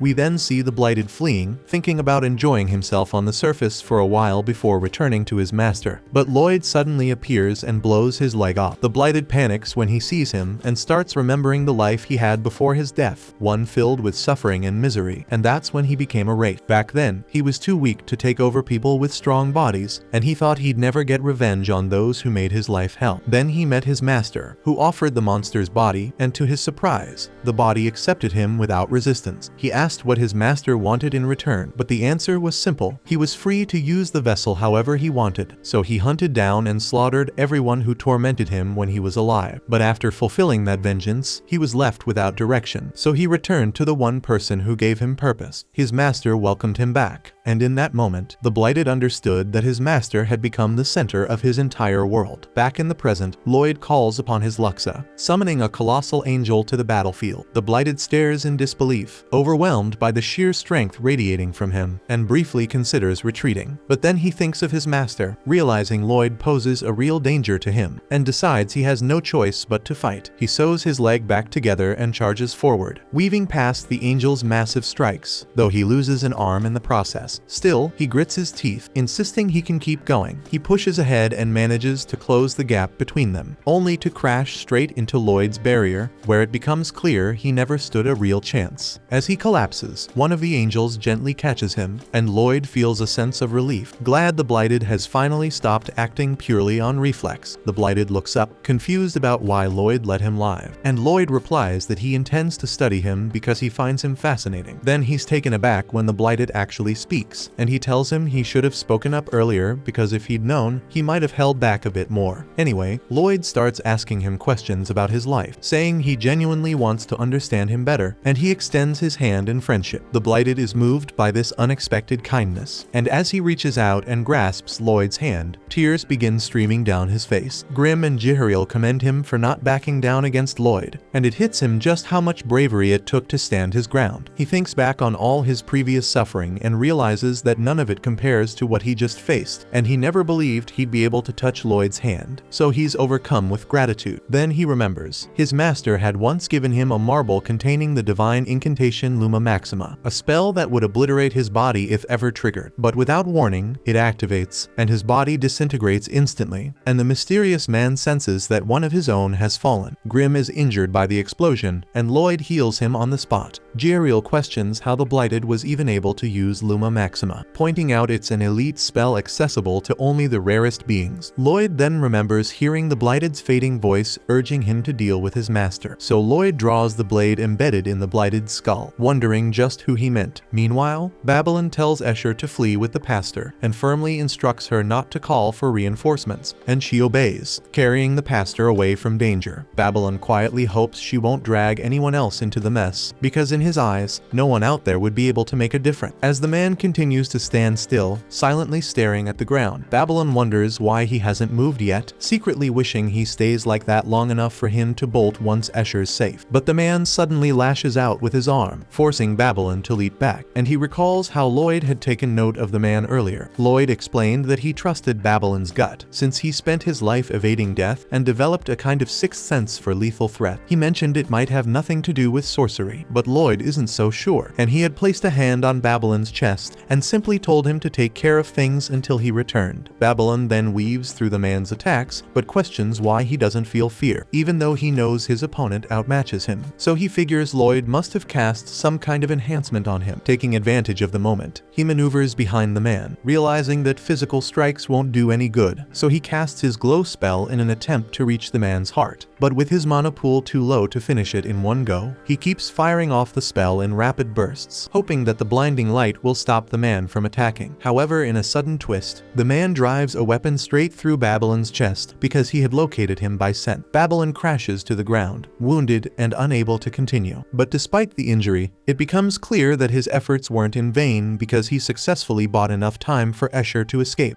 But then Babylon suddenly springs back to his feet, and we find out that he managed to contort his body using his extreme flexibility to slip past the man's strike. He can also manipulate his muscle fibers to the brink, generating a devastating amount of power, but his opponent is far too strong, and the strain of his attacks ends up hurting himself more than the target. He unleashes everything he's got, going full force, but the man effortlessly knocks him aside. Taking interest in Babylon's physique, the man activates his own Luxa and conjures a storm of spectral swords. Meanwhile, a group of adventurers is gathered inside the guild, taking shelter from the downpour, when Escher suddenly bursts in with the pastor. Katerina, the receptionist, immediately asks if she's alright, and a few of the adventurers offer their help. But Escher recalls Babylon's warning not to involve anyone else, so she lies and says the pastor just slipped in the rain. She asks them to care for him, then hurries off, determined to find some way to rescue Babylon. As she runs, she pleads with God for aid, offering her own life in return, but eventually stumbles and collapses. Just as she begins to sink into hopelessness, Lloyd appears, casually mentioning he was headed to the guild. In a burst of emotion, she cries out and begs him to save Babylon, but then immediately questions herself for doing so. Embarrassed, she tells him to ignore her words, but in the blink of an eye, Lloyd vanishes. Elsewhere, we see Babylon impaled by the man's summoned blades, and Lloyd, arriving too late, realizes he didn't make it in time. We cut to Babylon's consciousness as he begins to fade. Though he's comforted by the fact that Escher was able to escape, he notices Jade and would love to grab a drink with him, but suddenly hears Escher's voice singing. That melody pulls him back, and he realizes it's not his time to go, so he follows the sound and awakens. The moment he regains consciousness, everyone around him is filled with joy. But Escher collapses from exhaustion, having spent all her energy healing him. It's revealed that 3 days have passed since Lloyd carried Babylon back. He and Jade had cast healing magic on him for over 10 hours, but Babylon is told to thank Escher most of all, as she never left his side. Lloyd then questions him about what happened back at the church. Babylon recounts the battle with the mysterious man, and Jade is stunned that a creature like him could also wield Luxa. Babylon describes how he tried using the glow spell to reach his heart, but it did not affect him. So that leads Lloyd to conclude the man likely doesn't believe he's done anything wrong, since purification spells only work when guilt is present in the heart. Afterward, they speak with the pastor and try to make sense of the man's intentions, especially since he mentioned something about boosting security. Lloyd suggests they return to the church garden to investigate further, so the group heads back and sees that the repair work is coming along nicely. He thanks Tao for standing guard over the church and asks if anything unusual happened, and she says that Katarina dropped by earlier. At that moment, Katarina shows up clearly irritated and reveals that she contacted the church's central office and gave them a full description of the man. The Pope inquires about the situation, prompting his aide to explain that the man had used Luxa. This sparks panic among the priests, who find it unthinkable that someone with their powers could be some kind of beast. They question the origin of the claim, and the woman says it came from Babylon, but then reminds them he's a former criminal. The priests dismiss his testimony, insisting there must be solid proof if such accusations are to be taken seriously. She adds that the guild is powerless to intervene, but Lloyd believes the solution is simple. They need to uncover that proof themselves. They begin digging through the garden, but the pastor hesitates, explaining that the area is sacred ground used for burying beloved pets, so they shouldn't disturb it. Lloyd considers using Shiro's sense of smell, but for some reason, Shiro appears to be keeping his distance. Crow then steps up and uses his cursed speech to ask nearby crows for assistance in the search, and soon Saria joins the group. She's relieved to see Escher unharmed, but scolds her for skipping their music session and punishing her by tapping out a Beethoven piece on her legendary melon. And after the epic piece is over, she asks if Escher is ready for the upcoming recital. But Babylon points out she might still be a target, and suggests calling it off. So Saria decides she'll go on stage solo. Soon after, the crows flock to a specific stone tile, which creaks open to reveal a hidden tunnel entrance. Lloyd notices that the doorway is built from a rare type of wood that suppresses both mana and kai, explaining why no one had discovered it before. As a strange odor fills the air, Crow warns Escher to stay behind, but she pleads with them to let her come. Babylon reminds her that she's still at risk, but before he can argue further, Talia yanks him away. She cheerfully admits she's become an Escher fan and doesn't want this incident to discourage her. Then as Escher walks into the tunnel, she reflects on the fear she still carries and how she must conquer it if she ever wants to move forward and sing again. Meanwhile, Shiro, who had been too frightened to act, gathers his courage after watching Escher and follows her down. Before long, the entire group is left stunned as they stumble upon a hidden laboratory filled with horrifying experiments. Escher was shaken to the core, and Silpha figured they had stumbled right into the man's den. But the others believed he wouldn't return after the stunt he pulled in the garden. Ren pointed out that one of the test subjects looked like the ghouls they fought in the sewers, and Silpha noticed another one with a claw. So Lloyd assumed the bastard used some kind of synthesis to forge monsters. He elaborates, saying the method involves using tissue from living beings to cultivate new limbs, and guesses that it might have been an effort to merge wraiths with humans. But Escher was horrified that this nightmare had been happening right beneath the church. Silpha realized the creatures they fought weren't real ghouls at all but twisted experiments, basically chimeras. Lloyd thought the guy was scum, but he still burned with excitement to see the body he created, believing it was the peak of his research. Silpha and Galilei wanted the lab wiped out, and Lloyd wasn't thrilled to hear it, so he tried to talk them down. But before anyone could respond, a beast lunged at them, and Crow immediately unleashed his cursed speech to shield the group. And that's when they realized the monster was a Lameia. Lloyd urges Crow not to kill her, but she kept striking at them. Lloyd then notices she is casting an air-type spell, so he orders Galilei to cover everyone with his web. Crow then uses his ability to open a path through the chaos for him and Ren rushes in to hit the Lameia, but a barrier flung her back. Galilei thought they didn't stand much of a chance, but Crow tapped into his recitation loop, shattered the barrier, and dropped her with his cursed speech. Everyone was stunned he managed it, and Ren pointed out that his control had clearly leveled up since he learned how to master it. Lloyd revealed the Lameia was still human, even if half her body was monstrous, and everyone was disgusted that the man experimented on her while she was alive. Ren quietly asks what they can do to help her, and Crow gets ready to end her suffering. But Escher intervenes, stepping in and softly telling the Lameia not to be afraid. The Lameia strikes Escher in response, but Escher understood the reaction because she knows all too well what it feels like to be paralyzed by fear. Wondering what she could do to reach the Lameia's heart, Escher suddenly hears Saria's piano playing from above, so she began to sing her song to the Lameia. Nobody can wrap their heads around how she's still going. especially after she spent 12 straight hours singing to heal Babylon. And it's clear she's not using divine sorcery anymore because she's totally drained. They all wonder how the hell she's even upright, completely wiped out like that. But her voice gently reaches the Lameia, who starts to remember hearing that same song echoing through the lab while she was trapped in those brutal experiments. That melody was the one thing that kept her sane in the middle of all that torment, and it even made the bastard pause during his torture. She starts apologizing through her tears, saying she's still human underneath it all. As she breaks down, Escher pulls her into a hug and quietly says sorry for never being able to save her, even though she was always so close. Later on, Albert finds out about the secret lab underground, and Lloyd notices the Lameia can't remember her name anymore, guessing it's probably a side effect from all the awful things they did to her. But he figures she was once an adventurer, and Galilei agrees that it makes sense, especially with her ability to use magic. She's convinced she can't live a normal life looking the way she does now. But Galilei straight up invites her to come live with them in Lordost, where she can have a real life, and that offer actually brings a bit of light back to her face. Lloyd, still curious, asks her about the guy behind all this, and she hands him a rosary the man left behind in the lab and admits she doesn't know much, just that he seemed to have a deep hatred for the divinities. Lloyd then gives her the lab notes he collected, and Escher instantly says she shouldn't read any of it. But Lloyd gently tells her that maybe, just maybe, there's something in there that can help turn her back. He explains that her body's still functioning thanks to some crazy complicated mana patterns, stuff he can't even begin to decode. But he believes she might be able to reverse the damage if she figures them out herself. She takes the notes and promises she'll do whatever it takes to get her old self back. But Escher looks crushed and bolts from the room.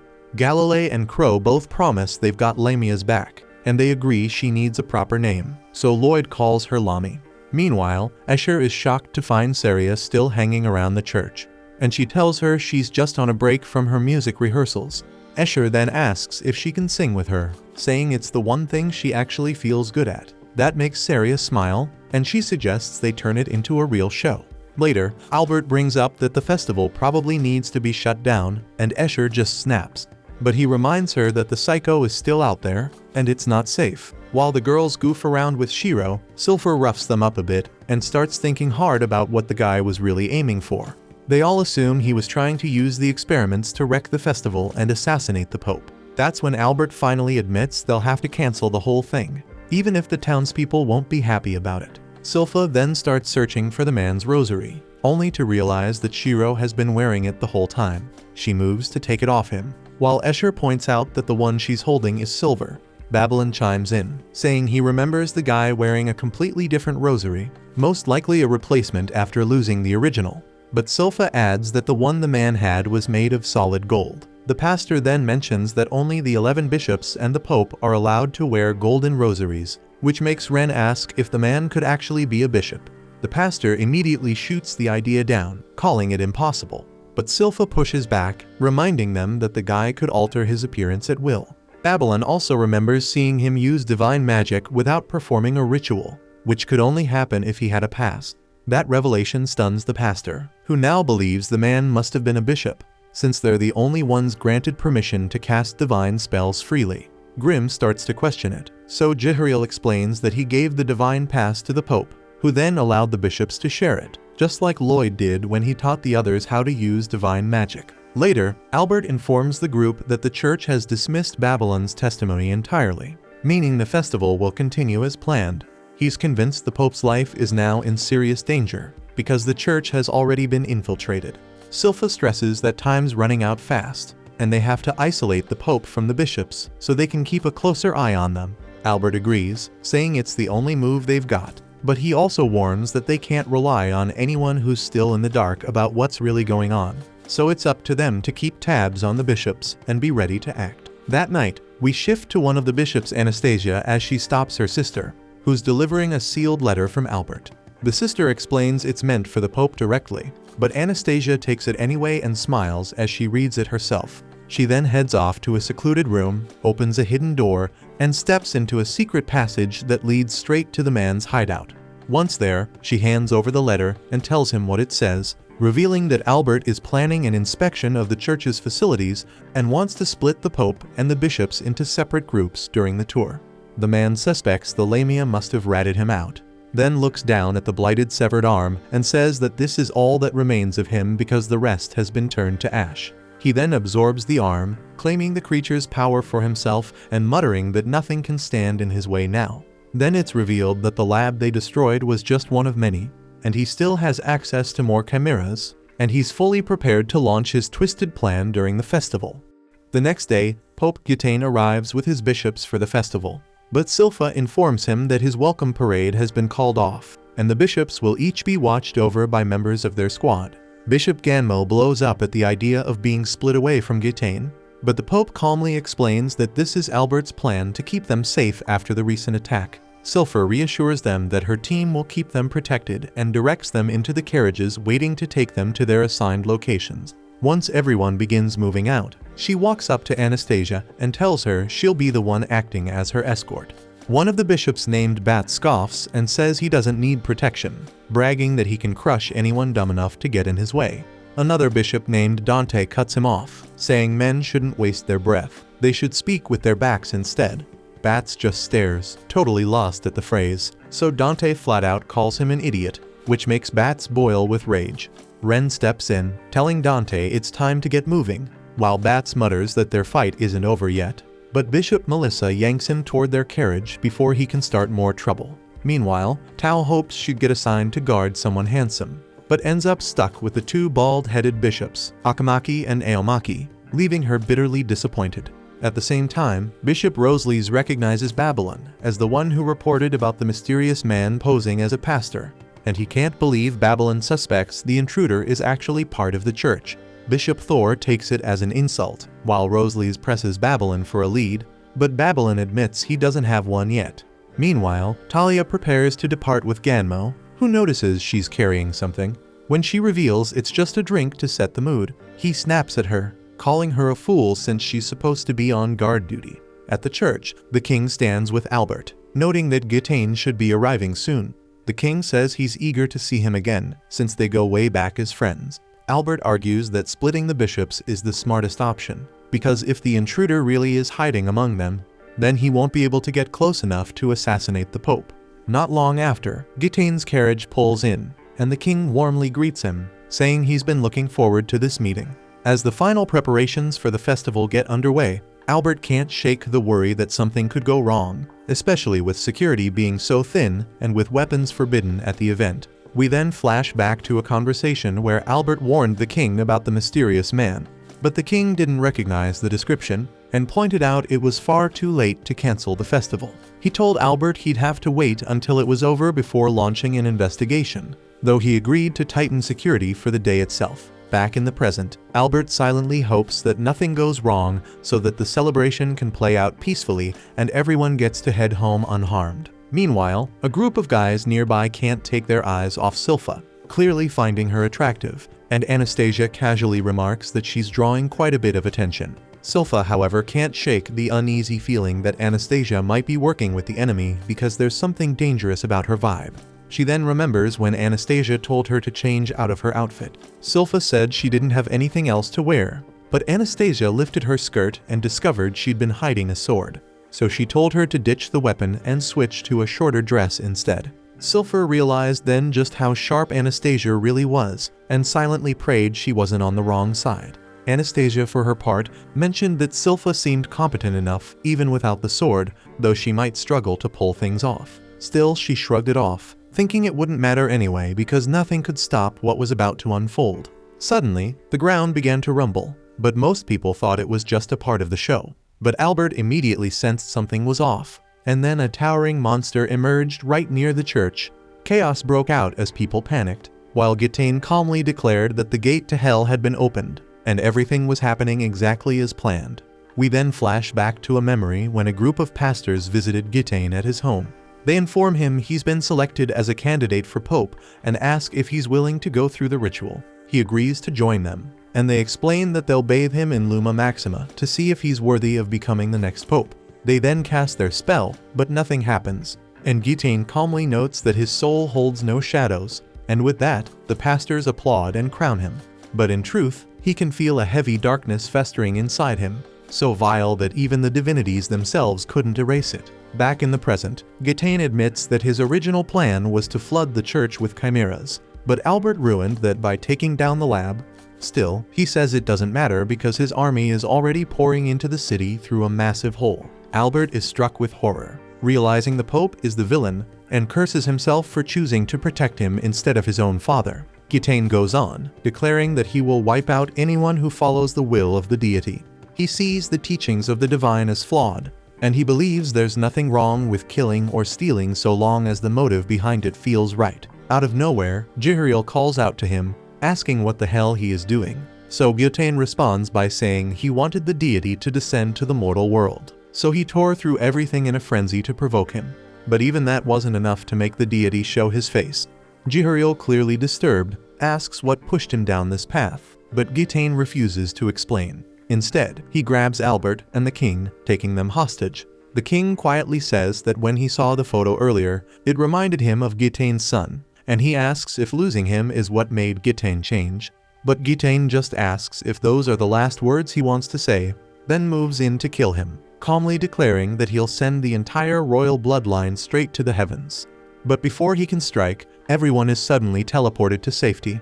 Jihariel tells Gitane he's about to face his reckoning because Lloyd has arrived. Gitane instantly remembers the first time they crossed paths, how his whole body tensed just sensing Lloyd's presence. Now, as Lloyd stands before him again, Gitane readies for the fight, convinced that killing him will be the final step into full-blown darkness. We then cut to the royal palace, where Diane is stunned to see everyone suddenly appear. The king, confused but unharmed, tries to make sense of what just happened. Albert suggests that the enemy must have taken Gitane's form, and the king agrees, concluding that the church has fallen into enemy hands. So he wastes no time and orders his soldiers to prioritize protecting the citizens. Back at the church, Gitane realizes Lloyd is suppressing his mana to stay hidden. Lloyd then commands Grimm and Jihariel to go support the city's defenders.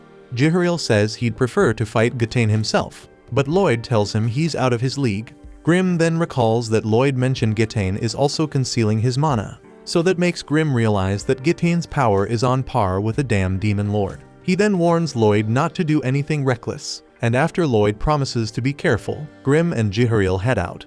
Gitane tries to stop them by unleashing his holy blades, but Lloyd fires off a searing wave of flame that forces Gitane to block. Lloyd then channels more mana and upgrades the flame into a beam of radiant energy, punching straight through Gitane's defenses, though Gitane narrowly deflects it. But suddenly Lloyd vanishes from view and reappears behind him, landing a flurry of brutal kicks before summoning spears of divine light that pierce straight into Gitane, launching him skyward by the force of the attack. And both Grimm and Jihariel look on in shock at Lloyd's overwhelming strength, while Lloyd declares that Gitane has crossed the damn line. At the same time, chaos erupts as the monsters begin tearing through the city, and one of them hurls a carriage that's about to crush a bystander, but Galilei steps in just in time to save them. Standing ready to face the creatures alongside Talia, he notes that everything is unfolding exactly how Lloyd predicted. The scene then cuts to a few days earlier, where Lloyd offers to participate in the upcoming musical event.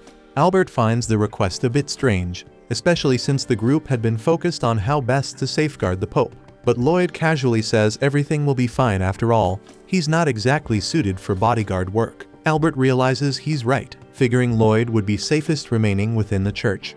Grimm then questions what's really on Lloyd's mind, prompting him to explain his suspicions. The Pope might actually be behind it all. He has way too much free time and more than enough funds to have built the hidden laboratory. With that, Lloyd announces his plan to wait at the church for the situation to erupt, and tells the others to rest while they still have the chance. Back in the present, Gitane realizes Lloyd isn't just a regular royal. Drawing on his curse swords, he shatters his restraints and breaks free. Grimm and Jihariel are stunned that he's still standing, so Grimm quickly points out that they have to eliminate all the chimera in town. Jihariel wonders if Lloyd needs help from them, so Grimm explains that Gitane could rival Lloyd's power, and their best move is to quickly eliminate the chimeras so they can hurry back to assist him. Meanwhile, Gitane declares that he no longer has any loyalty to Jihariel or the king because he now sees Lloyd as a divine being, and by destroying Lloyd, he believes he'll fully fall into darkness, but Lloyd simply tells him to bring it on with a B word. Elsewhere, Lloyd's allies gather around the messenger crows and realize the Pope is the true culprit. Ren suspects the other bishops might be in on it too, and she begins to suspect Dante is a chimera himself, noting the stitches across his face. Just then, a monster appears behind her, but a bishop quickly purifies it. Grateful, Ren thanks him and asks for his name, but he begins acting disturbingly weird. Acting on instinct, she drops him with a poisoned punch, only to realize too late that she might have made a mistake. It was purely a reflex.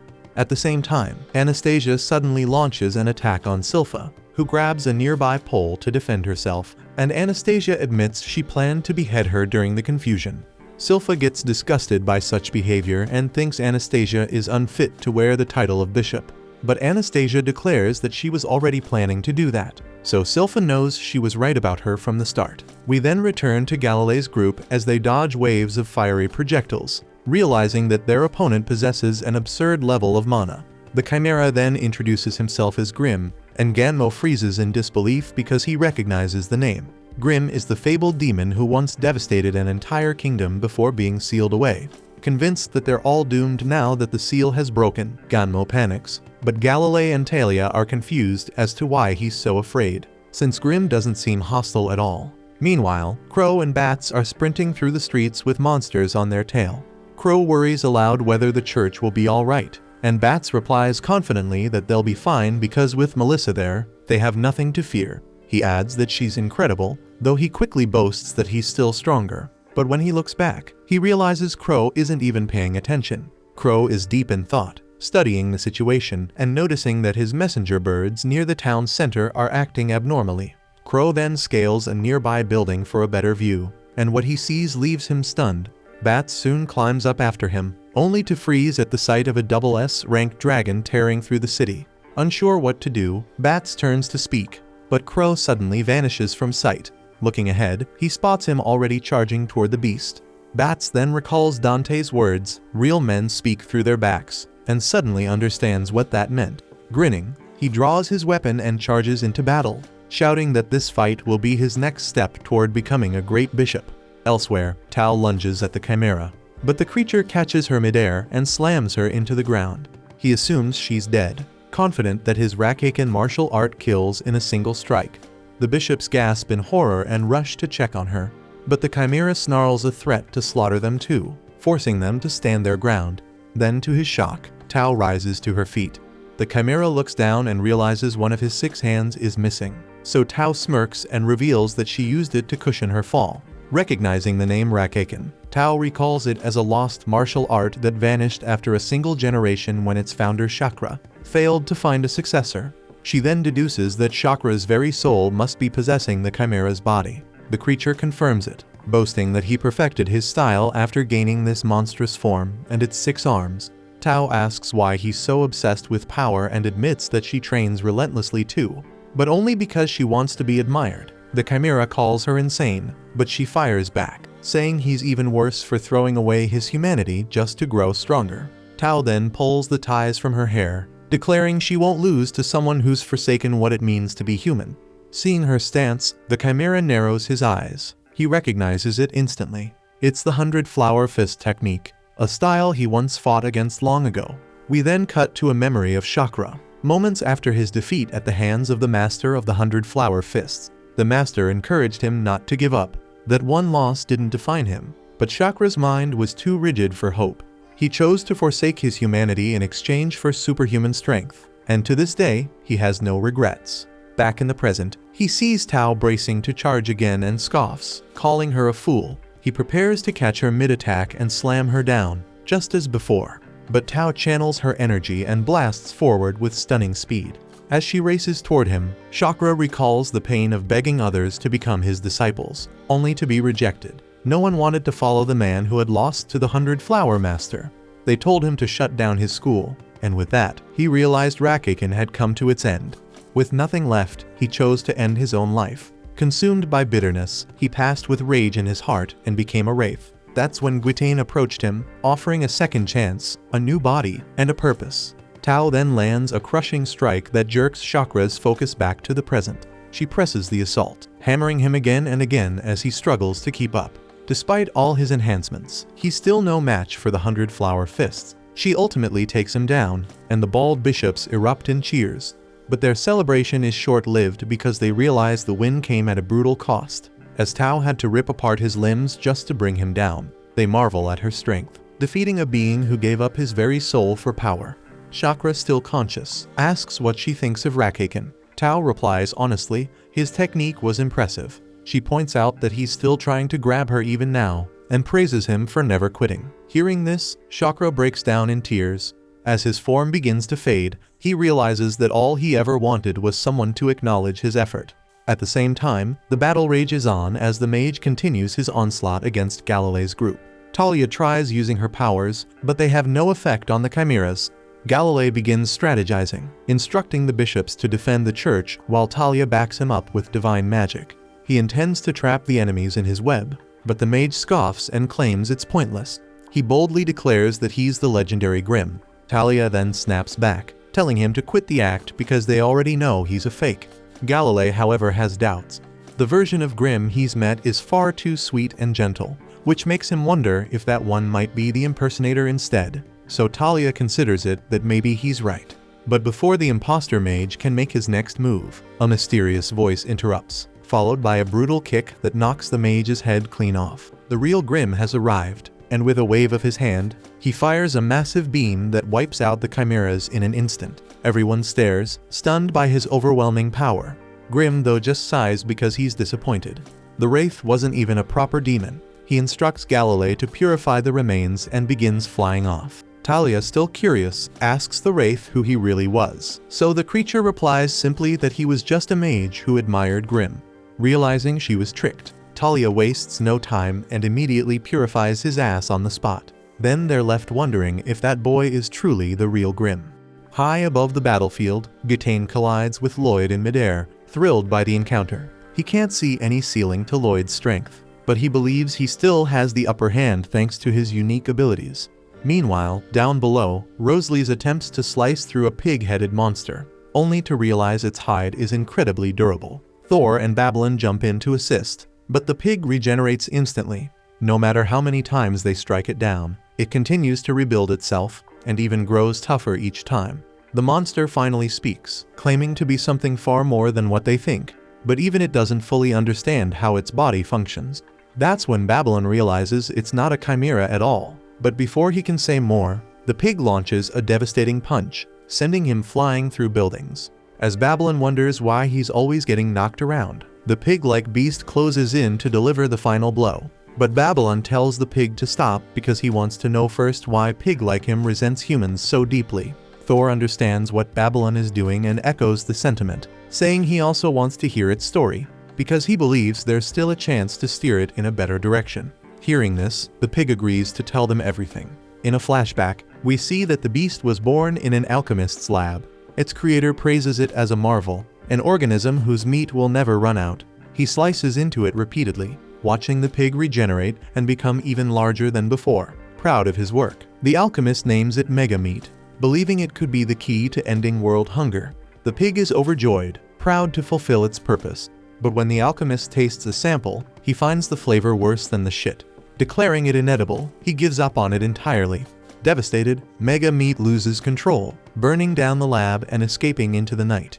From then on, he wanders, forcing people to sample his meat, but they all vomit in disgust. Over time, despair takes root. He was created to be eaten, but even worms refuse to touch him. At one point, Gitane finds him sobbing. Without hesitation, he tears off a piece and eats it. He's intrigued, not by the flavor, which is strange, but by the regenerative quality of the flesh. Gitane tells Mega Meat that his power was never meant for humans to enjoy. Instead, it's the perfect tool for revenge. He encourages the pig to lash out at those who treated him like livestock and discarded him. Back in the present, Mega Meat declares that humanity will suffer for labeling him inedible. But Babylon recalls a time when he and his guildmates were so poor, they barely had anything to eat. He tells Mega Meat that if they had met back then, he would have been welcomed as a miracle. The pig doubts he'd say that after tasting him, but Babylon makes a promise to find a way to turn him into a proper pork dish. Babylon then gets ready to cook the creature's meat, though Rosalie's hesitates, concerned by the ominous purple aura radiating from it. Thor points out that they don't really have a choice. It's either eat it or die.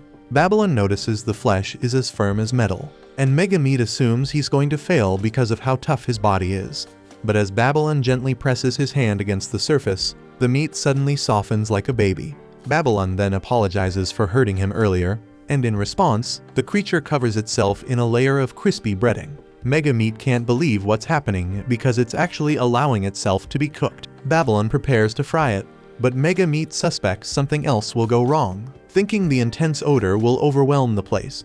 But as Babylon drops it into the oil, no foul scent escapes, and the cooking goes off without a hitch. He plates the dish and presents it to the bishops, announcing it as a pork cutlet. The bishops admit that it looks surprisingly appetizing, so Megameat encourages them to take a bite, promising to change his ways if they can eat it without throwing up. He assumes Babylon simply trapped the foul odor beneath a thick crust, and the bishops look uneasy, worried about what's to come.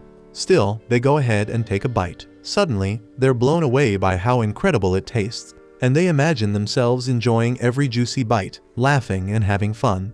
They exclaim that it's incredible, and Megameat is in disbelief. He accuses them of lying, but they assure him that the flavor is genuinely amazing, and they can't stop eating. He turns to Babylon, asking how he managed to pull it off. Babylon explains that before cooking, he purified the meat, removing all the negativity and emotional decay built up over time. He tells Megameat that he knows he was never evil. He just wanted to help people, but was cast aside and consumed by despair, which twisted his power. Afterward, Babylon shares the dish with everyone, and they all enjoy it, one after another. Overwhelmed, Megameat begins to cry because he finally feels accepted. A girl then thanks him for the meal, and he tells her to bring the rest to those waiting in the shelter. Rosalies then sees potential in this and wants to use the meat to gain followers, so he offers to adopt Megameat. The creature declines and instead asks Babylon to purify him fully. Rosalies warns him that purification will strip away his regeneration, which is tied to his grief and rage, but Megameat is okay with that. He says he's fine becoming an ordinary pig and just wants Babylon to eat the best part of him when he dies. With a solemn nod, Babylon uses his purification spell. As the energy flows through him, Megameat reflects that he simply wants to nourish the one person who finally understood him. After the ritual, his body transforms into a small, adorable piglet. He walks over to the fireplace, ready to jump in, but Babylon catches him, unable to bring himself to eat him, not to someone who only ever wanted to be loved. At the same time, Silpha parries Anastasia's strikes, gradually gaining ground as she pushes her back. Anastasia is impressed that Silpha can hold her own using nothing but a candlestick, though she remarks that Silpha is nothing compared to her own master. Intrigued, Silpha expresses interest in learning more about him. Anastasia, aware of Silpha's renowned past as an adventurer, asks why she gave it all up to become a maid. Silpha responds that it's because she met someone she wanted to stay beside. The answer catches Anastasia off guard, but she quickly realizes they're both fighting for the ones they serve, and activates her divine sorcery to weave an illusion. Silpha suddenly finds herself surrounded by towering giants. At first, she believes they're real, and when they begin to attack, she raises her candlestick to defend herself. Though she struggles to keep up with their assault, we glimpse the amulet around her neck and understand she's waiting for the perfect moment to strike when Anastasia lets her guard down. Anastasia watches as Silpha evades the giants and starts to see a glimpse of nobility and grace in her, something beautiful and dignified. But in contrast, Anastasia sees herself as repulsive and unworthy. She recalls how her master once told her to walk away if she wasn't willing to follow him. Still, she chose to stay by his side. As she reflects, she realizes Silpha's candlestick has shattered, and she prepares to land the final blow. But before she can strike, Silpha activates her amulet, summoning Lux's sword. With it in hand, she overwhelms Anastasia with a flurry of strikes. She prepares to end the fight, but her summoned blade fades away at the last moment. Anastasia, stunned, wonders why Silpha didn't finish her, because she knew that Silpha dulled the sword on purpose, holding back to avoid killing her. Silpha explains that Lloyd gave her a marble that lets her recreate her Luxa, knowing the church would confiscate her original weapon. She calls her master both brilliant and brave, but admits she has to scold him now and then, because he tends to mess things up. She also knows he's hiding things from her, and she's willing to wait until he's ready to reveal them. But as she speaks, she realizes her mana is completely drained, and she's shocked that conjuring the Luxa sword cost her that much energy. Anastasia quietly says she could never imagine reprimanding her own master. She believes he's waiting for someone to stop him. but she knows her voice will never reach him. His heart has been swallowed by darkness from something in his past, and she feels helpless to pull him out of it. Sylpha replies that she has no right to judge them, though she hopes that he hears it. Anastasia then expresses a quiet hope that through this battle, someone's voice can reach her master's heart. Soon after, Escher and Saria reach the heart of the burning city. Saria quickly set up the piano and told Escher to get ready for their performance. Meanwhile, amid the raging flames, the dragon continued its rampage, and Bats shielded Crow, urging him to stop using his powers, which were clearly taking a severe toll on his body. But when Bats notices a child about to be crushed, Crow instinctively uses his cursed speech to halt the dragon, allowing Bats to rush in and rescue the boy. However, Crow finally reaches his breaking point, and when Bats tries to speak to him, he gets no response. Elsewhere on the battlefield, Dante casually smokes as chaos unfolds around him. Ren wonders if he's actually one of the villains, but the poisoned bishop she had earlier attacked begs for help, so she drags him aside to safety.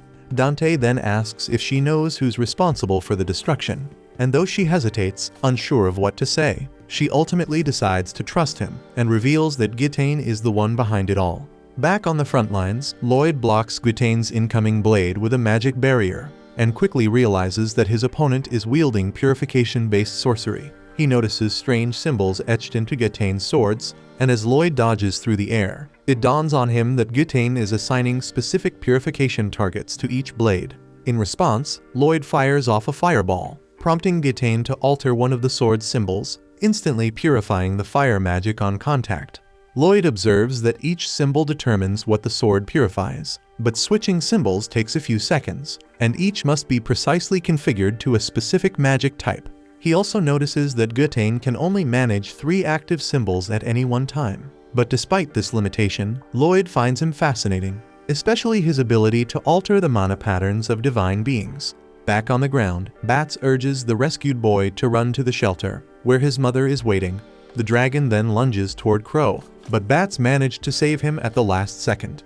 He tells Crow the civilians are now safe, and we learn that Crow had used his powers to protect them. Even while in a critical state, Bats suddenly notices the dragon is laughing at them, and angered by its mockery of everything Crow endured, he summons his divine weapon to strike back, but the dragon effortlessly knocks him aside. Furious that it dared to mock everything Crow had endured, Bats struggled to rise as he watches as the beast moves in on Crow again, only for Tao and Sylpha to arrive in the nick of time, driving the monster back. Moments later, the bald bishops rush over and kneel beside Crow, trying desperately to heal him, only to inform Bats with heavy hearts that he was already gone. The dragon then charges up its energy breath, aiming it directly at the girls, but they retaliate with a coordinated strike using their abilities, forcing the blast to miss its mark. Sylpha quickly notices that Tao's hand is injured, but Tao brushes it off, assuring her she'll manage, adding that their top priority is defeating the dragon to save everyone. In a flashback, we learn that from the moment it was born, the dragon instinctively understood that it existed as a servant to Gizarm. Believing its sole purpose was to serve him, it remained loyal and helped him make his way to Lordost. But once Gizarm finally succeeded in obtaining Jade's body, he coldly declared the dragon useless and finished him off. As the creature neared death, Gitane stumbled upon its sliced body. Anastasia then remarks that a demon lord exists within Lordost, and she believes that with Gitane's divine sorcery, he has the power to defeat it. The dragon wonders why these people aren't afraid, even while standing within Gizarm's domain. Gitane explains that purifying a demon lord's heart is impossible because monsters don't act out of malice, their hearts aren't tainted, and they don't truly understand good or evil. He approaches the dragon, who slowly realizes that this man is its new master. Soon after, Gitane reshapes it into a chimera, instructing it to use its altered form to discover its true identity. The beast realizes much of its body has been replaced with foreign parts, but its mind remains whole. Gitane then tells it to follow him if it has nowhere else to go, and he mentions preparing for something grand, yet admits he's also lost, uncertain about what lies beyond his final goal. Back in the present, the dragon reflects that it's beginning to understand what it truly is. It swings its massive arm down at Tao, but Sylpha sees it's going in for the kill and leaps forward, slicing through its hand with her sword technique. But the dragon retaliated by hammering her into the ground, chuckling as it claimed it was finally enjoying itself. It looked toward Bats, who was pleading with the bishops to save Crow, and realized it was having fun watching their desperation. But when it sets its sights on the nearby shelter, panic breaks out.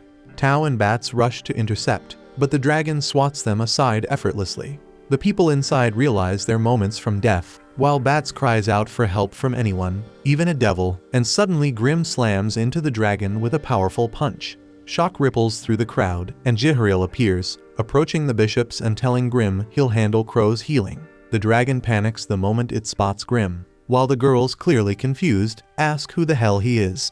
Grimm casually introduces himself as a wandering adventurer. They point out that his horns look unusual, prompting him to explain that they're just accessories. It's then revealed that Jihariel had instructed him to disguise himself as a human, fearing he might otherwise be mistaken for a chimera.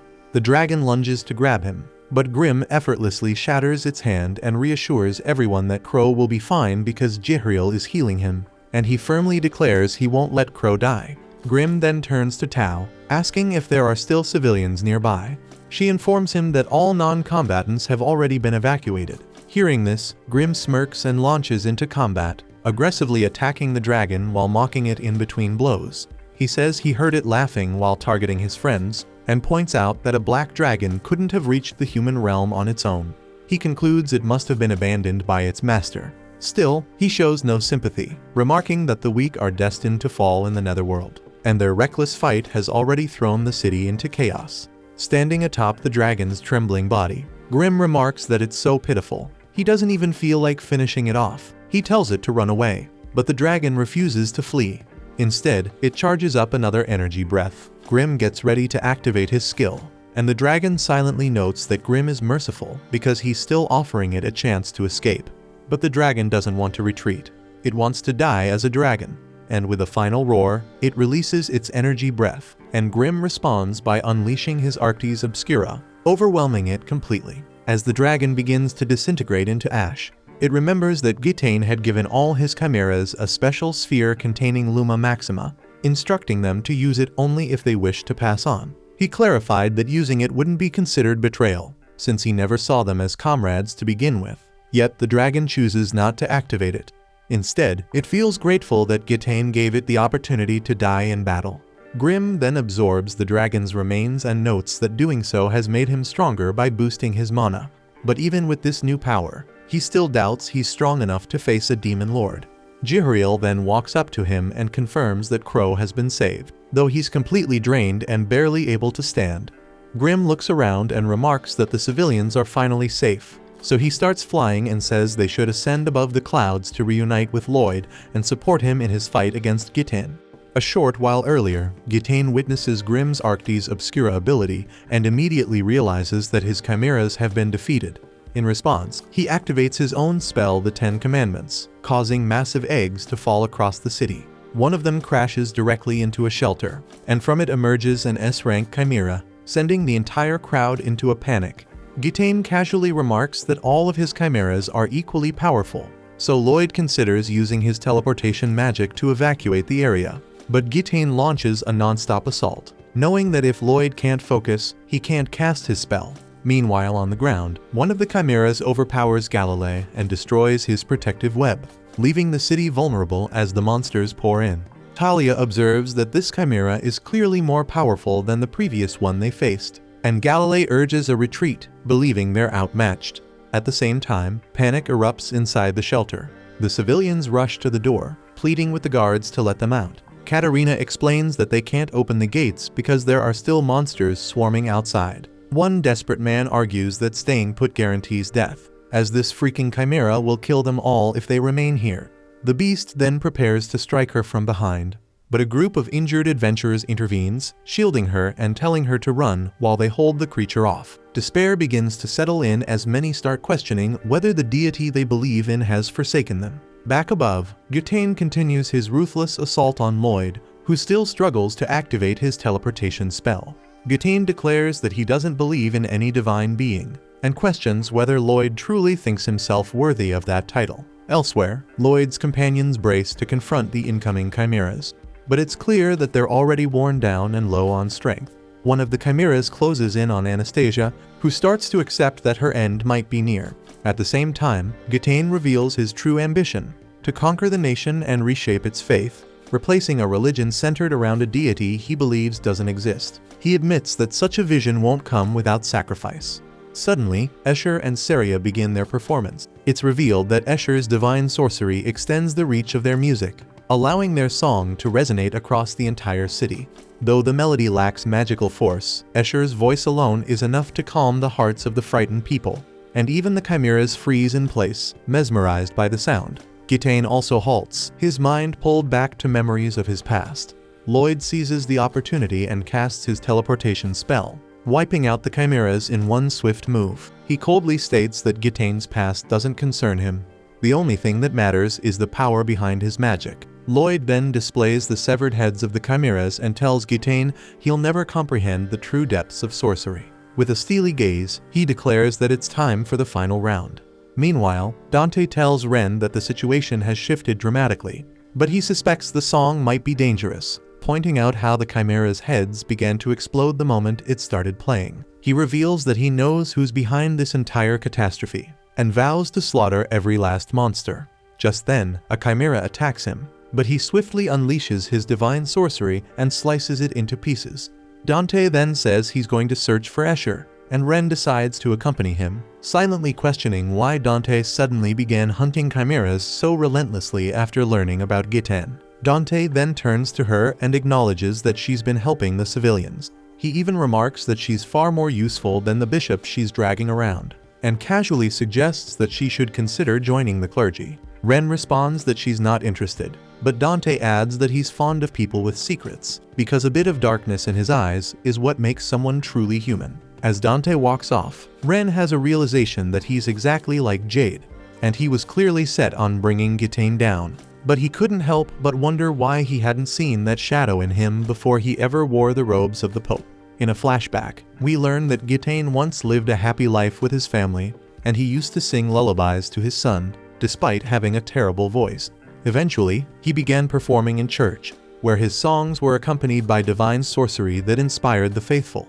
One day, Jifriel appears and tells him bluntly that he can't stand his voice, though he admits that many people still depend on him. As a result, Jifriel grants Gitane a rare blessing so he can now use divine sorcery without needing a ritual. After becoming a bishop, Gitane encounters a street thug who challenges him, demanding to be purified. Gitane uses his Luxus spell to teach him a lesson and tells him not to depend on purification magic, because even someone drowning in darkness can still overcome it. That thug turns out to be Dante, who after the encounter begins dressing like Gitane, aspiring to follow in his footsteps. The two eventually become close friends. Though they disagreed on the king's politics and debated national issues, they both promised to give their all for the good of their country. Later, Gitane finds Anastasia waiting outside his home and notices she's clearly starving. He invites her in to eat, but as they enter, she quietly explains that her father told her to wait outside. At that moment, Gitane realizes the horrifying truth that his family has been killed. Inside, he finds a stranger greedily eating their food. Consumed by grief, he questions why the deity he served so faithfully did nothing, and he begins to doubt his faith and wrestles with whether to act. Fueled by resentment, he resolved to purify the man, but the man showed no remorse. He kept eating, unmoved by guilt. So Gitane continued casting his glow spell, and eventually the man died of starvation. Only then did Gitane understand that the man's actions weren't evil, and he had only killed out of desperation to survive. Gitane begins to question his own faith, wondering if those considered pure of heart are actually the real monsters, if simply having pure intentions is enough to justify any action. After the incident, his friends approach him, but he assures them he's completely fine, claiming he still has faith in the deity. In truth, he only says that because it's expected of him as a pastor, and even uttering those words makes him feel sick to his core. Soon, people begin calling him a saint, and the priests perform a purification ritual on him before he's officially appointed as pope. But even that doesn't rid him of the darkness festering within, so he convinces himself that he isn't evil, just someone with a mission. He resolves to change the country's religion, believing it's the righteous path forward. Back in the present, Lloyd bluntly says he's had enough of Gitane's life story. He finds it so bleak and hopeless that it drained the color out of everything. Gitane assumes Lloyd doesn't care because he's a deity and wonders aloud if deities are incapable of empathy. But before he can finish, Lloyd smashes his head without hesitation. Meanwhile, the people across the city are captivated by Escher's performance. Thor wonders if her song is what caused the chimera's heads to explode, but Babylon suspects that Lloyd is actually responsible. As he listens, he hears a strange static woven into the melody and realizes Escher is pushing herself to her absolute limit. He silently hopes she doesn't falter because her song is the only thing keeping the city's morale from collapsing. Elsewhere, a group of chimeras tries to silence Escher, but Shiro cuts through them mercilessly, and she hopes to see a rainbow break through the skies once the battle ends. We then return to Gitane, now screaming in agony as Lloyd listens to the music, quietly praising Escher and Saria for holding strong. Lloyd mentions that he wanted to show Gitane something, and Gitane suddenly severs his arm. Lloyd calmly tells Gitane to listen to the song, and in that instant, Gitane's other arm explodes, and he begins to panic, wondering if Lloyd is using his teleportation spell, but quickly realizes that can't be it, since Lloyd's teleportation always comes with a delay. Lloyd then reveals that he's been sprinting at full speed while using concealment, making his magic not only invisible but nearly instantaneous. Without warning, he unleashes a devastating blast of combined fire and ice. Gitane, unable to keep up, activates Blighted, a defensive spell that deploys automatic protection threads. He narrowly avoids the explosion, but Lloyd appears directly above him, bringing down a freaking meteor. Gitane blocks it just in time, realizing with growing dread that Lloyd is launching multiple high-level spells at once. Desperate to recover, Gitane tries to center his focus, but Escher's voice continues to throw him off rhythm.